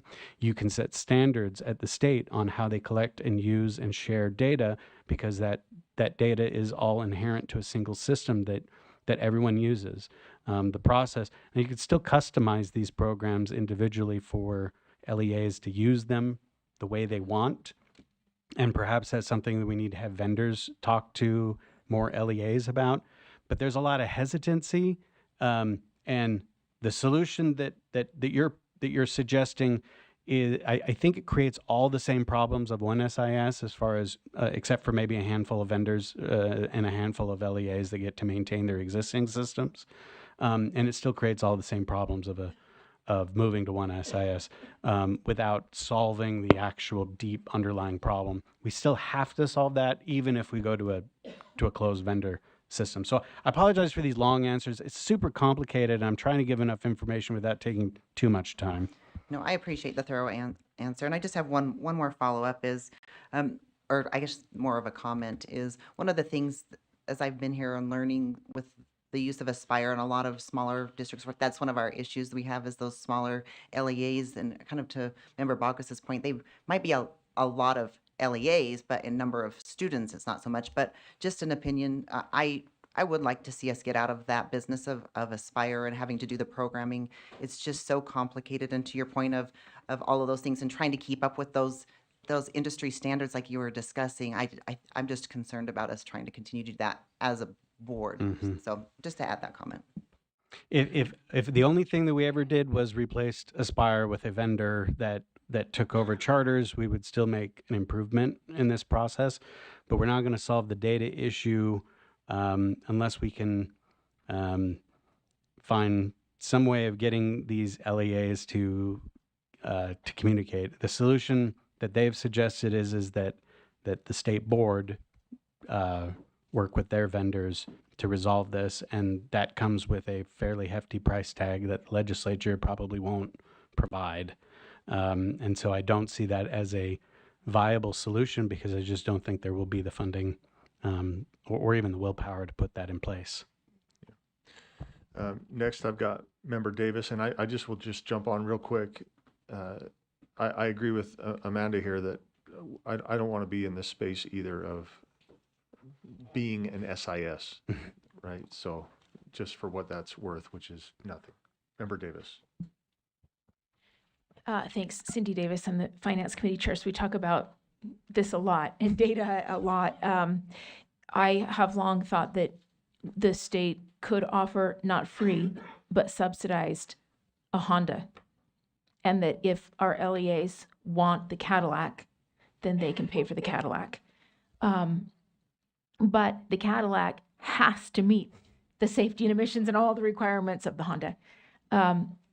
Now, to the point of my colleagues saying, they'd prefer it not to be an Aspire or an in-house, they'd prefer it to be something that's already established. With that, you would have the pro of that would be the benefit of that some of our very large LEAs would already be on, I'm certain, whatever it was that was chosen, because it has that capacity, and then you would scoop the small LEAs in with that. You could end up with 60%, 75% of our LEAs on the same SIS. The cons, in my opinion, of that is that you're then, I feel like we're kind of getting into a monopoly situation where we're beholden to an outside vendor. And, we say, well, we'll just put out another RFP every 7 years or 10 years and we'll change if we need to. But then we're right back in this position where everyone has to be retrained and everyone has to be. Otherwise, we have to meet the financial demands. The second con, in my opinion, is that code changes quickly every legislative session. I mean, we get like 100 new education bills every year. And a lot of that I think it'll be ripples the down. same this year.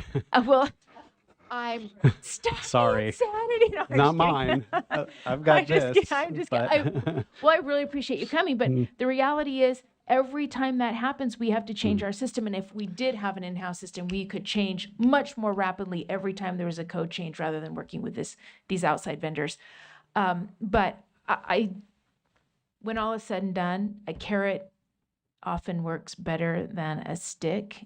And I think you're onto something with that and appreciate you coming to talk with us. Thanks. Ideally, we use both. Carrot and the stick. If you don't eat the carrot, you get the stick. That's right. Okay. We've got Member Reel next. Thanks, Chair Hymas. And I echo other board members in saying thank you for coming to engage with us and ask us questions and allow us to ask you questions. I think you are the fifth legislator in 3 years that has done that. So would love to see more of that. And I appreciate what the end goal is to solve this problem. We have a major data problem, right?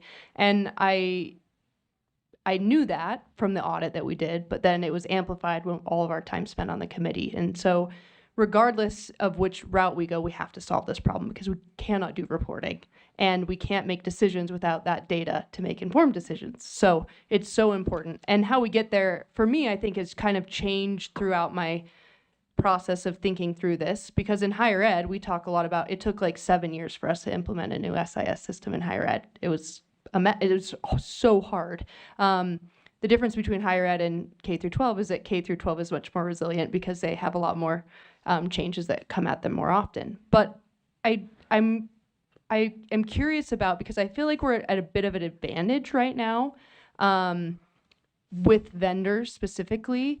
And I leaned more in our report that we finished with the committee. We talked about like having an option of 2 to 3, right? Which is similar to what Member Davis was saying about how most of them probably will already be on that. And I agree with Aspire being gone and us not having a homegrown one. It feels like that is less of a burden on LEAs to have that option. But I am wondering I have 2 questions. One was where you got the 40% on your, because I don't remember that from our reporting. And we had like 2 to 3 pages of pros and cons about going on each option in there. And then my other question was on the cost. Regardless of which direction we go, it's going to cost a lot of money.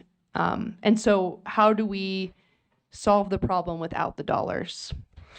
Let me start with the second question first, because that one's easier. If you looked at the, and I know you were part of that committee too, that report, when it looked at the breakdown of the costs of these solutions that were provided, Probably the best way to look at it too is those were over I believe a 5 or even a 10-year term that they showed the cost breakdown. Now the only one of those that if you were to extend that out beyond 10 years, 20 years. Now we know that things are going to change. Who knows what technology is going to look like in 20 years? But assuming that we're in the same situation today where we're going to be having SIS as a service that has to be provided somehow to LEAs, the only one of these options that actually decreased costs long term was actually a single SIS. But all of these required a lot of investment up front, tens of millions most likely. And what we've already set aside is only a portion of that. There's enough appetite at the legislature to solve this problem that we know that some of these solutions are going to have to be paid for. Right. We are more fortunate in public ed that we have more options to draw from for funding purposes, especially for one-time funding, as you know. So we can find ways to pay for these if we feel like it's going to actually fix the problem. So I don't think the funding in the short term is as big of a deal as the long term. But yes, every one of these are going to cost a lot of money. They are going to take a lot of time, and there's probably going to be changes and problems all along the way. And none of these have pretty or nice solutions that everyone loves, for sure. Yeah, and I guess to add on to that, do you think that the work that USIMS has done and the latest launch that they had, when was it, like June or something like that, that because some of the solutions that they come out with is the idea of a data lake. Like these, these companies will provide a data lake. Everyone can use whatever SIS they want. It all feeds into a data lake. USIMS has been trying to build that data lake. And I'm wondering if that's if you've been considering that in your Absolutely. thought. Okay. In fact, that 10 million that we set aside, we specifically made a change to the appropriation language to allow the superintendent's office to open an RFP to engage with vendors to solve this problem, ideally in other ways if needed, including through there's some vendors out there that have clever routes that are using all types of new technology to try to normalize these data streams and warehousing and data lakes and other ways to get this problem solved without changing the platform. But that, not to throw any shade here on our own board or superintendent's office, but that's been going very slowly. Yeah. And we don't have data. My hope is that we'd have vendors that already had started the process of creating some pilot programs and could provide us some feedback for this legislative session so that we knew if that could be a potential solution or not. Because the alternative is either we just continue to put it off and we wait another year and do nothing and perhaps see if we can find new solutions as time goes on. That has been kind of what we've been doing. And so it's hard to say if that's, I don't know. I don't know. While I have you, Yeah. one pitch is that Montana. I only know this because I'm also in the higher ed world. Montana has their systems set up, and I know higher ed is also looking to switch to one SIS. So they have their entire system set up from workforce all the way through K through 12, and it is an amazing example. They're very different than us, but they have figured out how to do it, and so that's one that's worth Actually, looking into because I think Texas is doing that a little bit now. They've been on a single SIS with their public ed, for what I understand, and they're integrating now in their workforce services as well, and have seen success. You get more options and tools for sure with a single SIS, but really it's just when we have data, when we have good data, because you guys are struggling with it, we're struggling with it too. And appropriations, we live and die by the data that you guys provide. And when we don't have good data, it's really hard to meet the needs that you bring to us. it seems like as a state, we're in a good position right now when higher ed is also looking at the same kind of options to do something that could be really impactful for the whole scale. So, all right, thanks. I'm done. Thank you. Board members, I've got Member Booth and then Member Lear, and I would love to get on to the next And I can be very topic. quick with the second one. Okay, so let's, if we could, let's, Member Booth and Member Lear, then if you have additional questions or comments, reach out to you. Is that okay? Please. Yeah, I've got the bill open. It's been waiting for policy draft. Like, it's been at the front of the queue waiting for language. And I just told them, in fact, I think one of my policy analysts may actually be here today, trying to take your input to help us actually write something down. But this has been waiting for some time now to get policy language in. So even if we don't pass something this session, I'd like to have language going that we can at least all work together on, and provide, at least provide some sort of knowledge that we're working on a real solution. Member Booth. I really resonate with your number 3 option because it offers an opportunity for eventually everyone to see the value in becoming more unified so that it's not so difficult having to make adjustments so that we get the data that we require to govern properly for the unforeseeable future. So I think that if there were a way to come up with the best one system that would work for the 40% or the 60%, gradually people would see the value, and if we can make it attractive enough, I think we'd have some converts pretty quickly, because I just can't imagine that they want to have to continue to make adjustments as things are going to change and become more efficient as the years go by. Hopefully, AI will figure something out of how we can make this happen.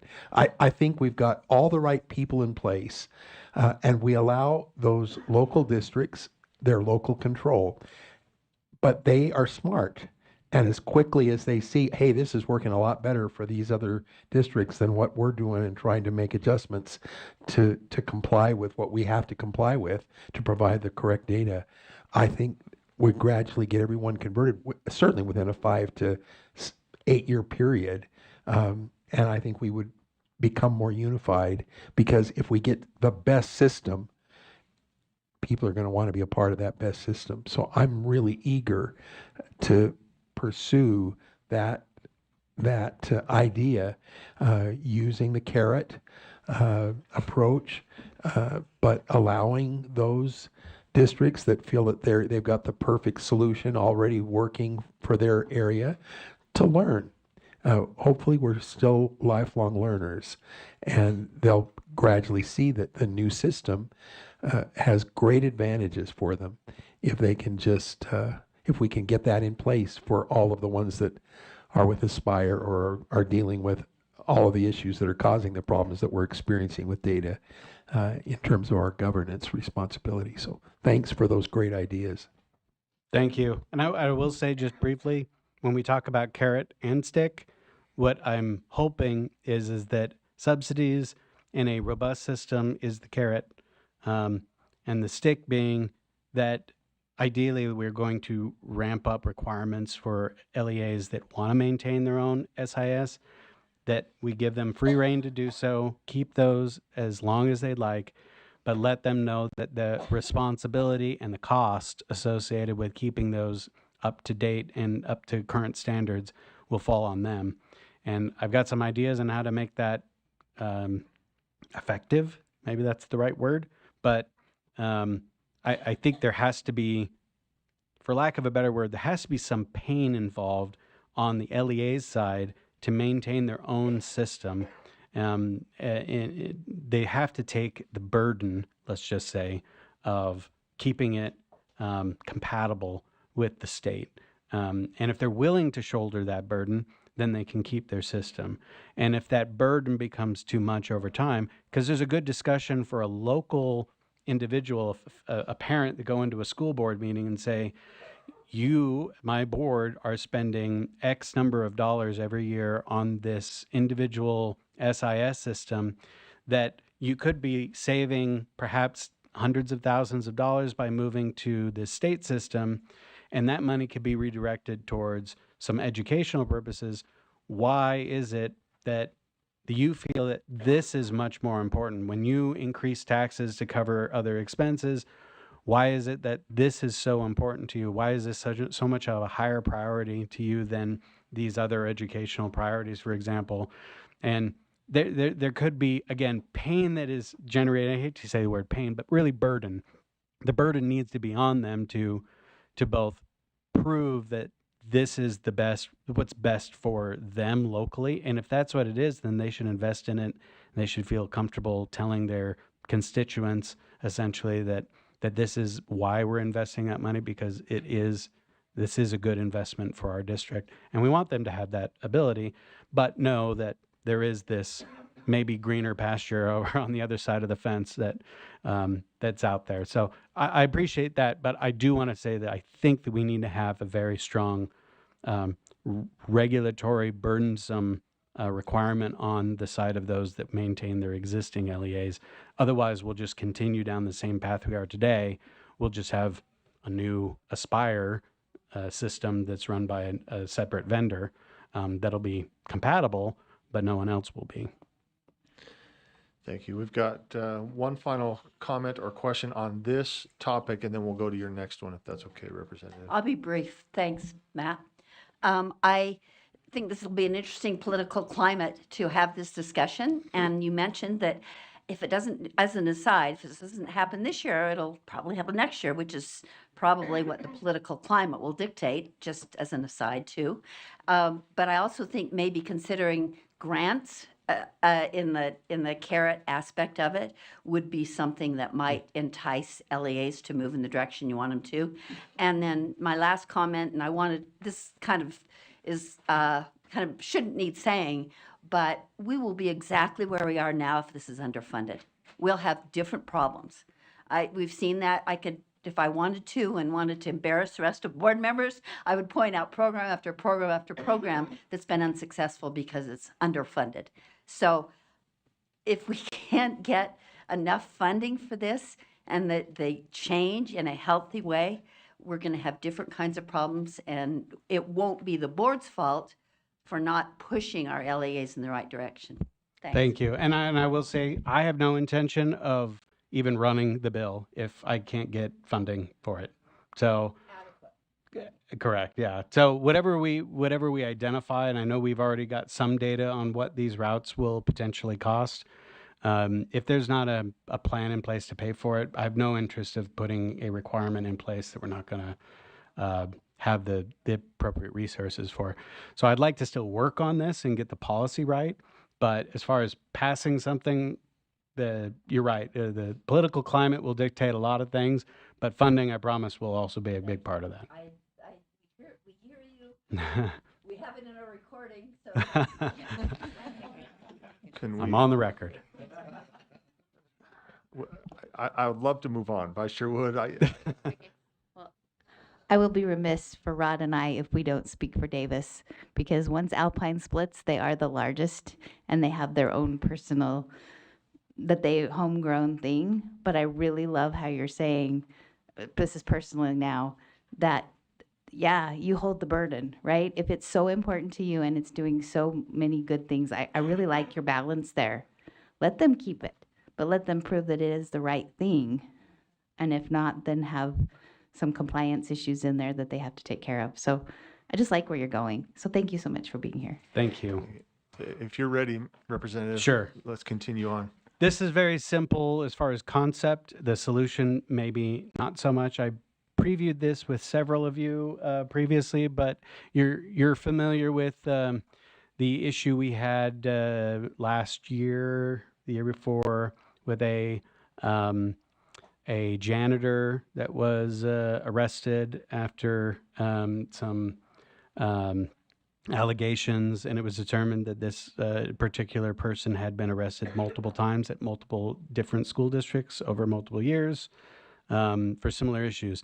And there's a problem that we have right now when it comes to, in education, we have licensed educators, which you have generally some control over the disciplinary action, the licensing, the conduct. You have some control over the hiring in some degree. and can kind of set some standards there.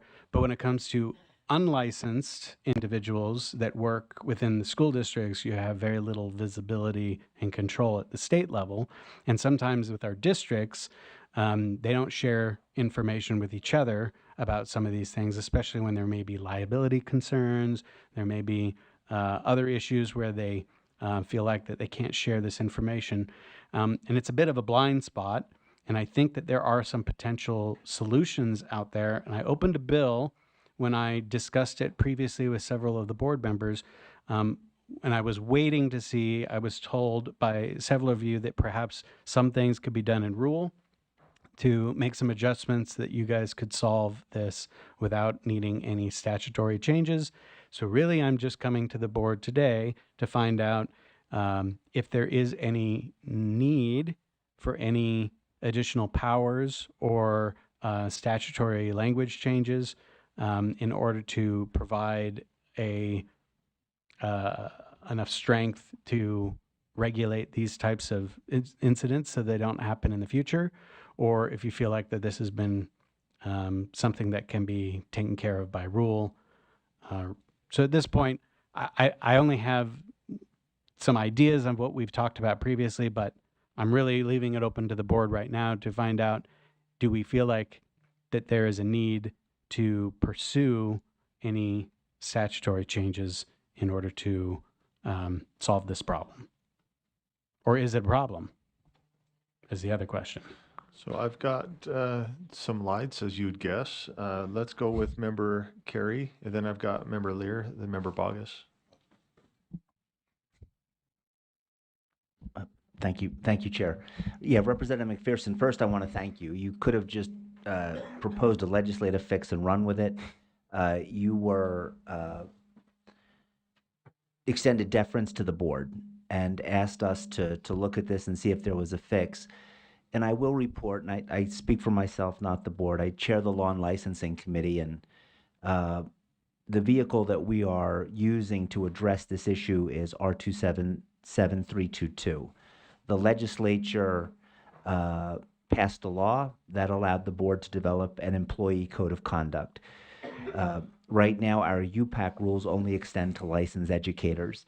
And as I have learned through this process, in an average day, a student at school is more likely to run into more non-licensed individuals at a public school than they are licensed educators. And just, I think, earlier this week or last week, there was that incident where an employee, not a licensed educator, was kissing a minor, allegedly.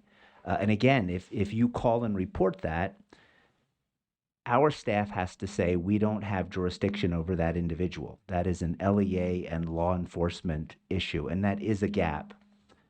And so we have been working, and I think building a consensus on what would work.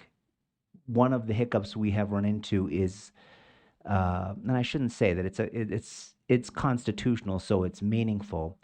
As we have worked through this with our AAG from the Attorney General's office, there are two big issues that we need to make sure that we get right. And one is the freedom of speech issue, as we seek to establish a baseline for appropriate conduct and speech. And the second is one of privacy. And maybe that is something we can work with the legislature on, because we are, as we foresee this, would it be the collection of the names of these individuals who are employees? Would they be reported to the board? Would we house that information? If so, how? Would it just be a numerical report in terms of, in the past 6 months, we have this many incidents of inappropriate behavior from employees? So our AAG has been liaising with the AG's office as we address these constitutional issues to make sure that we are compliant with not only the law, but the Constitution. But I do know that this matter was scheduled to come up in this meeting today. We postponed it to February to address these constitutional issues that have arisen. But again, I speak for myself, not the board, but I would say that there is a developing consensus that yes, we have to do something. What that looks like, we'll find out in February. But please know that that is something that is on our priority list and that we're working on. Great. Thank you. Thank you, Chair. Thank you. Member Lear? Not to repeat myself, or maybe to repeat myself about money, I'm wondering, I've been exploring this issue as a USBE employee, as an attorney, now as a board member for probably 30 years.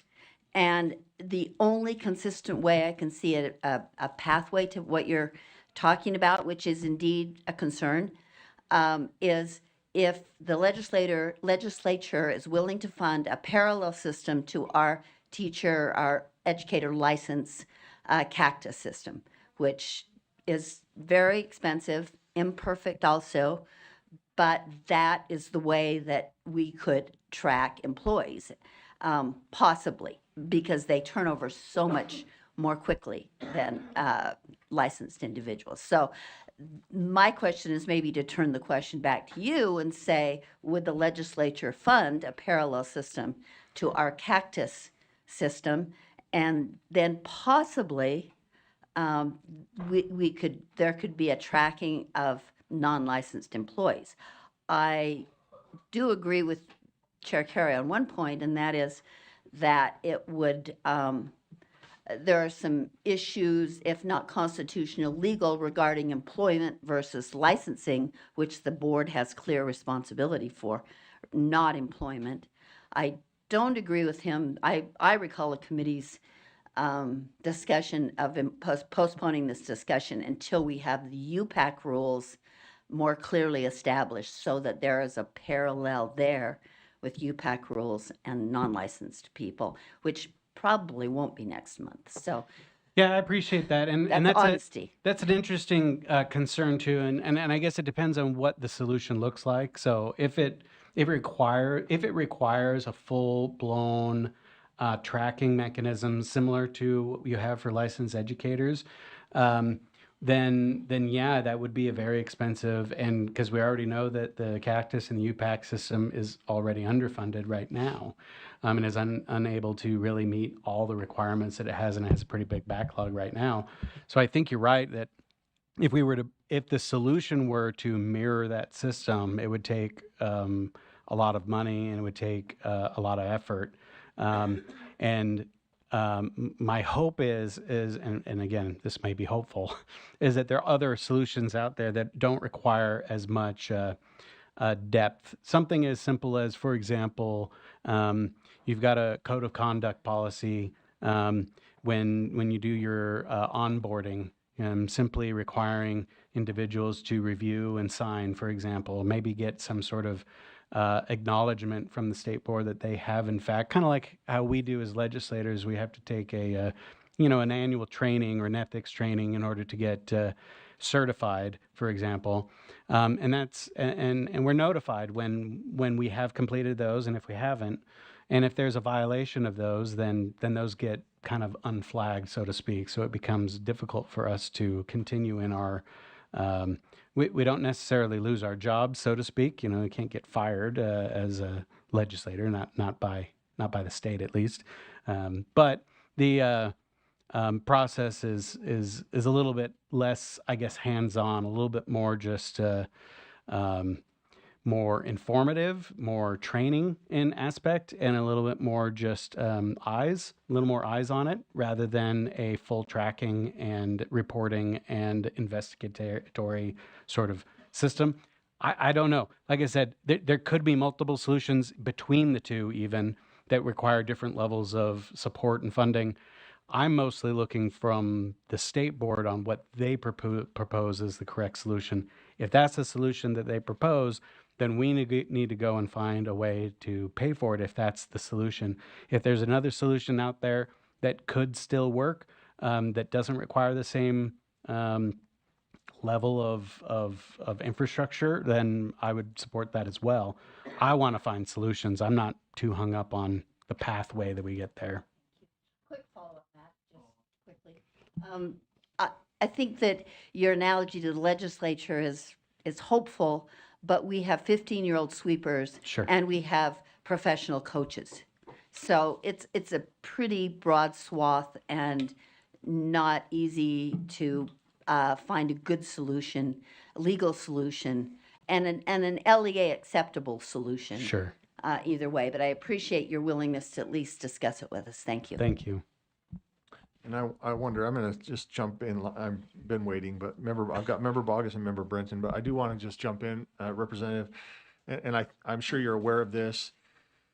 Each employee, whether licensed or non-licensed, has to go through a criminal background check. Even a volunteer who has access to, let's say they're going to be alone with a group of children, they have to go through, whether that's just a classroom volunteer or somebody, if they're going to be left alone, they have to go through that.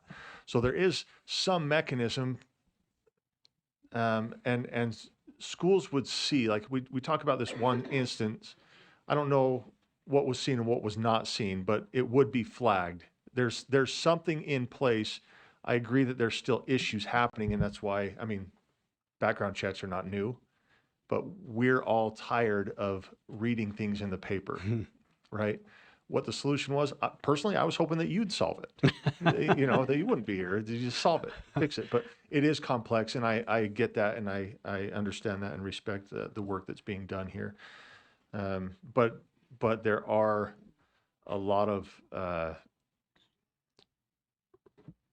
rights that we can't infringe on, and so it's. We hope there's a solution. I don't know if this is. I hope this is a productive conversation for you. Yeah, it is already, and I will say, I completely understand. I ran employment services for many, many years with tens of thousands of employees across the whole country. I know what you mean when it comes to this is a difficult process and varying levels of employees. And I would say that you're also a government employee, and there are different requirements and rules that apply to government, for example, speech and government freedoms when it comes to employment in the workplace versus your average employee. So you have more, in fact, policy concerns that affect the state of Utah are totally within your purview, and I would recommend that you do tighten up on things. If you're seeing concerns in the newspaper about issues that you're worried that you may be infringing on individual rights by trying to control, problems that affect public education, I would suggest that we could all probably work together to find solutions there, because it's been long-standing, Supreme Court precedent, as well as in this state as well as others, that you don't just get the same free reign as an employee of the government as you do, for example, in your own personal time. And so there are ways that you can set just basic standards, and that's where the code of conduct, I think, is a great place to start. It is a base level requirement, and I think that you can require, in fact, you shall require to all employees across the board. The question is what does that look like practically? And I understand it gets complicated when you get into the weeds, and trying to find a one-size-fits-all solution is never going to work.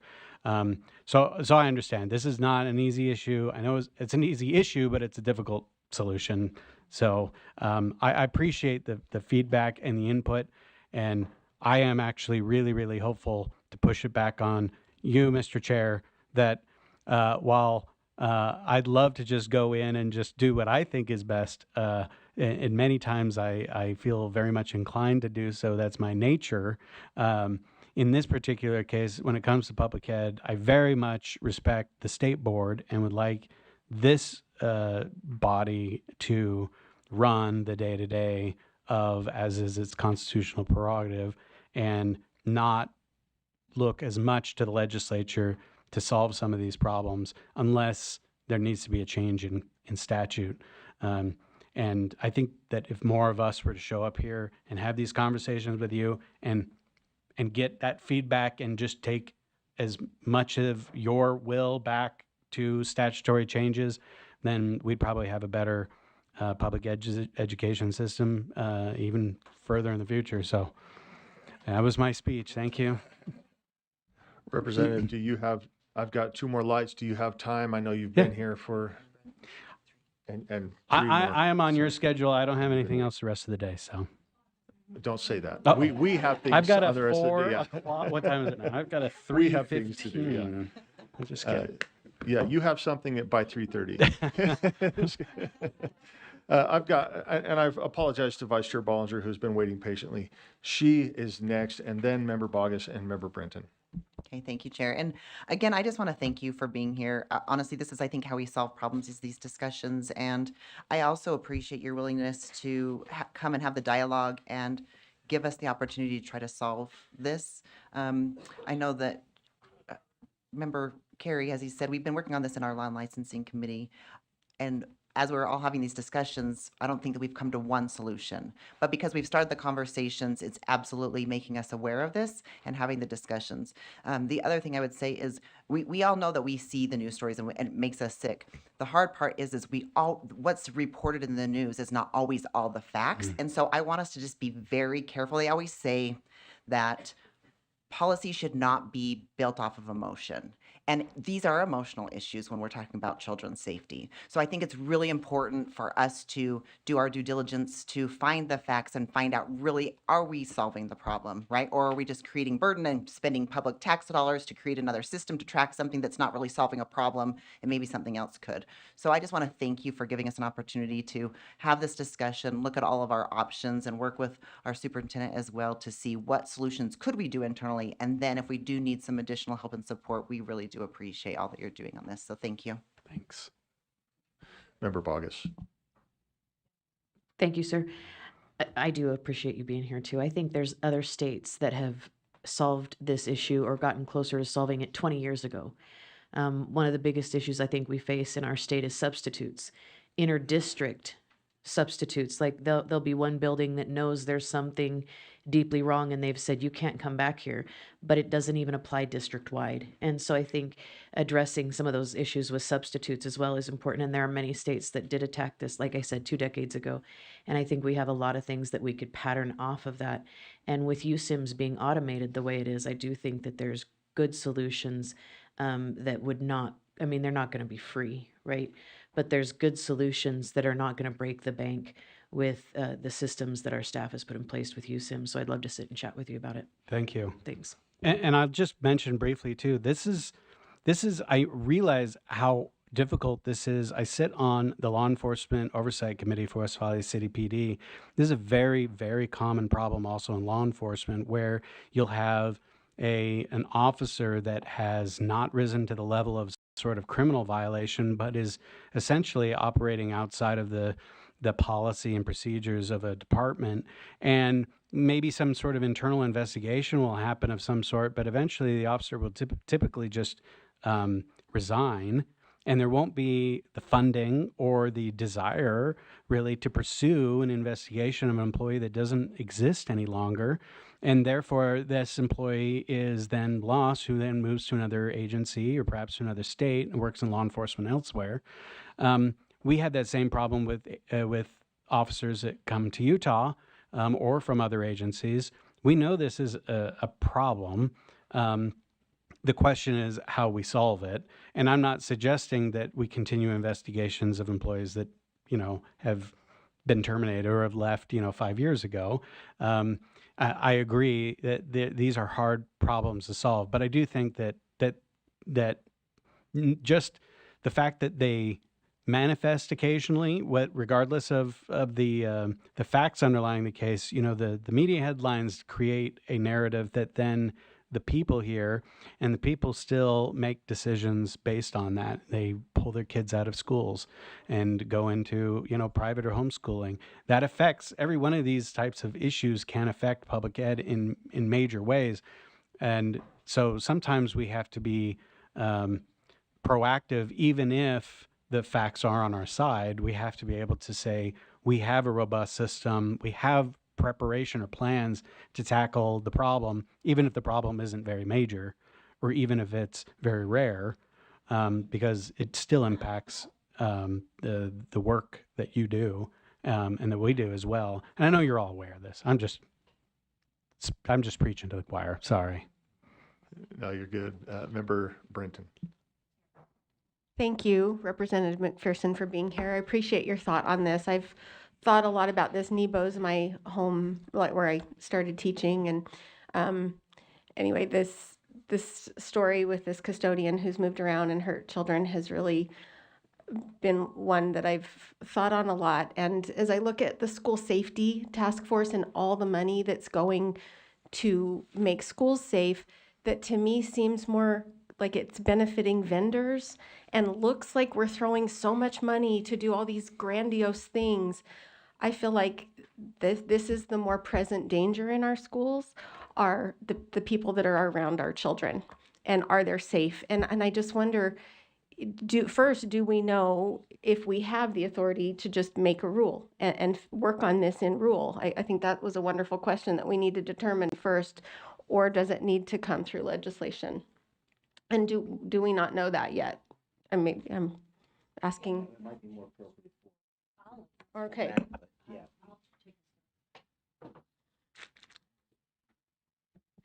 That's an interesting question, and we've gone back and forth with legislature. There are times when legislature says, please don't go beyond what we said.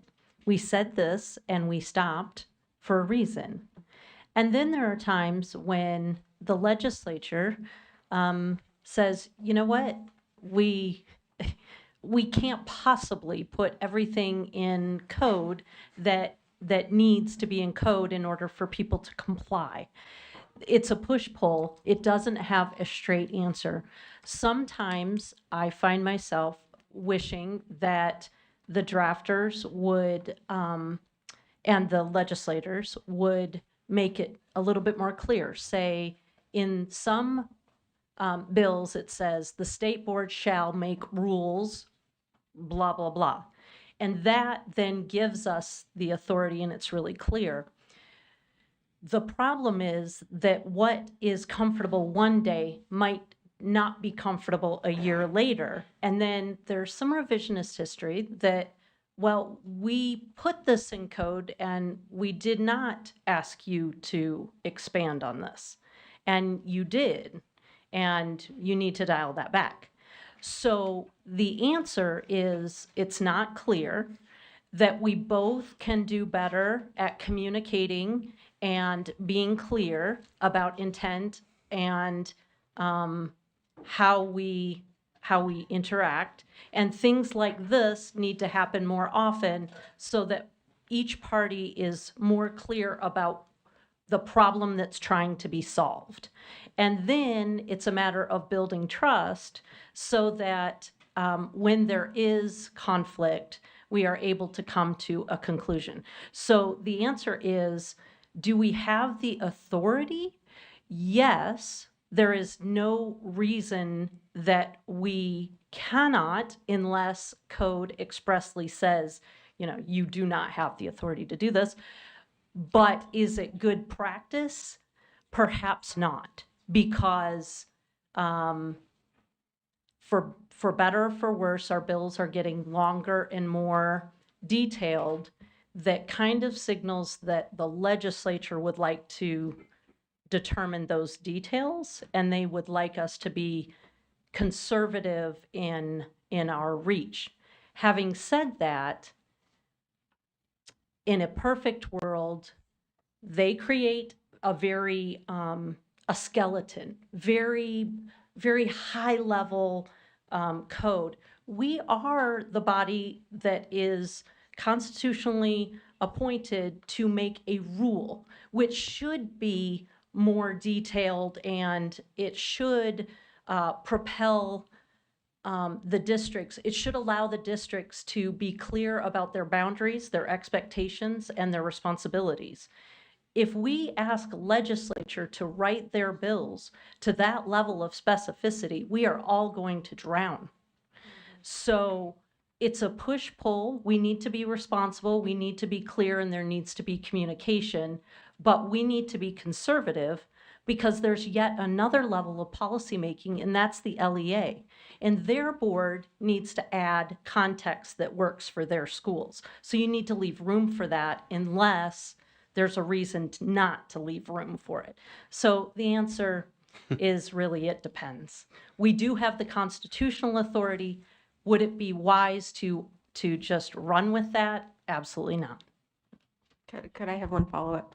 I was just thinking, in the private sector, it is so much easier to fire someone if they have any kind of allegations or abuse a child. And it seems like in the school safety, in keeping our children and our students safe, there should be a mechanism in our rule that makes it easier to let somebody go rather than just passing them from school to school. And I hope we can work on that. Especially in this age of technology where people can do searches, that there's some way without having to create this whole new system where if somebody's fired for hurting a child, that's on their record and it can be searched somewhere. And that would just, thank you. Thanks. I've got one more question or comment from Member Carey, if that's okay, Representative. Please. Thank you. And in a great political speech, I'm going to say I disagreed with what Superintendent Hart said, but I think she's right. So, I disagree, but I think you're right. And what I mean by that is, yes, we have a general power through the Constitution to do this, but specifically for R277322, the legislature has already required us through 63G 7301, and I'm quoting the rule, requires the board to create a model policy that regulates behavior of a school employee toward a student. So the legislature has already told us, you have the authority from us to do this in addition to your general constitutional broad power. And so I just wanted to make sure that that was clear, and how that looks is something that will work out over time. But to be clear, the legislature has already told this board, do this. And then further on in that statute, the legislature says that every school, every LEA must adopt a model policy that is the equivalent to the board's policy or stricter. So I just wanted to make sure that that ambiguity was taken up. Thank you, Chair. Thank you, Representative. Thank you. Anything else, Representative? Just, I guess, closing thoughts on that last bill there, then what I'm planning on doing, unless anyone has any objection here, is I will keep the bill open at least until your guys' February meeting. Hopefully, if there's some updates on what you've accomplished, if there's any need for any changes in the law, then I'll have a bill ready and we can plug it in and we'll still have time to pass something. But otherwise, I'll just let my drafter know we're just going to placeholder it for now. And I'll wait to hear from this body on that.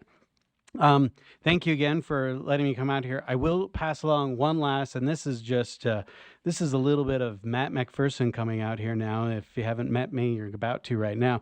I'm going to pass along just one last little bit for the board. And this is a little bit of frustration. It only comes as a general rule. The board came to us with a list of priorities, funding priorities. For 2026, and it's similar to the conversation I had with several of you last year, which was it was very unhelpful because it was just not realistic. There wasn't enough. There's nothing there that would allow us to work with your priorities to fund in a way that would make any sense. The hope that I would have, and I'm speaking as myself as a legislator, and not representing the Appropriations Committee itself, but my hope is that, again, we could ask the board to come back with a list. We've been asked on every sub-appropriation committee has been asked to look at a 5% reduction across the board and what that funding looks like. The question becomes when the state board gives us a priority funding list, which includes a 10% increase of the WPU and tens of millions in another additional spending, it's just not helpful for us to meet our appropriation requirements for this year. And I would prefer that we work with the state board in identifying what is most important and what is realistic within the constraints that we have as well. Because otherwise, our realistic route is to just put your your funding priorities aside and come up with our own. And that's just, I don't think that's the best way for us to work together. So this is just me reaching out personally and hoping that the board would consider sending an addendum, perhaps, to their funding priority list with a rather than what I might call a wish list, which is what I felt like it came through as, but with more of a very practical and difficult sort of conversation of, if this is what we're going to be looking at, these are our priorities. And under that would be really helpful, and we could actually try really hard to meet those requirements as best we could. So it's just me. Again, don't take this as the legislature or even as the committee, just my own 2 bits. But I do appreciate what you guys do. And I honestly believe that you guys are here for 9 hours in this meeting or longer. It's crazy. Sorry to take up one of those. Yeah, we're attributing one of those hours to That's you. right. So That's right. I do have, Jenny, is this for Representative McPherson before he leaves? Okay, go ahead. Yeah, I guess, and maybe I've had the same frustration over the years, is that we're asked to put something together in August, right? We start developing it literally in June. I know. We vote on it because we have to have something ready to go. So we don't even really know. We have somewhat of a speculation. We've got great staff that kind of are saying this doesn't look good, or we're not sure, but but it's the process itself lends itself to, where do you want to go, instead of here's the framework to work in. So I do appreciate you saying that. It would hopefully we've done that in the past where we've had more realistic conversations. Last year we did it towards the end of the legislative session and just say what is the reality here, and then the prioritization. But that initial response is always more Christmassy, right? Because we're like, what are we working within, right? And if we Our said fiscal years don't match up very well, right? I know. And we start, once again, almost as soon as it's over, we've got to start framing it. So anyways, I'm just sharing. I'll just say that when you did come back last year with that new list that we worked from, that was not only very helpful, but we honestly worked very, very hard to meet your priorities as best we could. Maybe it didn't feel like it at the end of the day, but I promise you that's where our efforts were on trying to solve your priorities first. And that's where I would like to see us again this year is to have the state board really drive the funding discussion.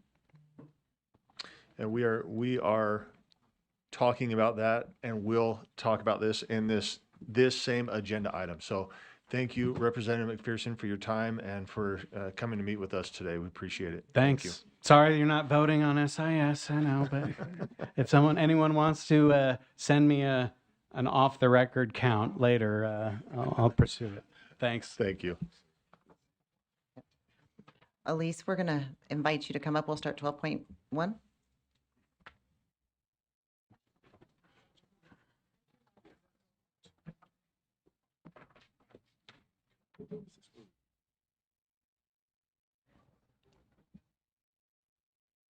And let me just double check. Member Davis, Member Earl, you guys are just in the queue? Okay.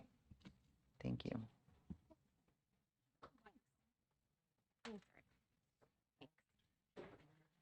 Okay. All right. Thanks so much. Elise Nui, Deputy Superintendent of Policy. This is the rest of the policy team. And actually, if I could take just a moment, I would love to introduce you to our fellow for the year. If you want to come up, Eden. Eden has joined us as of yesterday for the legislative session, and she is fabulous. She graduated from BYU in political science.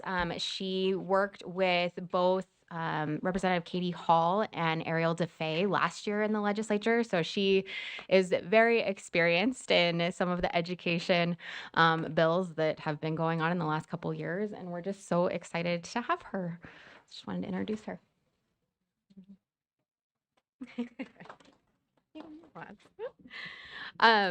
In your backup, there have been right now, as of like 2 seconds ago, we have 81 bills that we're tracking so far this session. We're not going to go over all of them today. We picked 7 that we thought were helpful for you to see and kind of start mulling over before the session begins. You will see the text of those bills in your backup as well as our fiscal impact statement. So just as a reminder that there is a fiscal note attached to the bill on the Utah Legislature website, but that fiscal note is informed by what we as an agency determine are the possible costs. And that determination is called a fiscal impact statement. So this is the statement before the fiscal note. And the fiscal notes have not been published yet. So we wanted you to see our thoughts as staff on what things might cost so that you can kind of get an idea as we're moving forward. So we're going to start moving through. Let's begin with school fee amendments. This is from Representative Ward. So the only change that's being made to this one, this is being made to the school fees code. It is removing science as a non-fee course. So what this would do is allow LEAs to charge fees and then also allow for fee waivers for science courses. A couple things to note. I don't know the why behind this. I have not spoken with Representative Ward, but I have heard rumblings in the legislature that science classes can sometimes be expensive for LEAs, and they have provided feedback that that would be something where they would love to charge fees for. As a reminder, just as context though, AP classes, IB classes, and are fee courses regardless of the content area. So if it's AP or IB, they can still charge fees. And then CTE is another one where there is a lot of costly courses. However, there is separate funding for CTE. So if you have questions about like what kinds, this might be something to take back to your LEAs and say, what kinds of courses are really cost prohibitive? What kinds of things should we target? That kind of thing. That might be a good question to ask your LEAs is the science classes and how this would impact them. That's a good question. That's included. Yeah. So that's with the APIB list. Yeah.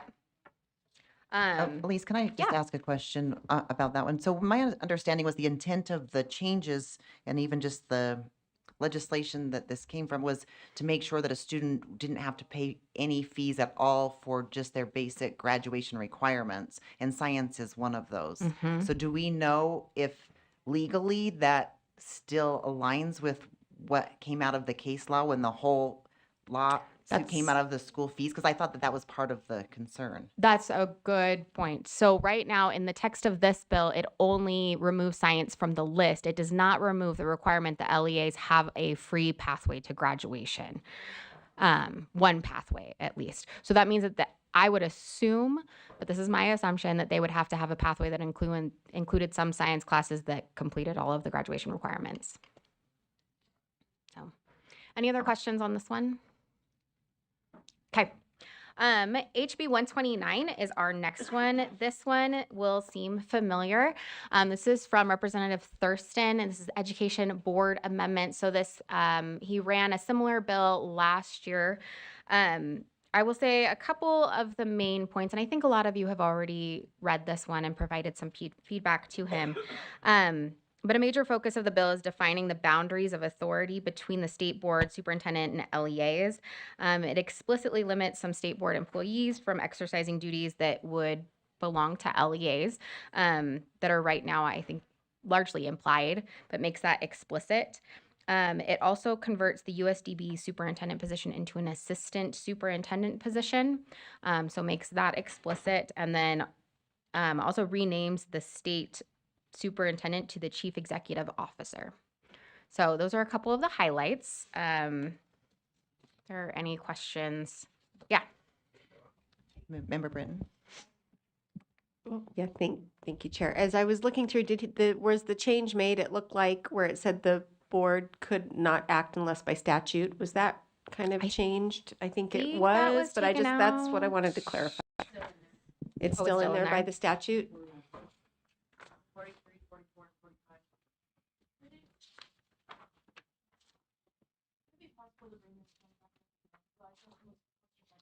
Yeah, it says I with was just- laws the legislature makes. And if I can add, just little to different. preface, there's a lot of bills right now, and No, you're good.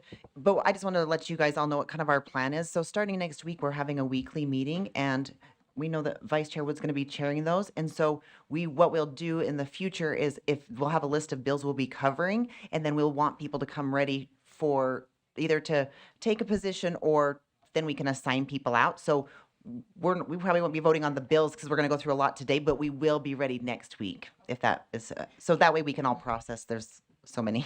Yeah, and we will send out, I apologize we didn't do it this time. Most of these bills have dropped in the last week, so we're frantic. But we will send out an email on Mondays with the list of bills that we're going to tackle on Thursday so that you have some time to kind of read through it and digest. So, yeah. Right. Yeah, we have Member Bogus, and then Member Bogus, did you have a?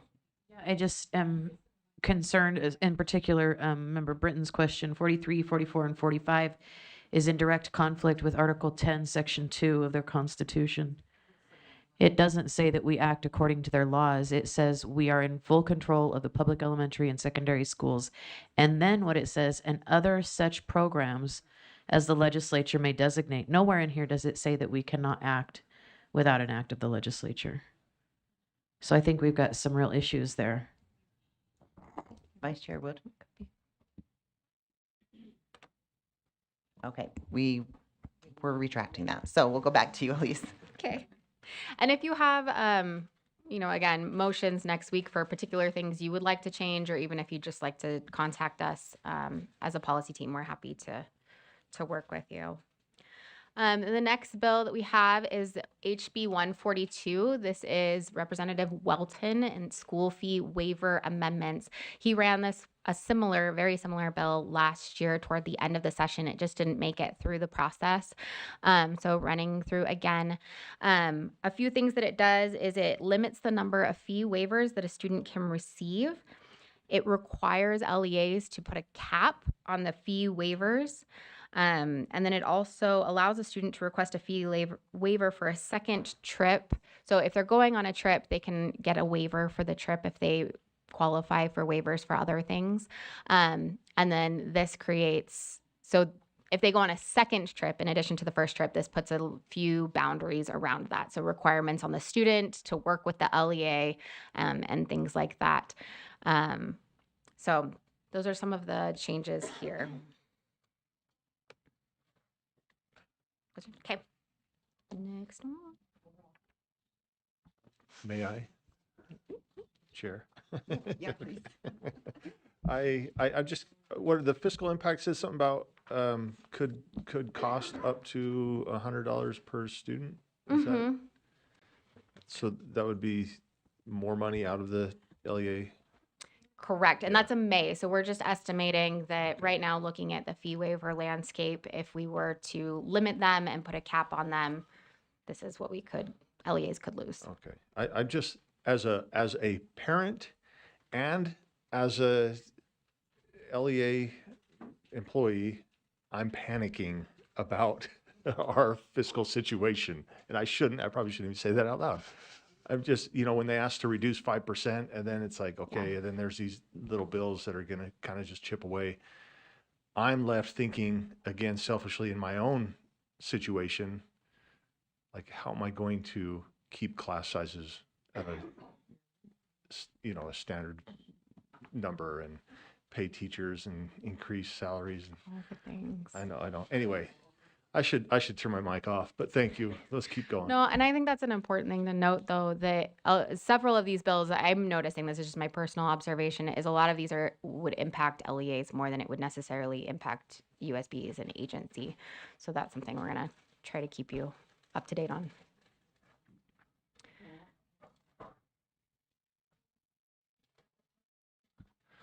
Okay, member Lear, go ahead. Just had a short comment to that, and I look at this and I'm immediately thinking the labor-intensive nature of this for LEAs, keeping track of who's had two trips, and if they haven't, and if their second trip is not technically waivable, then meeting with an administrator and very tedious requirements, keeping a record of that, and then the subjectivity of deciding, yeah, you can do it and you can't do it. And I think that LEAs are, you just said it when when you said, I think these are going to trouble LEAs more than they even trouble us. I see. I think I was misunderstood. I misunderstood. I think that I'm hearing the opposite. This is helping this school. The kid would have to pay for it. The kid has to pay for it. It's adding a whole bunch of administrative requirements. So, which would you rather have, $100 from a kid or? Well, let me do keeping this, because this is great, and let me do this. Let's keep going, and then when we get into our legislative, I think I'll do a little more research and find out. And then when we get into our legislative meetings, I think that'd be an appropriate time for me to Yeah, we can work on a discuss the bill further. motion. Yeah, thank you. Thank you. All right. Let's continue on then.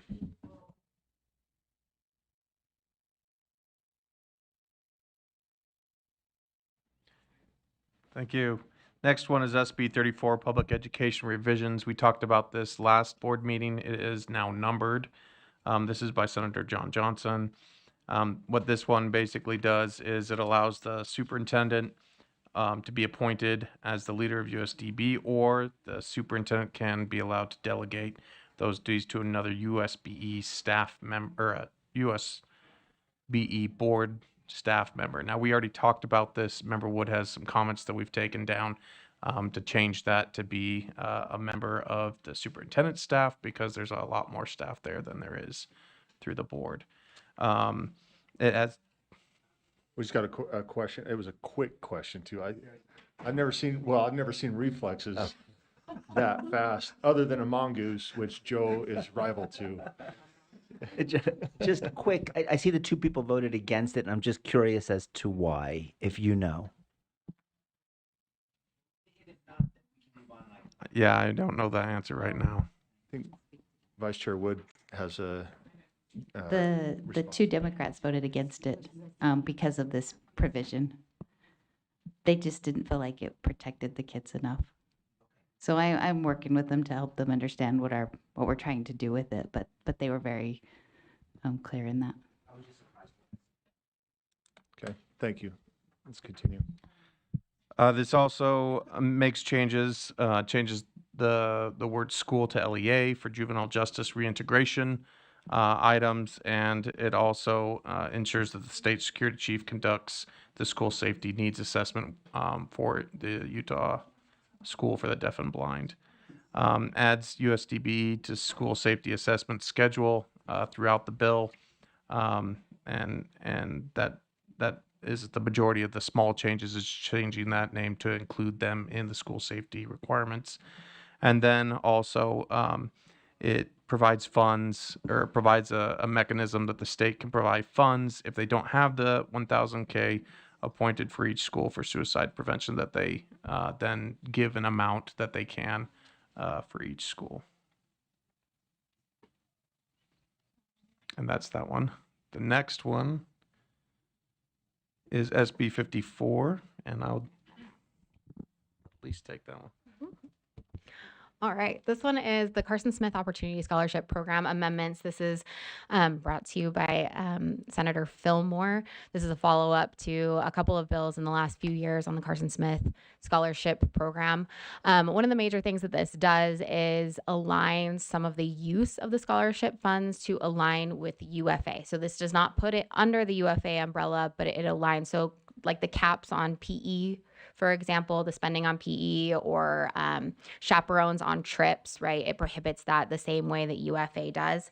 I will say it also removes the scholarship eligibility. There was a part of this code that said that if a student received this scholarship and there was extra money in these funds at the end, they've, given out all of the money to those who are eligible for the scholarship, they could then start taking siblings of the scholarship recipients. We have never used that because there's never been extra funds. We always have waiting lists for students who are eligible. So this removes that ability on our end to do that. But again, we've never used it. So just letting you know that context. And then it also establishes a award amount that is based on the WPU and grade level rather than family income tier. So in the past, it was more about how much your family made, and now it is more about what your cohort in the LEAs are receiving, if that makes sense. This is the Carson Smith.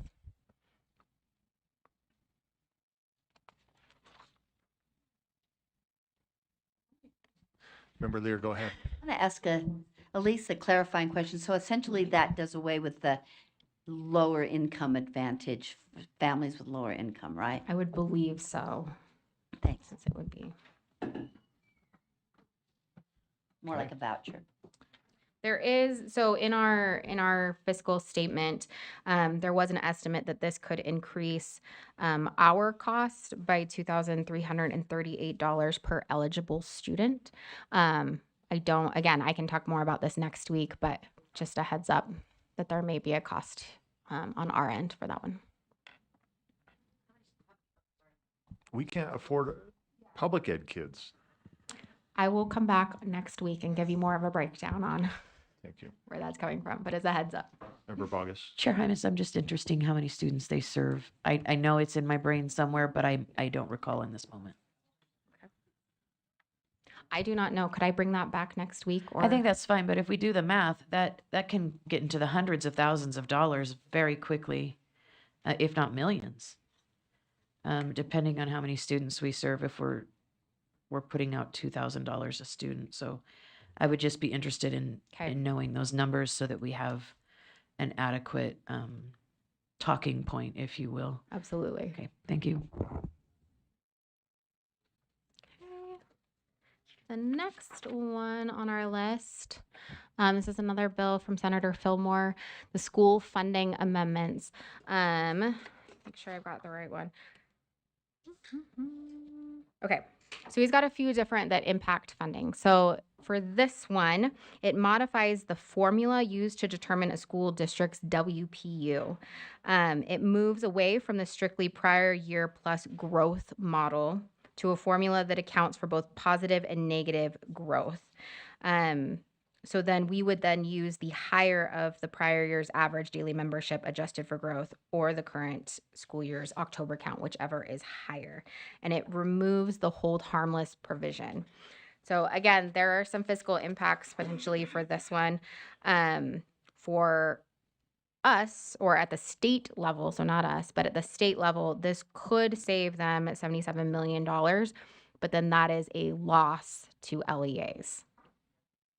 And we have a list, our fiscal team has kind of run an analysis on how that would impact each individual LEA and I believe it was Daggett that would get hit the hardest based on what we know right now, but.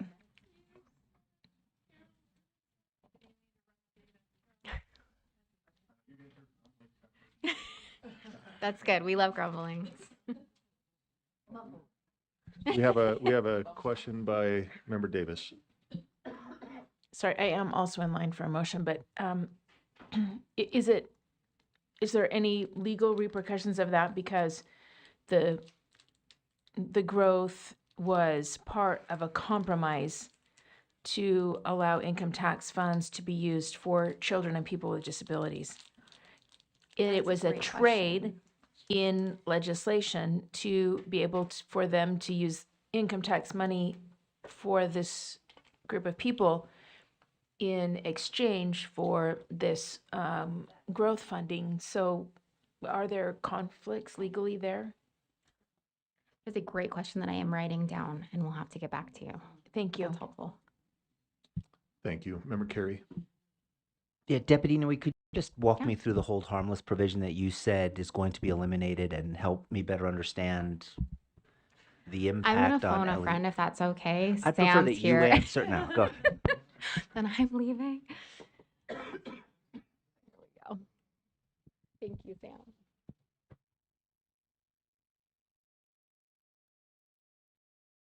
Sam, welcome to the table. Appreciate that.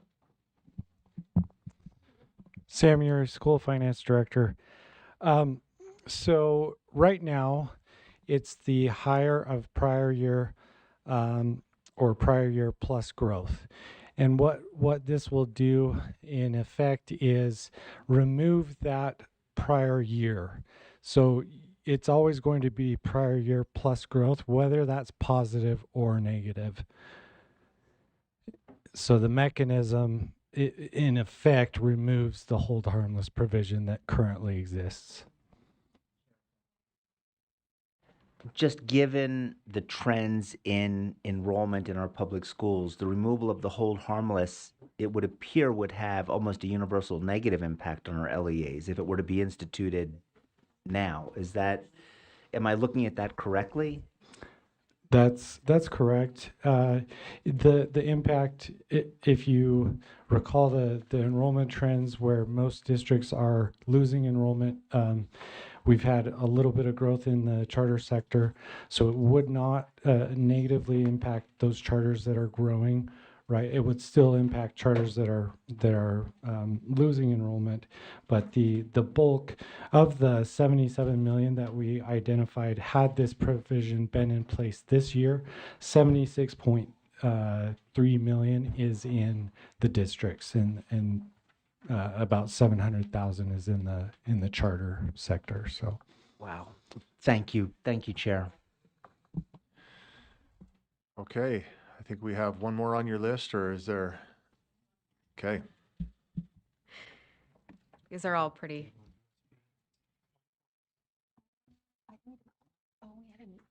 Okay, we'll see if there's time. The last one we have, I believe, is SB 65. This is another of Senator Fillmore's funding related bills. So this one deals with the minimum basic tax rate amendments. If you recall, last year there was SB 37 that was passed that changed the income tax minimum basic tax rate, and it all went to the main fund, and then that was vetoed by the governor at the end of the session. So this kind of readdresses that same issue. In this case, the changes that have been made is that it would go each month, LEAs would take their income or their tax revenue and send it to the state on a monthly basis. The state would then put it in a special fund that is outside of the general fund. It's a designated school fund. And then they would have a set amount that they would send back to LEAs on a regular basis. So this would be a positive, I think you could say, for LEAs in that it would provide notice on how much money they're going to receive. It would be much more regular than just relying on the local taxes. I will note, however, in the bill, there is a line, if you're looking at it, let me find it. Oh, crud. Anyways, there is a clause that says that once it is in that state fund, it can also be used for anything that is allowable in the general fund. So there is a question as to whether that is protected or if that would allow essentially exactly what SB 37 would have done. Again, I've only dug into this in the last 24 hours, but that would be a question that I would have for the sponsor.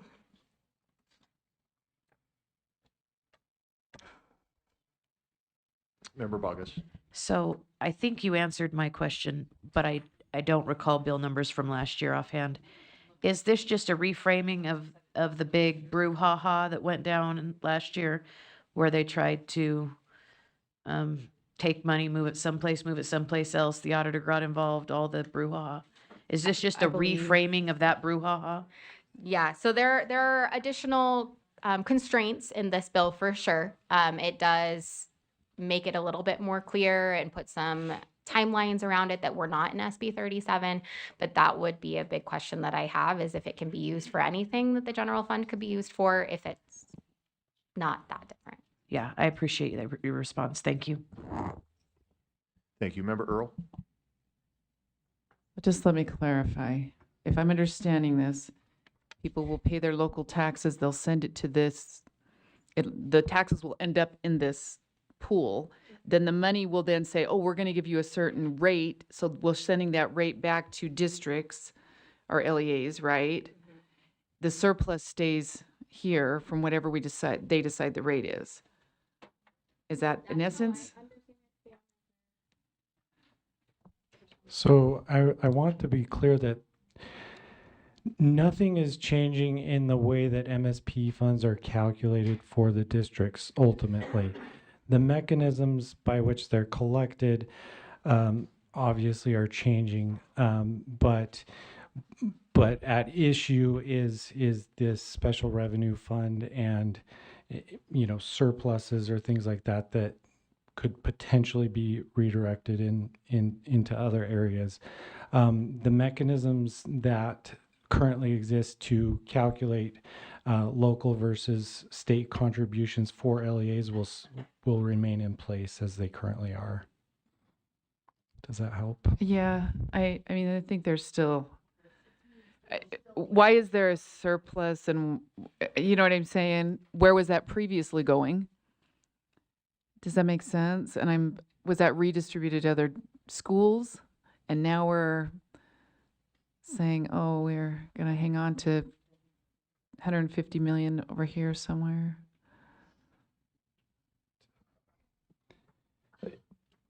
I guess what I'd say is it really just depends on if there were any savings, it would have been just reducing the state cost, and so reducing the amount of funds needed to provide the minimum school program. Oh, so you're saying if they adjusted the minimum school program and yet we've collected funds down the road, then it would impact the amount of money that could be collected in there with less going back to the LEA? Yeah, I guess that's the question. Where was the surplus going before? It really,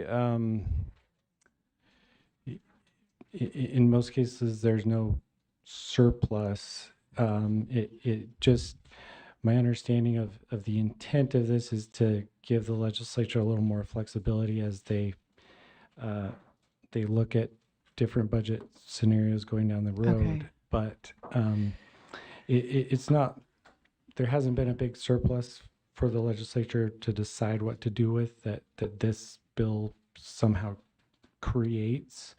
It just And that would just be dependent on the rate. From what I'm understanding, yeah, right now and how it has been, we haven't seen that, right? But if the rate fluctuates, then it could be a mechanism for collection of additional funds. It could be if we have, let's take Park City, for example, where they send money back to us. I believe it was about $29 million that we invoiced last year. Right, that's the basic rate that they collected for their county that was over and above what was needed to fund their minimum school program. So that was sent back, and then that's reduced from the amount of money that the state is required to supplement with what was collected. And so that's what we're talking about here. Okay. It's usually, this has been projected out. It's not like we have a big surplus sitting somewhere. Yeah. If that's helpful. Okay. So it's kind of currently it's just an extra piece, right? We're putting it all here, then we're going to send it back to you. So, okay. All right. Thank you. All right, I've got member or Vice Chair Bollinger and then member Lear. Yeah, thank you, Chair. Sam, one question I have, kind of following up with Jenny's question is, so my understanding last year, some of the LEAs were also concerned that, like, when they first collect the money, if they haven't moved it around, whatever, they're the ones that got to keep the interest. In this case, it would be the state that keeps the interest. And now, because even though we're putting into a bucket that's called its education, we can still spend it on anything in general. So it's just another way of making the same thing happen. Is that correct? Okay. Member Lear. Seems like, Sorry, for the public, we got some head nods in the affirmative. That is correct. Yeah, thank you. it seems like one of the differences is that the state sets a rate for that money as opposed to distributing it all. Is that not right? Because the rate is what allows the state to then have extra money to flow over into the general fund.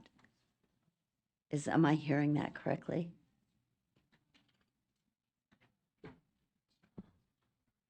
So I think, Member Leary, you're on the right track.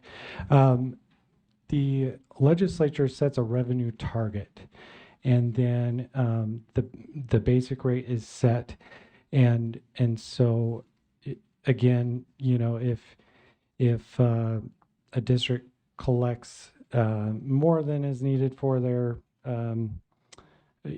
minimum school program, then they send that back. If they collect under the you know, the state supplements what they need. So the basic levy that all districts are required to levy is the only rate that they don't vote or they don't set. The state sets that rate. And so it has been, and I think one of the things that this bill addresses is that's changed from last year is providing that notice that the state is setting this rate and the school district doesn't really have control over what that basic rate is. And I'll have to think more. I have to But make sense of that more. So that's okay. I think the more you talk, the more confused I get. Not that, no And- reflection on you. It's about me, not you. It takes. Okay, but I'm wondering something different also. I remember the auditor, one of the reasons for the governor's veto of 337 or 237, I forget what the number. 337, yeah, was also the auditor's concern, state auditor's concern about the property tax money going where it was supposed to go. And I kind of don't see that this bill addresses the auditor's concern. Have you given any thought to that? So I do believe in the bill, the attempt to address that is the added language in the property tax notices. I don't recall the line, but You think there's a property tax notice in this new bill that addresses the,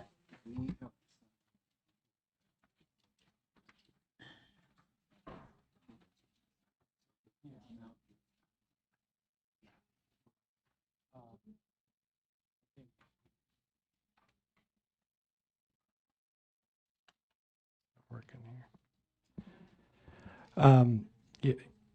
And Deputy Jones, just you know, are we wondering about the interest at all right now, or you're just I'm more not so addressing concerned about the interest. the Maybe reasons let's, for veto in order to move, let us move on. And I just wondered if somebody would contact the auditor's office between now and our next legislative meeting and see if she is satisfied, if this bill satisfies her concern from 337.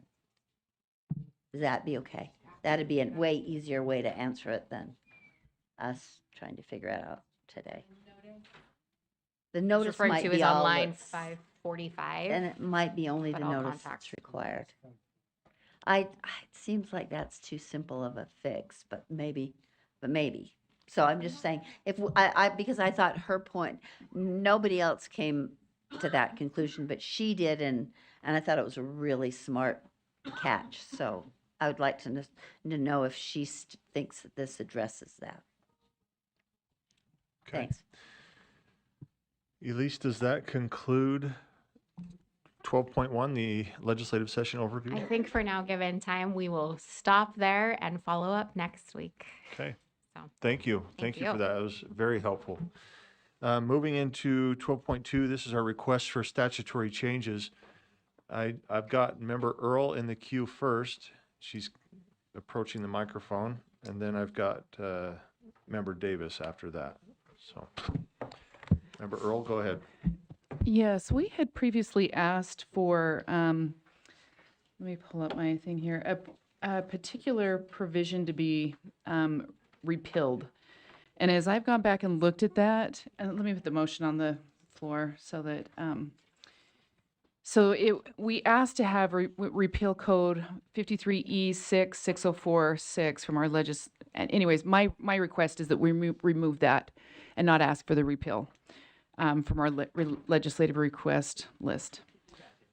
So we have a a motion to remove that from our request to change the statute. It's been seconded. Go ahead and Yeah, this speak is, to that. and I went back and as I was kind of looking through our requests, and then I went back and listened to our meeting again, and the argument there seemed to be, and this is the provision that said that an LEA, if a parent makes has a complaint filed, that the LEA will send the complaint to us for 30 days or whatever, and anyways, go through that process there.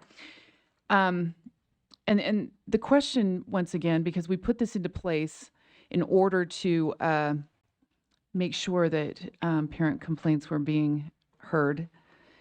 And then we requested that this be put into law. It's barely been in law. It's not even been 2 years. So we're still looking at that effective piece. I'd like it to stay there a little longer. If the idea is we're creating flexibility in our rule, which is what I think there was some argument around that, I think then we ask for those requests from the legislature. I'd rather it be where it's pretty firm and not, what I'm not sure what people are wanting to change in that. So, anyways, I would request that we remove that from our list. So, Let me ask before I go into these other lights here. Cindy, are you just in the queue? Yes. If you are, will you turn your light off? I have written your name down. I will get to you. So I've got member Bogus, and then member Carey, then member Lear. Are we saying we've got let's make sure this motion is correct on the board.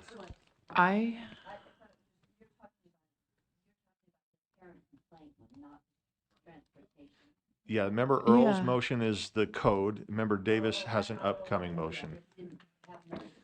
Way to spoil it. No, because that's our request. That was the motion, was to ask for that to be repealed. No, there's not. That was our motion, so. But if you go to our document, you could see more detail. All right, we're having a half conversation in the public, and yeah, so, okay. So the motion then, let me just restate the motion. The motion is that the board remove from our list the request that we had previously made to repeal Utah Code 53E-6-604, paren 6 from the board's legislative request list. Again, I've got member Bogus, member Carey, and then member Lear. So member Bogus. Thank you. So I would just speak against this motion. I think it's really important that we get this out of code so that we can modify our rule. And if we want to keep it in rule, then we have all the data we need. But we need to be able to modify our rule, or we need to request that they modify this code line so that our UPAC team can get busy doing their job. Because this whole thing is creating lots of chaos. And if we want to keep it in rule, great. But we need to be able to be flexible with it, and this is not going to allow us to do what we need to do on our end, and we'll be waiting an entire year to do that if we don't do it now, and it's just going to create more chaos. So I would speak against the motion. I think this needs to come out. Even if it stays in rule, I think it needs to come out of code so that we can do our job inside these walls. Thank you. Member Carey. Thank you, Chair. Yeah, I support the motion because when this initially passed, one of the concerns that we were hearing repeatedly as a board was individuals were making complaints outside of the LEA process, and if the LEA wasn't making the complaint, nothing was happening. And, as part of the UPAC meetings we've been having, we've learned that if a teacher or parent makes a complaint, there's a 90% chance that that goes nowhere. This system at least allows us to look at the complaints the LEA is receiving. And that's really all this law and rule requires, is that when an LEA receives a parent complaint, UPAC gets a copy. That's what this piece of statute requires. That's what our rule requires. That's it. And then UPAC will take a look at it and say, we agree with the decision the LEA made, or don't we? Now, I have heard from several stakeholders that there are, and it was even mentioned in the October board meeting where this body said, let's get rid of this. I hear repeatedly that there are thousands of complaints coming in, and the LEAs are inundated with these complaints that parents are making. Don't go anywhere, but they're required to send them to UPAC. Well, when you hear that, I'm thinking, well, that's a lot to deal with. And if the LEA is getting it mostly right, that's a huge administrative burden to place on any school. So I asked Ben to pull the numbers for how many complaints are parents filing that LEAs receive that UPAC gets a copy of. Because anecdotally, I've heard it's thousands of cases. And I've asked Elise to have this slide ready. And this slide is what Director Rasmussen prepared that will show for 2024 and 2025. It will show how to log into our boardroom system. Right. So what it will show is that we're not dealing with thousands of cases. We're not even dealing with hundreds of cases. And I'm trying to build this up and time it just right so it comes up, and they're making it extremely difficult. So I will just pause and wait, but it shows that there's not this inundation. And what we'll see for 2024, if we look at the orange bar graph, and just close your eyes and imagine, here we go. So in 2024, what we're seeing is it's the orange one is measuring how many parent complaints were made to the LEA that were referred to UPAC in 2024. It's not 1,000, it's not 100, it's not 50, it's 34. Now 2024 is the start date because that's when the law and the rule went into effect. In 2025, the number of complaints received by the LEAs that were referred to UPAC came in at, that's the entire year, yes, was 99. The total for the 2 years that this rule has been in effect, that this law has been in effect, is 133 of these. We call it unsubstantiated because it was filed with the LEA. The LEA found no basis, but we still received a copy because that's what the law requires. The blue line is measuring internal audit complaints during that same time period. One of the reasons we are seeing an uptick in the number of complaints to our internal audit hotline is that parents are realizing when I file a complaint through the LEA or school website, it goes nowhere. And so they are now reaching out and filing it through USBE. So I just wanted to share that number because I wanted to put some context on the floor that I get it. I don't want to keep adding to an administrative burden. But let's be clear, it is not, I think, what Superintendent, if I may, Chair, we have 40 or 41 districts in the state. 41. Okay, well, let's use 41. That doesn't include the charters. Right. Okay. But if we're just looking at the districts, that works out to what, 3, 4 per district? That is not a tidal wave of administrative burden or imposition that we're making. And the upside is we are seeing across the board in UPAC an uptick in the number of investigations that are being opened. And it corresponds with the data that we're looking at here. So that's why I support this motion. I think that the good that we are deriving from it in having more individuals heard and letting them have a day in UPAC far outweighs the administrative burden that the average district has 3 more complaints to process. And that's why I support the motion. Thank you, Chair. Okay, I've got Member Lear, Vice Chair Bollinger, and then Member Bogus. Member Lear. I don't support the motion. This is interesting data. I'd be interested to probe a little deeper into it because the main complaint I hear from my colleagues who are the attorneys, and many of them are the HR directors in school districts and charter schools. We can't just keep saying districts. This information is supposed to be coming from 130 charter schools as well. And my information is that many LEAs, not just districts, many LEAs are doing what is reasonable for them. They're doing what's practical for them. They hear complaints, they probably hear, and I know I'm speaking anecdotally now, 20 complaints a day. My kid doesn't like this teacher. This coach is mean to my student. This coach is not making fair choices. Those should literally be reported. They are parent complaints. They don't have to be filed. They're just parent complaints. And we keep using the word file. That's not part of the statute as I'm recalling it. I'm not looking at it. But they're parent complaints. And that is what I'm hearing from HR personnel and school district attorneys and even some of those who represent charter schools, that is an undoable and unproductive report.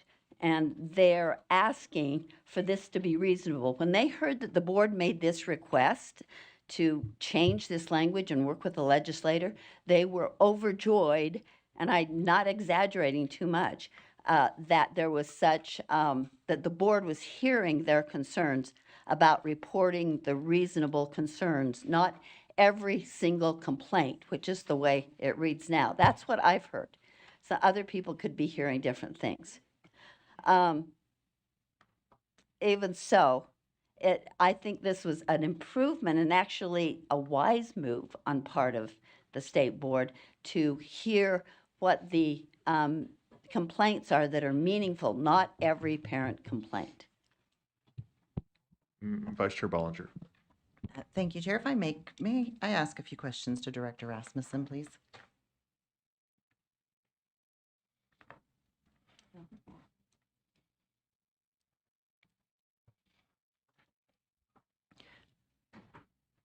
Director Rasmussen, one of the things that we've talked about quite a bit with UPAC, and we do know, is just the length of time it takes to go through all of the cases, given the limited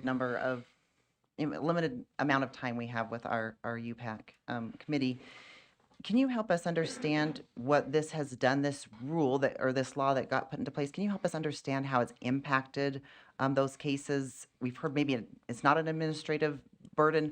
Has it slowed down our cases and our ability to process cases? Can you help us understand better what the impact has had on our process?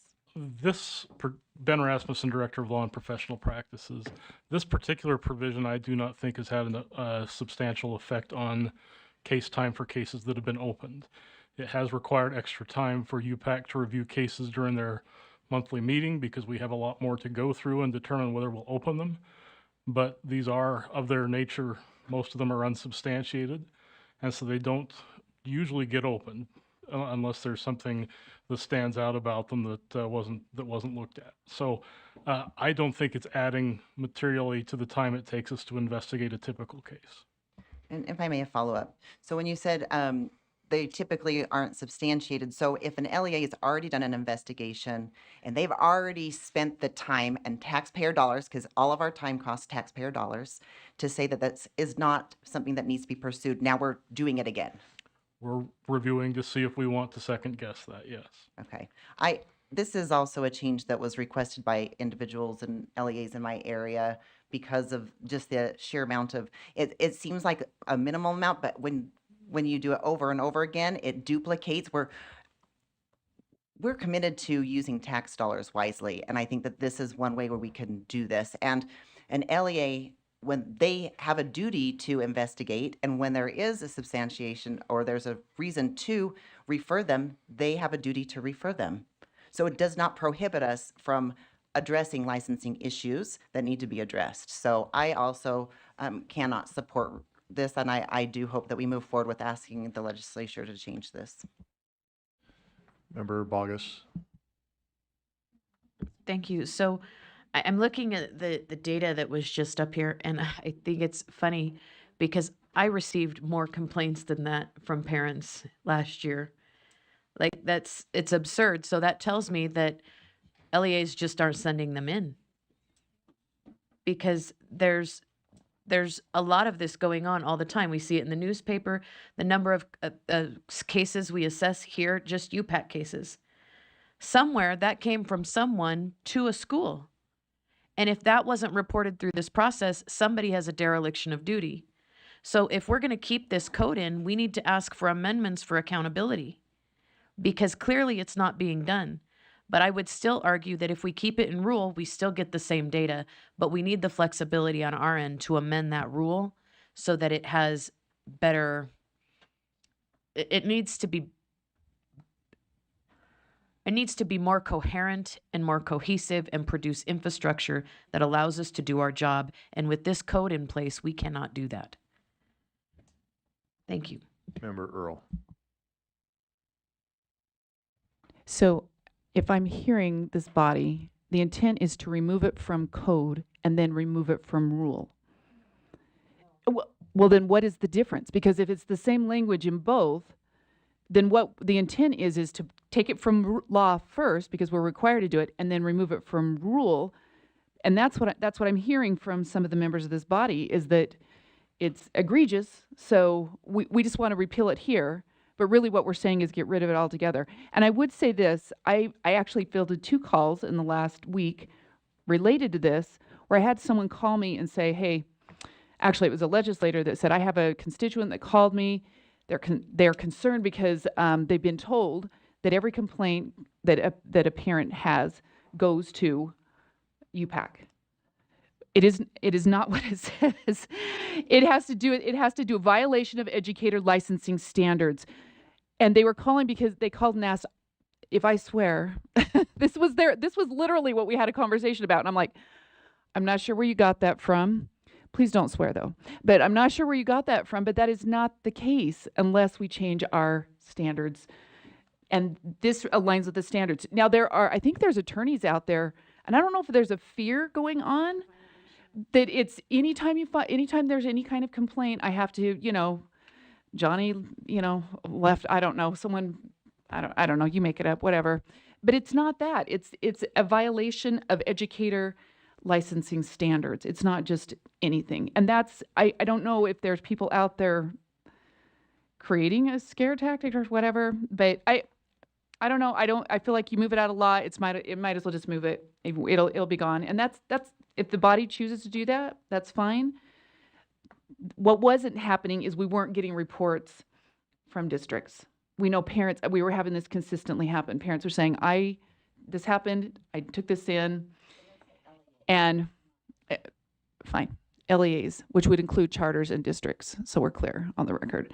So, but they would take that in and they were saying, we don't know even what happened to it. But we've had an increase of investigations with this happening too. So, I mean, the body can decide what they want to do, but it's clear to me that if we're removing this and we're arguing this is egregious, then it will be removed from our rule.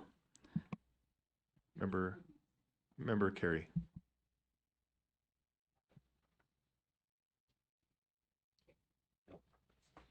You made me wait, so. What this appears to me is, it's at first it was, oh my goodness, this requires the reporting of everything. Someone was chewing gum in class, we've got to report it. It's clear that it's only a violation of educator standards. And when that's made clear, the next argument is, well, there's still thousands of these complaints coming in. Well, we demonstrated it's not thousands, it was 136 over 2 years. Well, that's still too much work for these LEAs. We can't second guess them. Well, if we don't want to second guess LEAs, let's go home early and cancel executive session, because guess what we do in executive session? We're asked to look at what the LEA did, we're asked to look at what UPAC did, and then we have to make a decision on whether they got it right or not. So if you're worried about the taxpayer money, let's save a whole bunch and let's all get home earlier today and not have to worry about second guessing. But I don't think second guessing is the right word. I think the right word is due process. And I think due process requires us to look at this process before we take an educator's license, before we suspend a license, before we tell someone we're going to mark your file with a flag on cactus. I think we are required to do our due diligence. We want to know why there's this steady stream of people leaving our public schools, and then we won't look at the way public schools treat public complaints. I happen to believe there's a correlation between the two. And if we take those complaints more seriously, maybe we won't be losing as many students. Maybe we won't have these rules or these laws being proposed that are saying we're going to take away the hold harmless. Those are direct results, I believe, because historically we have ignored those complaints that have come from teachers, educators, and parents that don't come through the official system. And we know that because if you don't go through the official process, 90% of the time it doesn't go anywhere. If it comes through the LEA, 80% chance that that's going to be heard or at least investigated. I don't think that's even statistically possible. So I look at this as a way to restore trust and confidence in our system. And okay, so you're saving the LEA. There's 3 more complaints that they don't have to file. But let's be candid about it. This isn't about thousands of cases. It's not about that they have to report everything. It's that we believe as a body, if this motion fails, that asking LEAs to report 3 more cases a year. No, 1.5 a year. It's over 3 years. It's over 2 years. It's too much of a burden. I don't believe that. And that's why I support the motion that's being made. Thank you. Thank you, Chair. Member Davis, I don't know if you're just in the queue or if you, okay. Oh, yeah, go ahead. I just have a question, actually. I just want some clarification, and I don't think I'm learning a lot of things by listening to everybody because of the things I hadn't even thought of, actually. But when I hear LEA, I hear that these are not complaints that go to a principal and the principal figures it out and works it out and gives a reprimand or whatever. I'm hearing that these are complaints that weren't resolved at the school and hit an LEA level, a charter system director or a cabinet in a district. That's what I'm hearing. Is that because I don't think the law is clear. It says LEA. It doesn't say school. So I think I'm understanding. To me, it seems like the numbers do make sense because hopefully most of these concerns are being taken care of by a charter director or a principal. And if they're not, they're being elevated to the charter system director or a cabinet level in a district. Is that Our rule allows correct? that flexibility.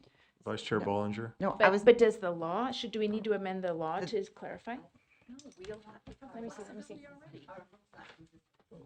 Let's, I know this is great, but are you asking a question, Cindy? Are you getting the answer? I was What do you want asking to a do here? question like, what is Who are you the, asking to? I who just, knows? oh, What is the code referring to? I was going to say, the Anybody? way that LEAs are at least out in District 9 are interpreting this is that anything that is standard should be reported. So even if there's a situation where they know that it wouldn't end up with a reprimand or a letter of education, they are still having to report it to UPAC, even at an LEA school level. So every principal that, let's say a complaint comes against a teacher that said something inappropriately to another teacher or whatever, maybe it's something as simple as swearing, that could be required to then be reported to UPAC, and then there could be no finding, is my understanding.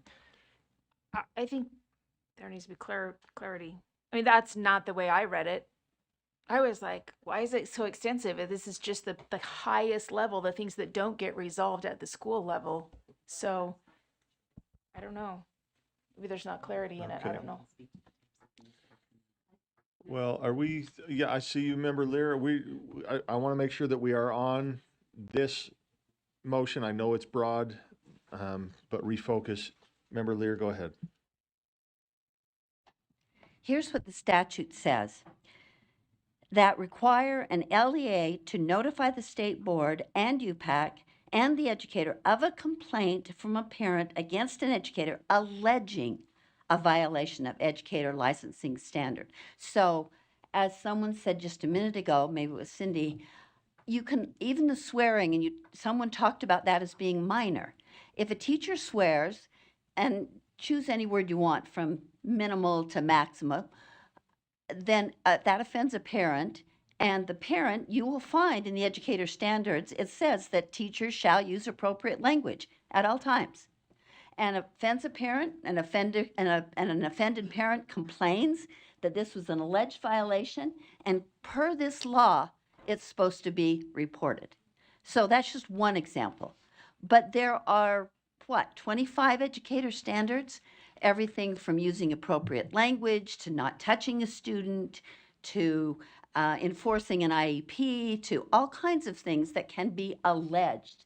We're kind of skimming over that word. It's an alleged violation. So I think it's important to look at what the statute requires. And my communications from LEAs is that some of them are interpreting it very literally, and they are reporting every alleged violation of educator standards. The other thing I wanted to respond to is this is not second guessing what our discussions are in executive sessions are not second guessing LEAs. It's a higher level of, it's supposed to be a higher level of discipline. Not only will you lose your job or be disciplined in your job, but this is so significant that your license could be disciplined, which is a much broader effect on your property right. So I think that it's not a second guessing LEAs at all, and I would never say that what we're doing in our executive sessions is doing that. We are deciding, should there be a broader level of concern expressed through discipline, because a person is licensed and then that person can take his work elsewhere. So I think that's a very important distinction to make. And I don't think anyone's ever used the word egregious. Some of these are very minor allegations, and yet they don't seem to be reported. And I think, to Cindy's point, it's partly a point of clarity that some LEAs are reading this to say what they really mean is what you explained, a complaint from a parent that comes up the hierarchy of individuals who then decide. There's some screening of those complaints. But some LEAs are reading it very literally. Any complaint of an alleged violation doesn't even have to be a real violation, just something that a parent says violated a teacher standard. So I think we need to make sure we're reading what these words say and what LEAs are choosing in some cases to interpret it as.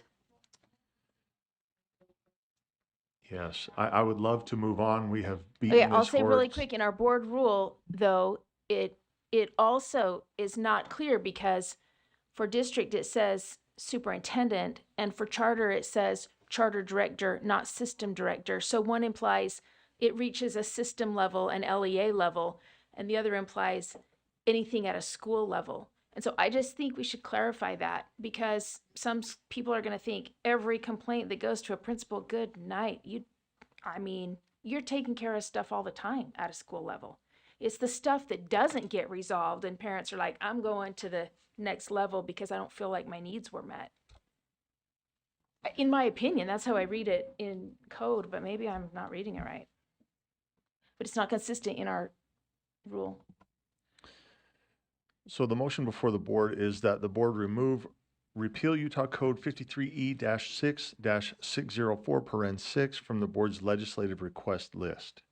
Let's go ahead and vote.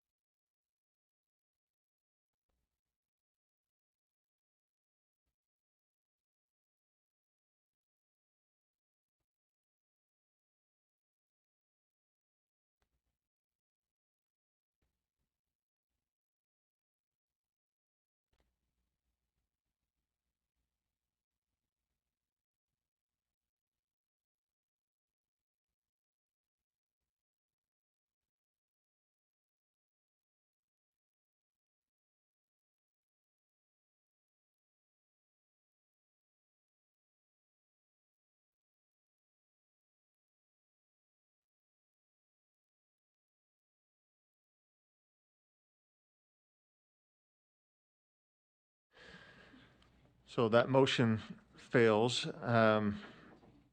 7-4, 2 abstentions coming from Vice Chair Wood and Member Davis, and 6 no votes, those coming from Member Bogus, Member Booth, Member Reel, Member Green, Member Lear, and Member Bollinger. Member Davis. Oh, you have one more, okay. I'm just asking that our recommendations, and not all of our some of the recommendations were things that the board could do, but it's from our advisory committee for our data privacy advisory committee. They had some recommendations they submitted last month. I'd just ask that our staff maybe send those to Representative Fiafia. Am I saying the name right? Oh, Doug Fiafia, who's running a safety technology bill, and see if any of those provisions he's interested in picking up. So, Is that, does any board member have any concerns with us forwarding that on to Representative or Senator? I can't remember. Representative. Representative Fiafia. Is there any opposition to just pushing that along and saying, hey, will you consider these? Yeah. I'm not seeing any. Let's keep going then. Elise, you'll take care of that. Thank you. Member Davis.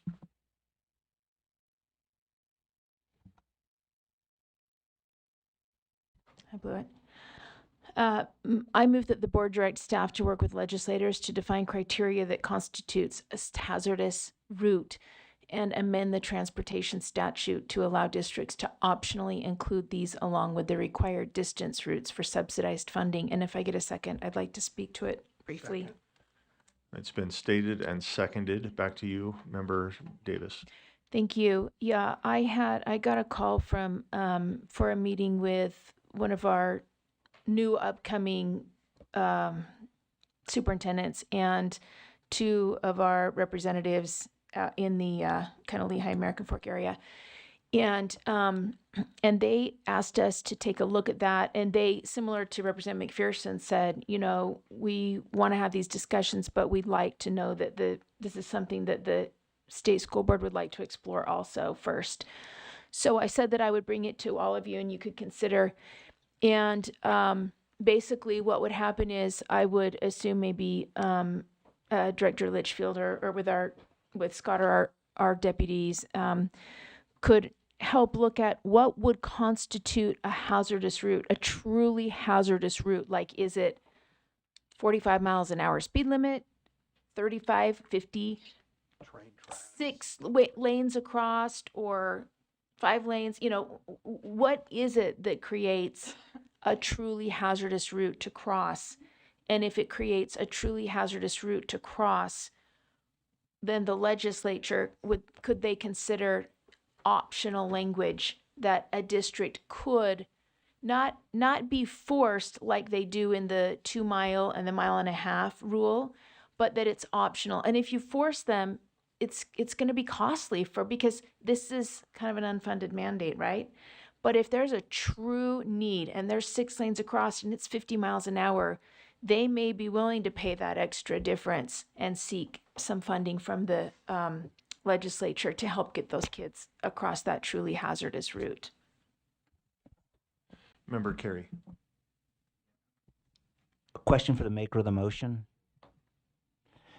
So I think it was last month or maybe 2 months ago, maybe 3 months ago, we considered and I believe passed a rule that also asked the legislature to, didn't ask the legislature, we wanted a notice to be given that hazards can also include non-physical, everything in your list was something I could see, traffic related, but we also said like known sex offenders.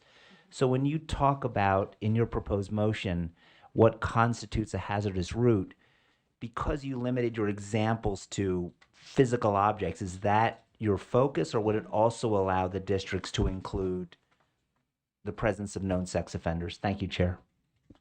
I think if I can respond quickly, that would be up for part of the conversation, but because there's so much attrition in people moving in and out, I think, you can give notice to a parent, but to fund a route and then they move and then to unfund, I think, but the 5-lane highway that's 50 miles an hour is going to stay. So that's more of what this group was asking for. Can I ask before you respond real quick? Does this, the motion that we made was to, if I remember correctly, to say that the LEA has to post or say that the transportation does not take into account, because of, we understand that move-ins happen, it does not take into account that. Would that be removed based on this? Oh, no. This is That's what I purely was for thinking. funding Okay. for extremely busy road, a fast train, little leeway, things like that. Okay, yeah, I didn't want to remove it either. We just, okay, thank you. So the motion before the board then is that the board directs staff to work with legislators to define criteria that constitute a hazardous route and amend the transportation statute to allow districts to optionally include these along with the required distance routes for subsidized funding. Seeing no lights, let's go ahead and vote.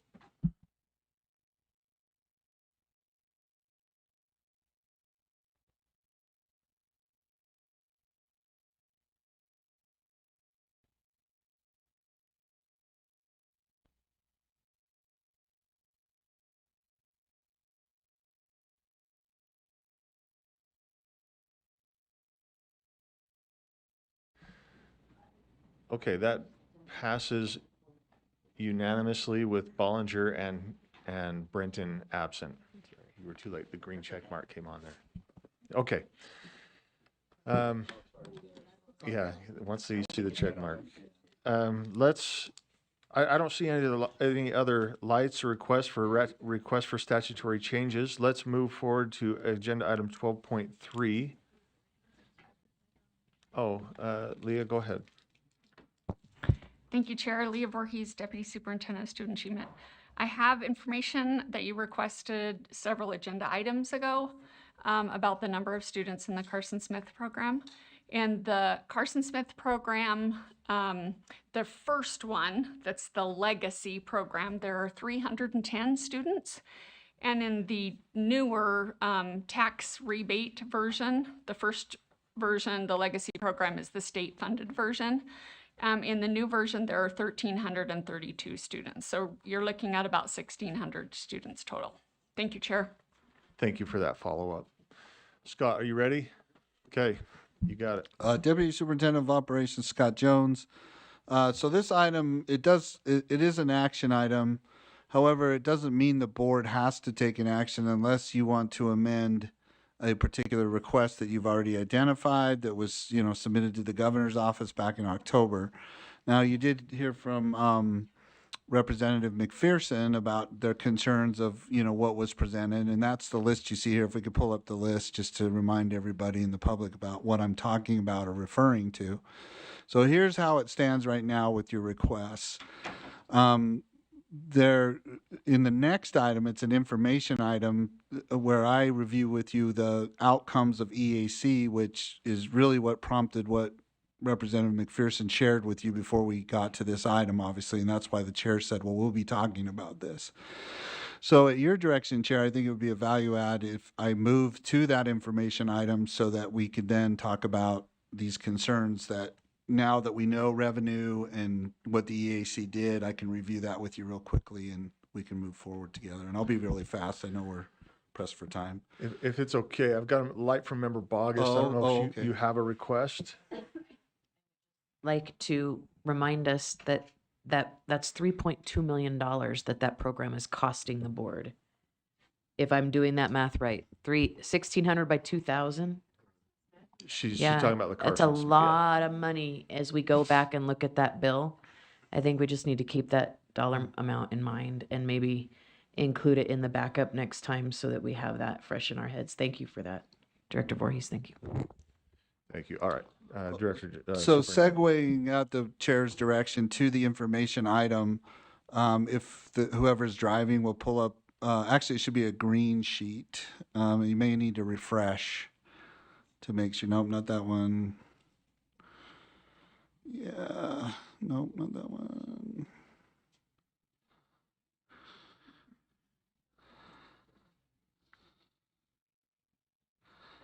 No?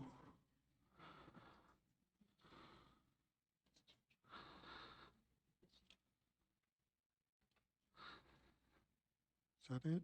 No? There it is. Okay.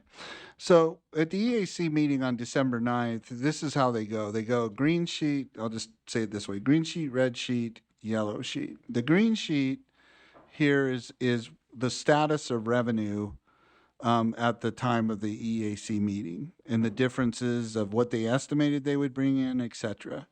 So your key takeaway from here, because your public education or your K through 12 is what you see on line 5, which is the income tax reductions that result in, now if we could segue to the red sheet, this array where they have to make the base budget changes and set-asides based on what they're estimating. So let's go through this just in a little bit more detail. So you see on line item number 1, or item number 1, the revenue is from the green sheet. So that's why I didn't spend a lot of time on the green sheet, because they move it over here onto the red sheet. So you see how much one-time funds and ongoing funds in the general fund, and then you have the income tax fund. So then they net it out by taking the total before the tax cuts and then taking the income tax reductions, and it results in available, line number 6, general fund, income tax fund revenue. So this is what's available to the whole state, 184 of one time, 184 million of one time, and 362. And if you scroll down a little bit further, within the red sheet is the public education centric lines, which is lines 8, 9, 10, and 11. And so there's some adjustments that they make there. So I want to call your attention to the public education inflation requirement adjustments that they have to make. That's the 4.2% increase to the WPU and all the legally required adjustments as a result of, or what stemmed from Amendment G back in 2020, right? The agreements that were made and along that line. Then you have the public education stabilization. If you take lines 8, which is 191, and then line 11, which is 43 million. Now, if you'll go to the yellow sheet, it should be the next. Yeah, there you go. So on the yellow sheet, if you scroll down, this is how much EAC gave to public education appropriations for public education, right? Which is number 8. So that total is that in column D on the red sheet is that totals 234.4. What we're up against now as a result, or stemming from the EAC meeting on December 9th, and Representative McPherson kind of stole our thunder here, is he said all agencies have to come up with recommendations to reduce the budget by 5%. So if you look at column C, your budget for 26, prior year was 26, was of state money. This is just state money, okay? Because don't get confused about, well, I thought you said it was $8 billion. Well, that every kind of source of money. So state money is $5,915.3. Everybody seeing that? So 5% of $5,915,300,000 is in column E, line 8, 295.8. So roughly 296 million. So what, or the key takeaway of this is, again, this is not just public education that has to go through this process.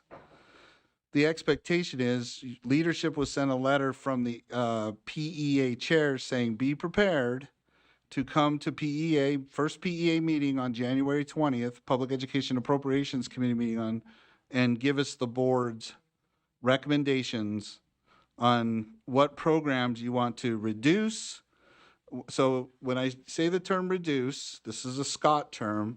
That's if your budget is $100 for a particular program, reduce means, okay, we want just give us 80 this year, or eliminate. So there's reduce or eliminate. So if you want to eliminate a program, you would say, don't fund us the $100 for this particular program. So reduce and eliminate.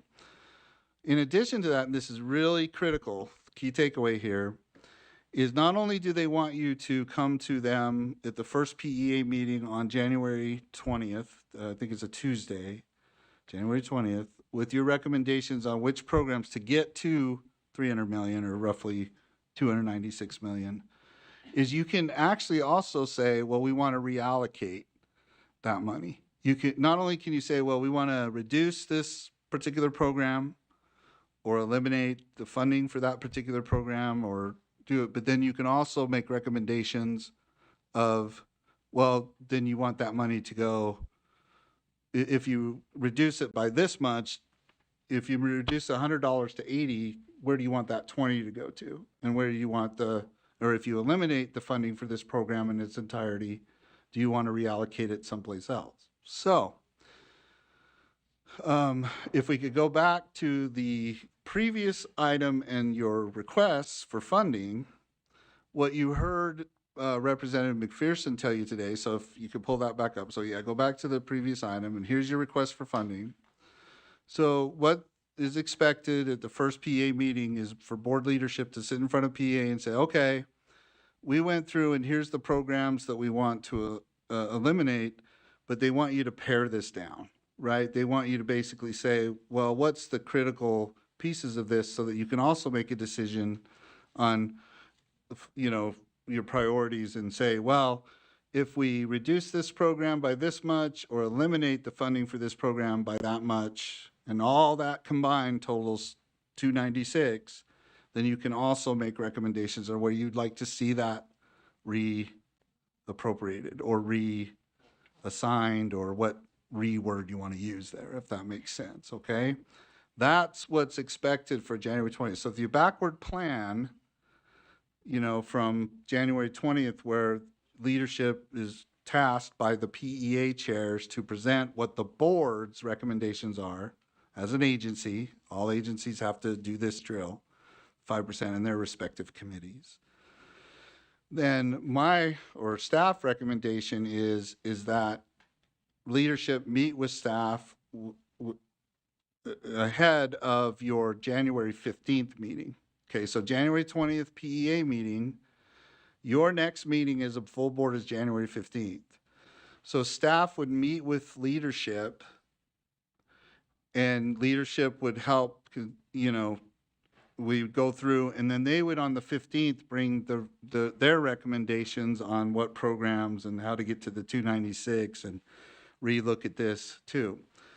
Also though, before we meet with leadership, we would send all of you all the current levels of funding that make up that 5,915.3. We'd send that to all of you and ask that you provide your feedback to leadership on where you think you know, some system or process where they would get, before they meet with us, they would get your input, right?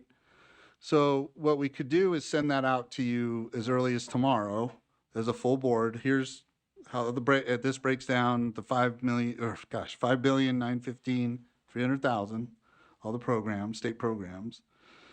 You could review that and then we could meet with leadership, say on Monday or Tuesday of next week to prepare for this process to be vetted by the full board at your January 15th meeting so that leadership can present as asked or tasked by that.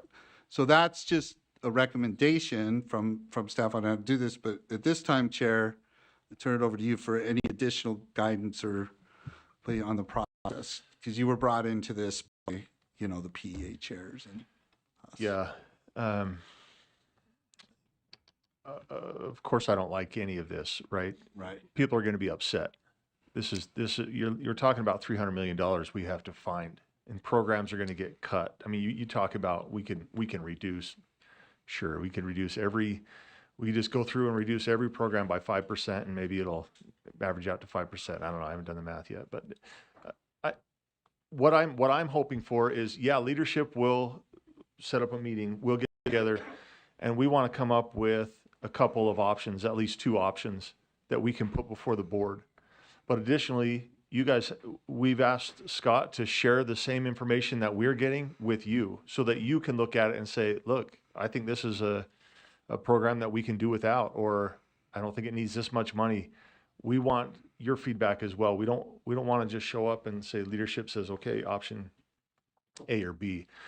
So hopefully, you know, if Scott can send this by the weekend, you can start looking at it and figuring out what you want to see as well. But yes, leadership will meet with staff, leadership will meet amongst each other, and we'll try to do as much of the lift as we can as well. So, okay. I just need to make a correction on the PEA date. It's January 21st is the first Not the one. 20th, okay. Not the 20th, 21st. So, but your meeting is on the 15th. Our meeting's on the 15th, Right. and that's when we would love to have a vote where we can say, here's what we're gonna sit at the table with. Right? Because that's what they're expecting. They're not expecting Matt Hymas's recommendations. They're expecting the full board. And so we need to, that's our heavy lift for next time we meet in a couple weeks or a week. Is that next week? The question, do you want to talk to LEAs? I mean, guys, I asked Molly this when we were in a meeting earlier. Are we talking about hurting feelings or are we talking about making cuts? Because everybody's tied to some money somewhere, right? That's what I'm saying. There is no way where we're going to come together next time we meet and somebody's going to say, that was fantastic, right? You are going to have legislators upset, LEAs upset, lobbyists upset. Royce is going to be upset. We're all going to be upset. Right? Yeah, I didn't go, I didn't mean to like raise my hand like he's up here. No, and the reason I'm saying this is you already know this. I'm just preparing you for phone calls and emails, and you can't get rid of that program. This is what it's done. They've all done good. There's a reason why they're here, but we have to make some difficult choices. That's the task that we've been given. So, okay. I've got a list of lights here. We'll begin with Member Earl. Scott, I have a question. When you say cuts to ongoing funding or cuts to funding that would be coming to public ed this next year? For example, can I just give an example? Sure. I think there's funding that isn't used out there that had to do with the educator, in stipends or whatever. Not very many schools use that. Is that considered on the table, or is it cuts to our programs? Well, Do you see what I'm saying? I Yeah. think so. So Chair, that the description of money that's not used is eventually what ends up as being carried forward, right? So yeah, that would be subject to being swept. What they really want is they want you to take that, all the programs that add up to 519 million, and figure out which programs you either want to eliminate the funding for, Okay. or Okay, that answers. I think that answered okay, it. right, okay. Member Davis. $5 billion. I was just gonna say, I don't think we should discuss this today. I think just let it sink in, think about it, come back on the 15th. I thought they wanted it by the 16th in their office and then presented in the PEA later. So, but Yes. come back on the 15th and Well, Yes, so the- that's the otherwise we'll backward be here planning. till 5 Yeah. hours more No, well, that's why it's talking and talking and talking. Well, we don't, I mean, to your point, Member Davis, you don't have the list to even look, right? It'd be hard to be like, well, I think we should cut. I know you have an idea. Wait till you see the list. Member Carey. Thank you, Chair. Are we going to have, will the superintendent be proposing her priorities in advance? Because rather than say what's most important to me or to all of us, as she steers this organization, I would like to know what her priorities are in terms of funding, because that would help guide me in my effort to support her. So will there be that guidance? Is the preference that we just move forward independently? So to the extent that that's available, that would be very helpful. That's a great question. When we meet, and this is the reason I'd like at least 2, maybe 3 options. I don't want to have 2, not options, but ideas. I would love to have one be like staff heavy, one be more leadership, what we're seeing, right? Maybe one be surrounded by board discussions. That'd probably be the leadership one, right? If we had 2, but definitely one of them would say, yeah, this is what staff is seeing. And this is what, and we didn't talk about this. I haven't put you guys here yet, but we would like your feedback. Of course, you see things differently than we do. And so, thank you, Member Carey. That would be one of the options I would hope. Member Lear. I feel like, and I don't know why it's taking me so many years to figure this out or figuring out how to articulate it, but I feel like we're being asked to do this with a blindfold on, with our one hand tied behind our back, standing on one foot, because we can't ever say, even if the board were to vote it down, we can't even propose. We want you not to cut taxes. We want you not to give twice as much money as you gave last year to UFA. We want you to, we can't say any of that. We just get a smaller and smaller amount from the legislature that we're then going to have to cut programs we really do support. And I feel like that is an untenable box to be put in. So I'm almost willing to say, if we have those 2 choices, telling them what we really need versus telling them what they want to hear from us, I'd rather tell them what we really need. And that's more of just a note of frustration than or seriously, when you sit up there, Matt, saying, here's what the board, and I'm not saying the boards would come in, the votes would come in this way, but being able to sit up there and say, we know what the limited money is, and here's our proposals for what would make public education better. Not, you're making us cut these programs that we feel are bare bones. That's, and I just think about that. I know nobody's going to do that, but as Sarah just pointed out to me, we cut programs, and Beverly Taylor Sorensen people come to us and say, you promised us, we need this. And we've always supported Beverly Taylor Sorensen. Or safety. They say, oh, don't you care about the safety about kids in schools? Yeah, but we can't care about it that much because somebody cares more about vouchers.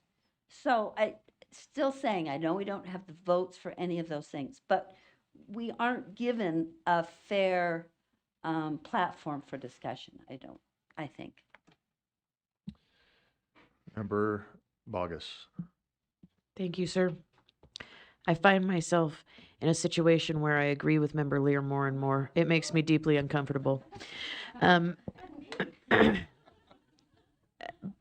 I just think about this idea of 5%, right? And I think of all of the pet projects and pilot programs and all of the things that have gone through the legislature in the past 2 years alone, and they all added up together total well more than 300 million. And they are unnecessary. They are not things we supported as a board. And I'm going to throw it out there to discuss next week. I think our recommendation should be defund these things and let's keep our schools intact. Because I think that those things they're not adding to the value of education. That I could say a dozen other things. I'm just going to throw that out there. And I think we need to consider it. Because suspending and defunding those programs is going to go a lot toward that 300 million. Member Green. Carol, you've got 2 now. Oh goodness. No. If I may, and maybe I'm off topic, but really, I think you make very, very valid points. And I guess I thought we approached it that way. You know, it is a unique opportunity where we can have those conversations and see what our districts might need, put those lists together, put them forward, they move up or down. I think we kind of try to do that. And so then, but then you bring up a different way to view it. What do we actually need versus what we want? And that just gets sticky real quick. Those just hold hands and skip on down the road. Like, I don't know how you separate that. So my question would be, could we have a work session on this one? I want more of these. I know. The other thing is, and then you bring up talking about repealing things, if I may use a word, if we doge it all, if there's a way to do those types of things, what really drives education, what really gets the ball rolling, and we've definitely prioritized lots of different things. Like, education has just ballooned out so big with so many different categories because we are trying to do it all. If we feel like we're at a breaking point, then let's have a conversation. Let's have another meeting after the legislative session. This could be a very useful tool for the next board, starting next year. So I don't know. I think you make very valid points, Member Lear. I hope that we might spend a little more time towards that. All right. Well, I'm just glad I don't have to carry this alone. This is great. This is great. We are just gathering information right now. We don't have anything before us to vote on or decide on, other than the information is Deputy Superintendent Jones will share with us that budget that's line itemed. Leadership will meet with staff and we'll come up with some just some base things that we can look at, that we can start with, and then we'll go from there. Scott, go ahead. So we'll share the line item Or breakdown of the 5 billion with the whole board. We'll email that to them. Yes. And then we'll in the email we'll say, please make your recommendations of which programs to leadership, so that when we meet, you have input from the board members. Then, so I'm assuming that, not speaking for the superintendent, staff will meet and do that too, so that when we meet with you on Monday or Tuesday of next week, so that, we can put it into the basically whatever you propose for the meeting of the board on the 15th, right? Does that make sense? And we'll build agenda items on the 15th for it. I will say I did look at what's scheduled on the 15th. There's not a lot of time there. So you may want to consider adding more time to that meeting, or especially if you're going to review bills and do other things in addition to this drill, right? That you may want to consider that as well. And so could we go back just one more time, because I was asked to emphasize this by the LFA and by the GOPB. Could you go back to the red sheet, I think it is? So basically, there is zero new money in either one time or ongoing. What? Oh, I'm sorry. Scroll down to the bottom. Right? Well, no, not to all the way to the bottom. The bottom of the second page. Yeah, that page right there.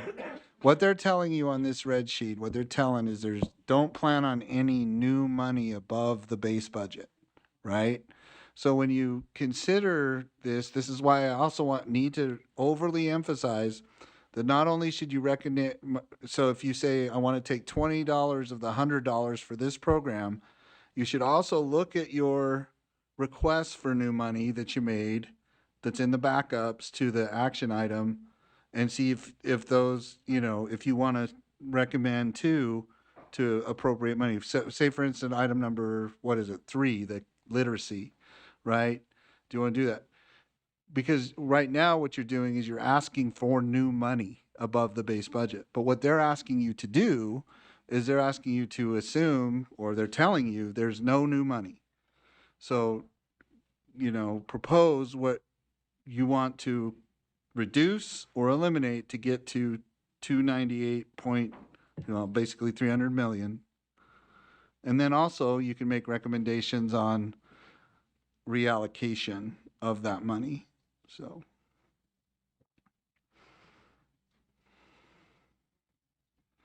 Okay. I've got Member Bogus and then Member Brenton. Thank you. Can I direct this to Superintendent Jones? Superintendent Jones, I just wanted to track all the way to the finish line here. Sure. 5% is at or about 300 million, and that's what we're discussing. It's the 300, the 5% of the, that equals 300 million is 5% of the 5,915,000,000 that you see on there. Does that answer your question? Yeah, Of okay. state money, Of state money. ongoing. Okay, so if the board, dare I say, supported the bill that gets rid of the hold harmless, we're at 70 million. It adds up pretty quick. Yeah, right. If we eliminated all the pilot programs passed last year that were erroneous and don't really offer anything to our students or teachers, we're up to like 250 million. We could do this really fast and still not touch like the core of what education needs. I think that there are some programs in place that if you asked a teacher if they'd rather have 10 more students or $1,000 stipend, they'd rather have fewer students. Now, I haven't surveyed anybody, but I'm just speculating that if they had to choose between 25 and 35 students or a stipend at Christmas time, they would absolutely choose fewer students. And I think if we look at those things, we would add up pretty quick and do things without touching some of the things that we hold dear. I think it would be very easy, honestly. This doesn't scare me maybe as much as it does some of you, because I think we can ask for things that snap that out very quickly. But I appreciate your time. Thank you. Well, and Chair, if I may, I think this is a value add, Board Member Bogus is doing what is being emphasized is not only tell us where you want to reduce this, but where do you want it reallocated? What are you suggesting we reallocate it to that's critical to you? So that you could say, well, I want to get rid of, special interest program A, which is funded at $100, and put it in, maybe you want to increase another program that you think is working or good, or you want to create a different program. They want to know that too. So they don't want you just to come and present, here's what we want eliminated. They want you to say, here's where we think this 300 million should be reallocated to, as well as doing that. Does that make sense to everybody? That's what the end state is. That's what they're expecting. Leadership will provide PEA on January 21st at the PEA meeting. Both. Here's what we think we want to reduce or eliminate completely, and here's our suggestions for the reallocation of those reductions and or eliminations. Okay. Thank you, Scott. We'll keep an eye out for the email. Yes, sir. That concludes that. Okay. Okay. Perfect. Board members, we are on agenda item 13. This is our executive session, so let's take a few minutes while we get set up. Thank you. Oh, yeah, I do want to make a motion to go into there. Great thinking, Kelsey. Thank you. Okay. So I am seeking a motion that the board go into executive session for the purpose of discussing any of the following: a person's character, competence, or health, and pending or imminent litigation. I move that we go into executive session. It's been moved and seconded. Let's do a roll call vote. Member Bogus? Member Bogus for executive session is yes. Member Booth? Is yes. Member Bollinger? Yes. Member Brenton? Is yes. Member Davis? Is yes. Member Earl? Is yes. Member Green? Member Green? Is yes. Member Hall? Is yes. Member Kelly? Is yes. Member Carey? Is yes. Member Longacre? Is yes. Member Lear? Is a yes. Member Reel? Is a yes. And Member Wood? Is a yes. And I'm a yes. Okay, now let's take a few minutes and get ready for closed session.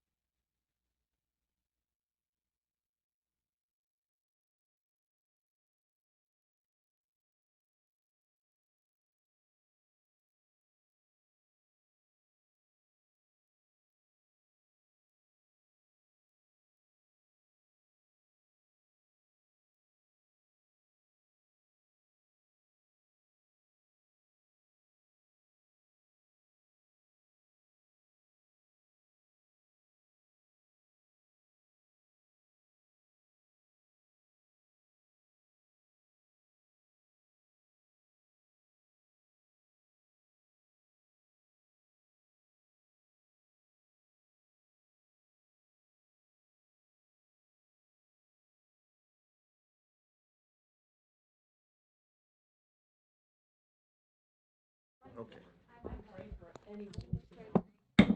All right, board members, let's move forward here. I am seeking a motion that the board comes out of executive session.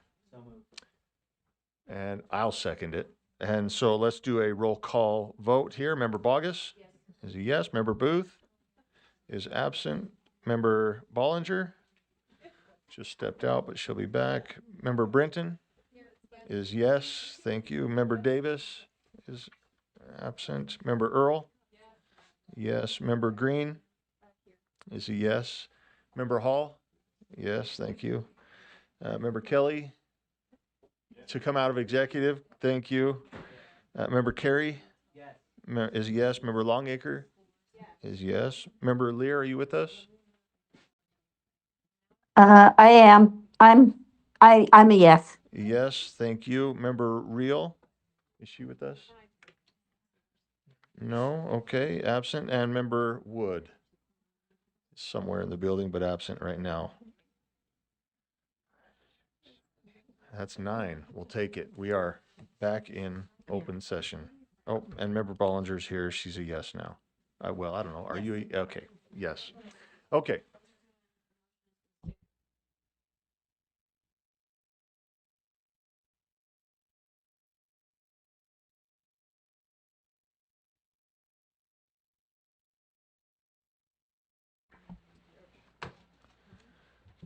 Yeah, oh, sorry, Member Bogus, please. So we are on agenda item 14.1.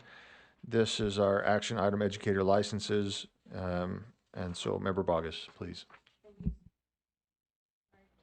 Thank you, sir. I would like to pull case number 25-EH95. I would also like to pull case number 25-EH101. And I would like to pull case number 25-EH100. Second. Oh, I don't believe that needs a second. I apologize. They're just pulled. We'll get a motion on the, keep going. Okay, and then I move that the board approve the remainder of the UPAC consent calendar. Second. Okay, the motion's been stated and seconded. Let's go ahead and vote. Member Lear? Yes. Thank you.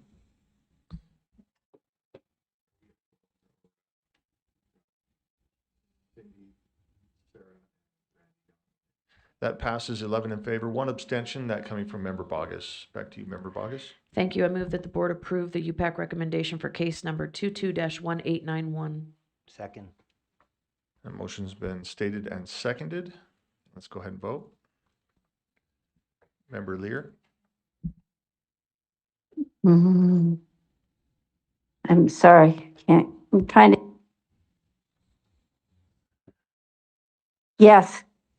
Thank you. That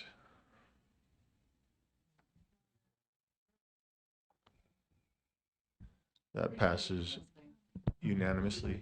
That's okay. That passes unanimously with three absent. Member Bogus. Thank you, sir. I move that the board approve the UPAC recommendation for case number 24-2105. Do we have a second? I'll second. Okay, we have a second. Member Hall? Make a substitute motion. Substitute motion, go ahead. Like for it to be sent back to be considered for a reprimand rather than suspension. Is that the motion? Okay, I want to make a motion to issue a reprimand. So there's a motion before the board in case number 24-2105 to issue a reprimand. This is a substitute motion. Issue a reprimand rather than a suspension. Is that correct? Yes, sir. Okay, do we have a second? We have a second. Do you want to speak to that? No, he does not. Okay, seeing no additional lights, let's go ahead and vote. Member Lear?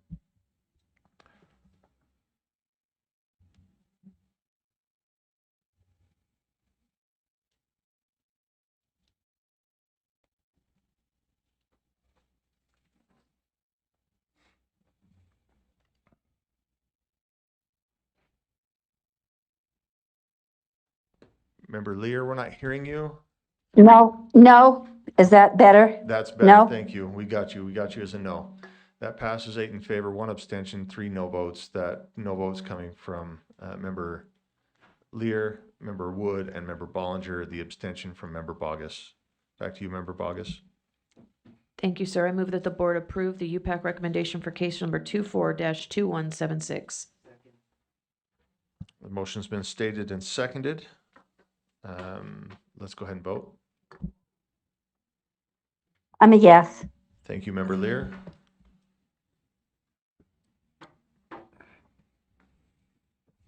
That passes unanimously. Member Bogus. Thank you, sir. I move that the board approve the UPAC recommendation for case number 25-2188. It's been stated and seconded. Let's go ahead and vote. Member Lear.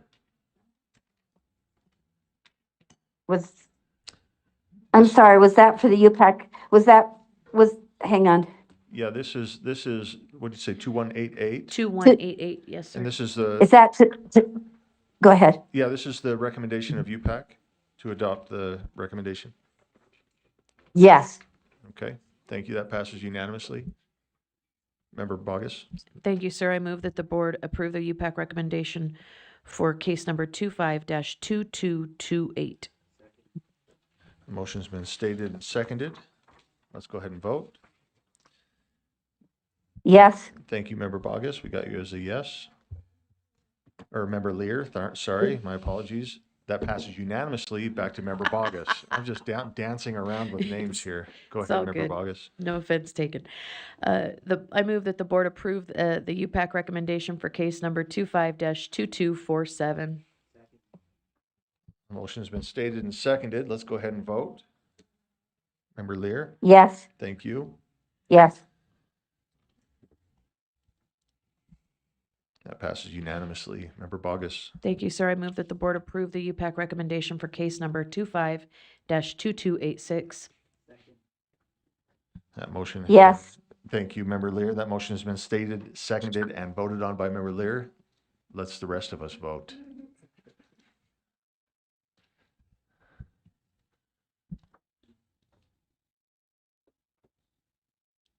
That passes unanimously. Member Bogus. I move that the board approve the UPAC recommendation for case number 25-2292. That motion has been stated and seconded. Let's go ahead and vote. Yes. Thank you, Member Lear. We got you. And that passes unanimously. Member Bogus. I move that the board approve the UPAC recommendation for case number 25-2325. That motion has been stated and seconded. Let's go ahead and vote. Member Lear. Yes. Thank you. That passes unanimously. Back to you, Member Bogus. I move that the board appoint the following individual to the Advisory Council for the Utah Schools for the Deaf and Blind. Brooke B. Grossinger. Do we have a second there? So the motion, I'm going to repeat this one, make sure I get it correct, that the board moves that, or to accept or will you repeat that? I move So that don't the have board to. appoint, I'm going to reframe it. I move that the board appoint Brooke B. Grossinger to the Advisory Council for the Utah Schools for the Deaf and Blind. Thank you. It's been stated, it's been seconded. Let's go ahead and vote. Yes. Thank you, Member Lear.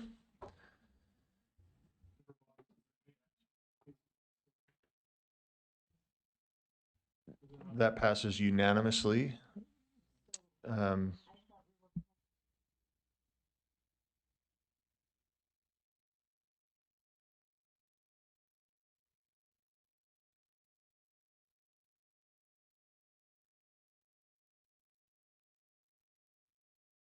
Case number 222256, I was going to do a substitute motion. If I remember correctly, that one was skipped over. That's my But I is did that not hear it called. That one was not?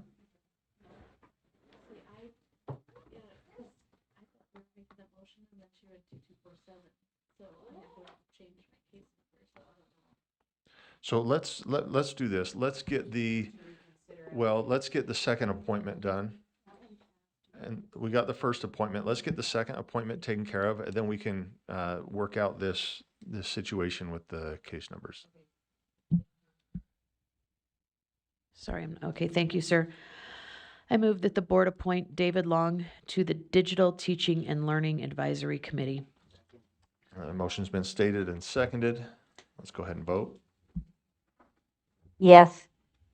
Thank you, Member Lear. That passes unanimously. Now let's,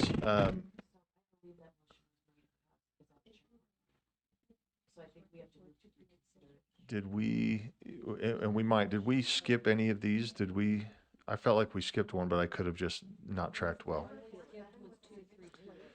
We're going to take 3 minutes and I'm going to turn my microphone off and get this. Okay. Yeah, let's get this right.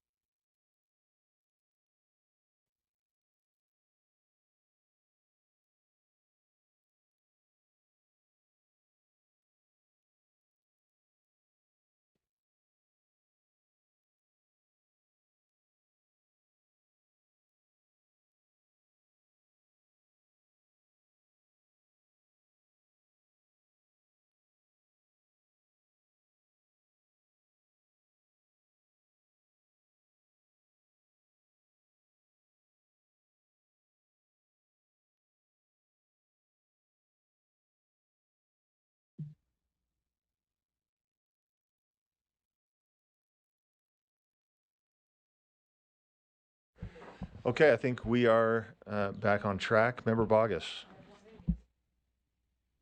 Thank you, sir. I have one final motion. I move that the board approve the UPAC recommendation for case number 25-2256. We have a second. Do you want to speak to that?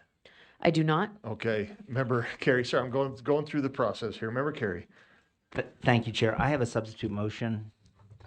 And the substitute motion would be that in regards to case number 25-2256, that no action be taken until additional materials be reviewed by this board. And what I'm requesting to be provided to the board is correspondence dated March 17th, 2025.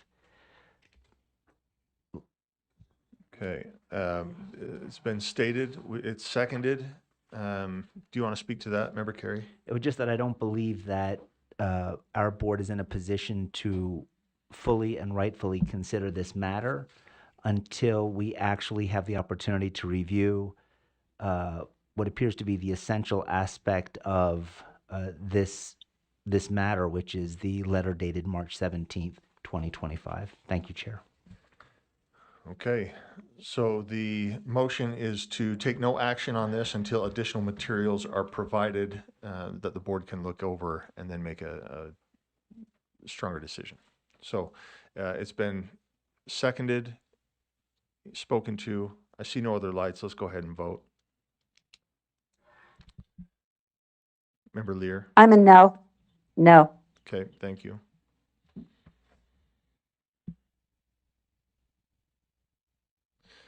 All right, that passes 10 in favor, 2 in opposition. Those opposed being Member Lear and Member Bollinger. Member Earl. Oh. Sorry, I'm just making up because I wasn't here. My question is, with this material that's going to be provided, will that be provided to us in advance of the next executive session? Can it be, or must it be provided because it's executive session material in the normal time frame? I'm not sure of the rule on that. Ben, you're more familiar with the rule than I am. How do we get these materials and what's the timeline? There is no rule allowing for this. The board is kind of acting on its own accord there, so we will provide that with other executive session materials as with all the other UPAC cases. Thank you.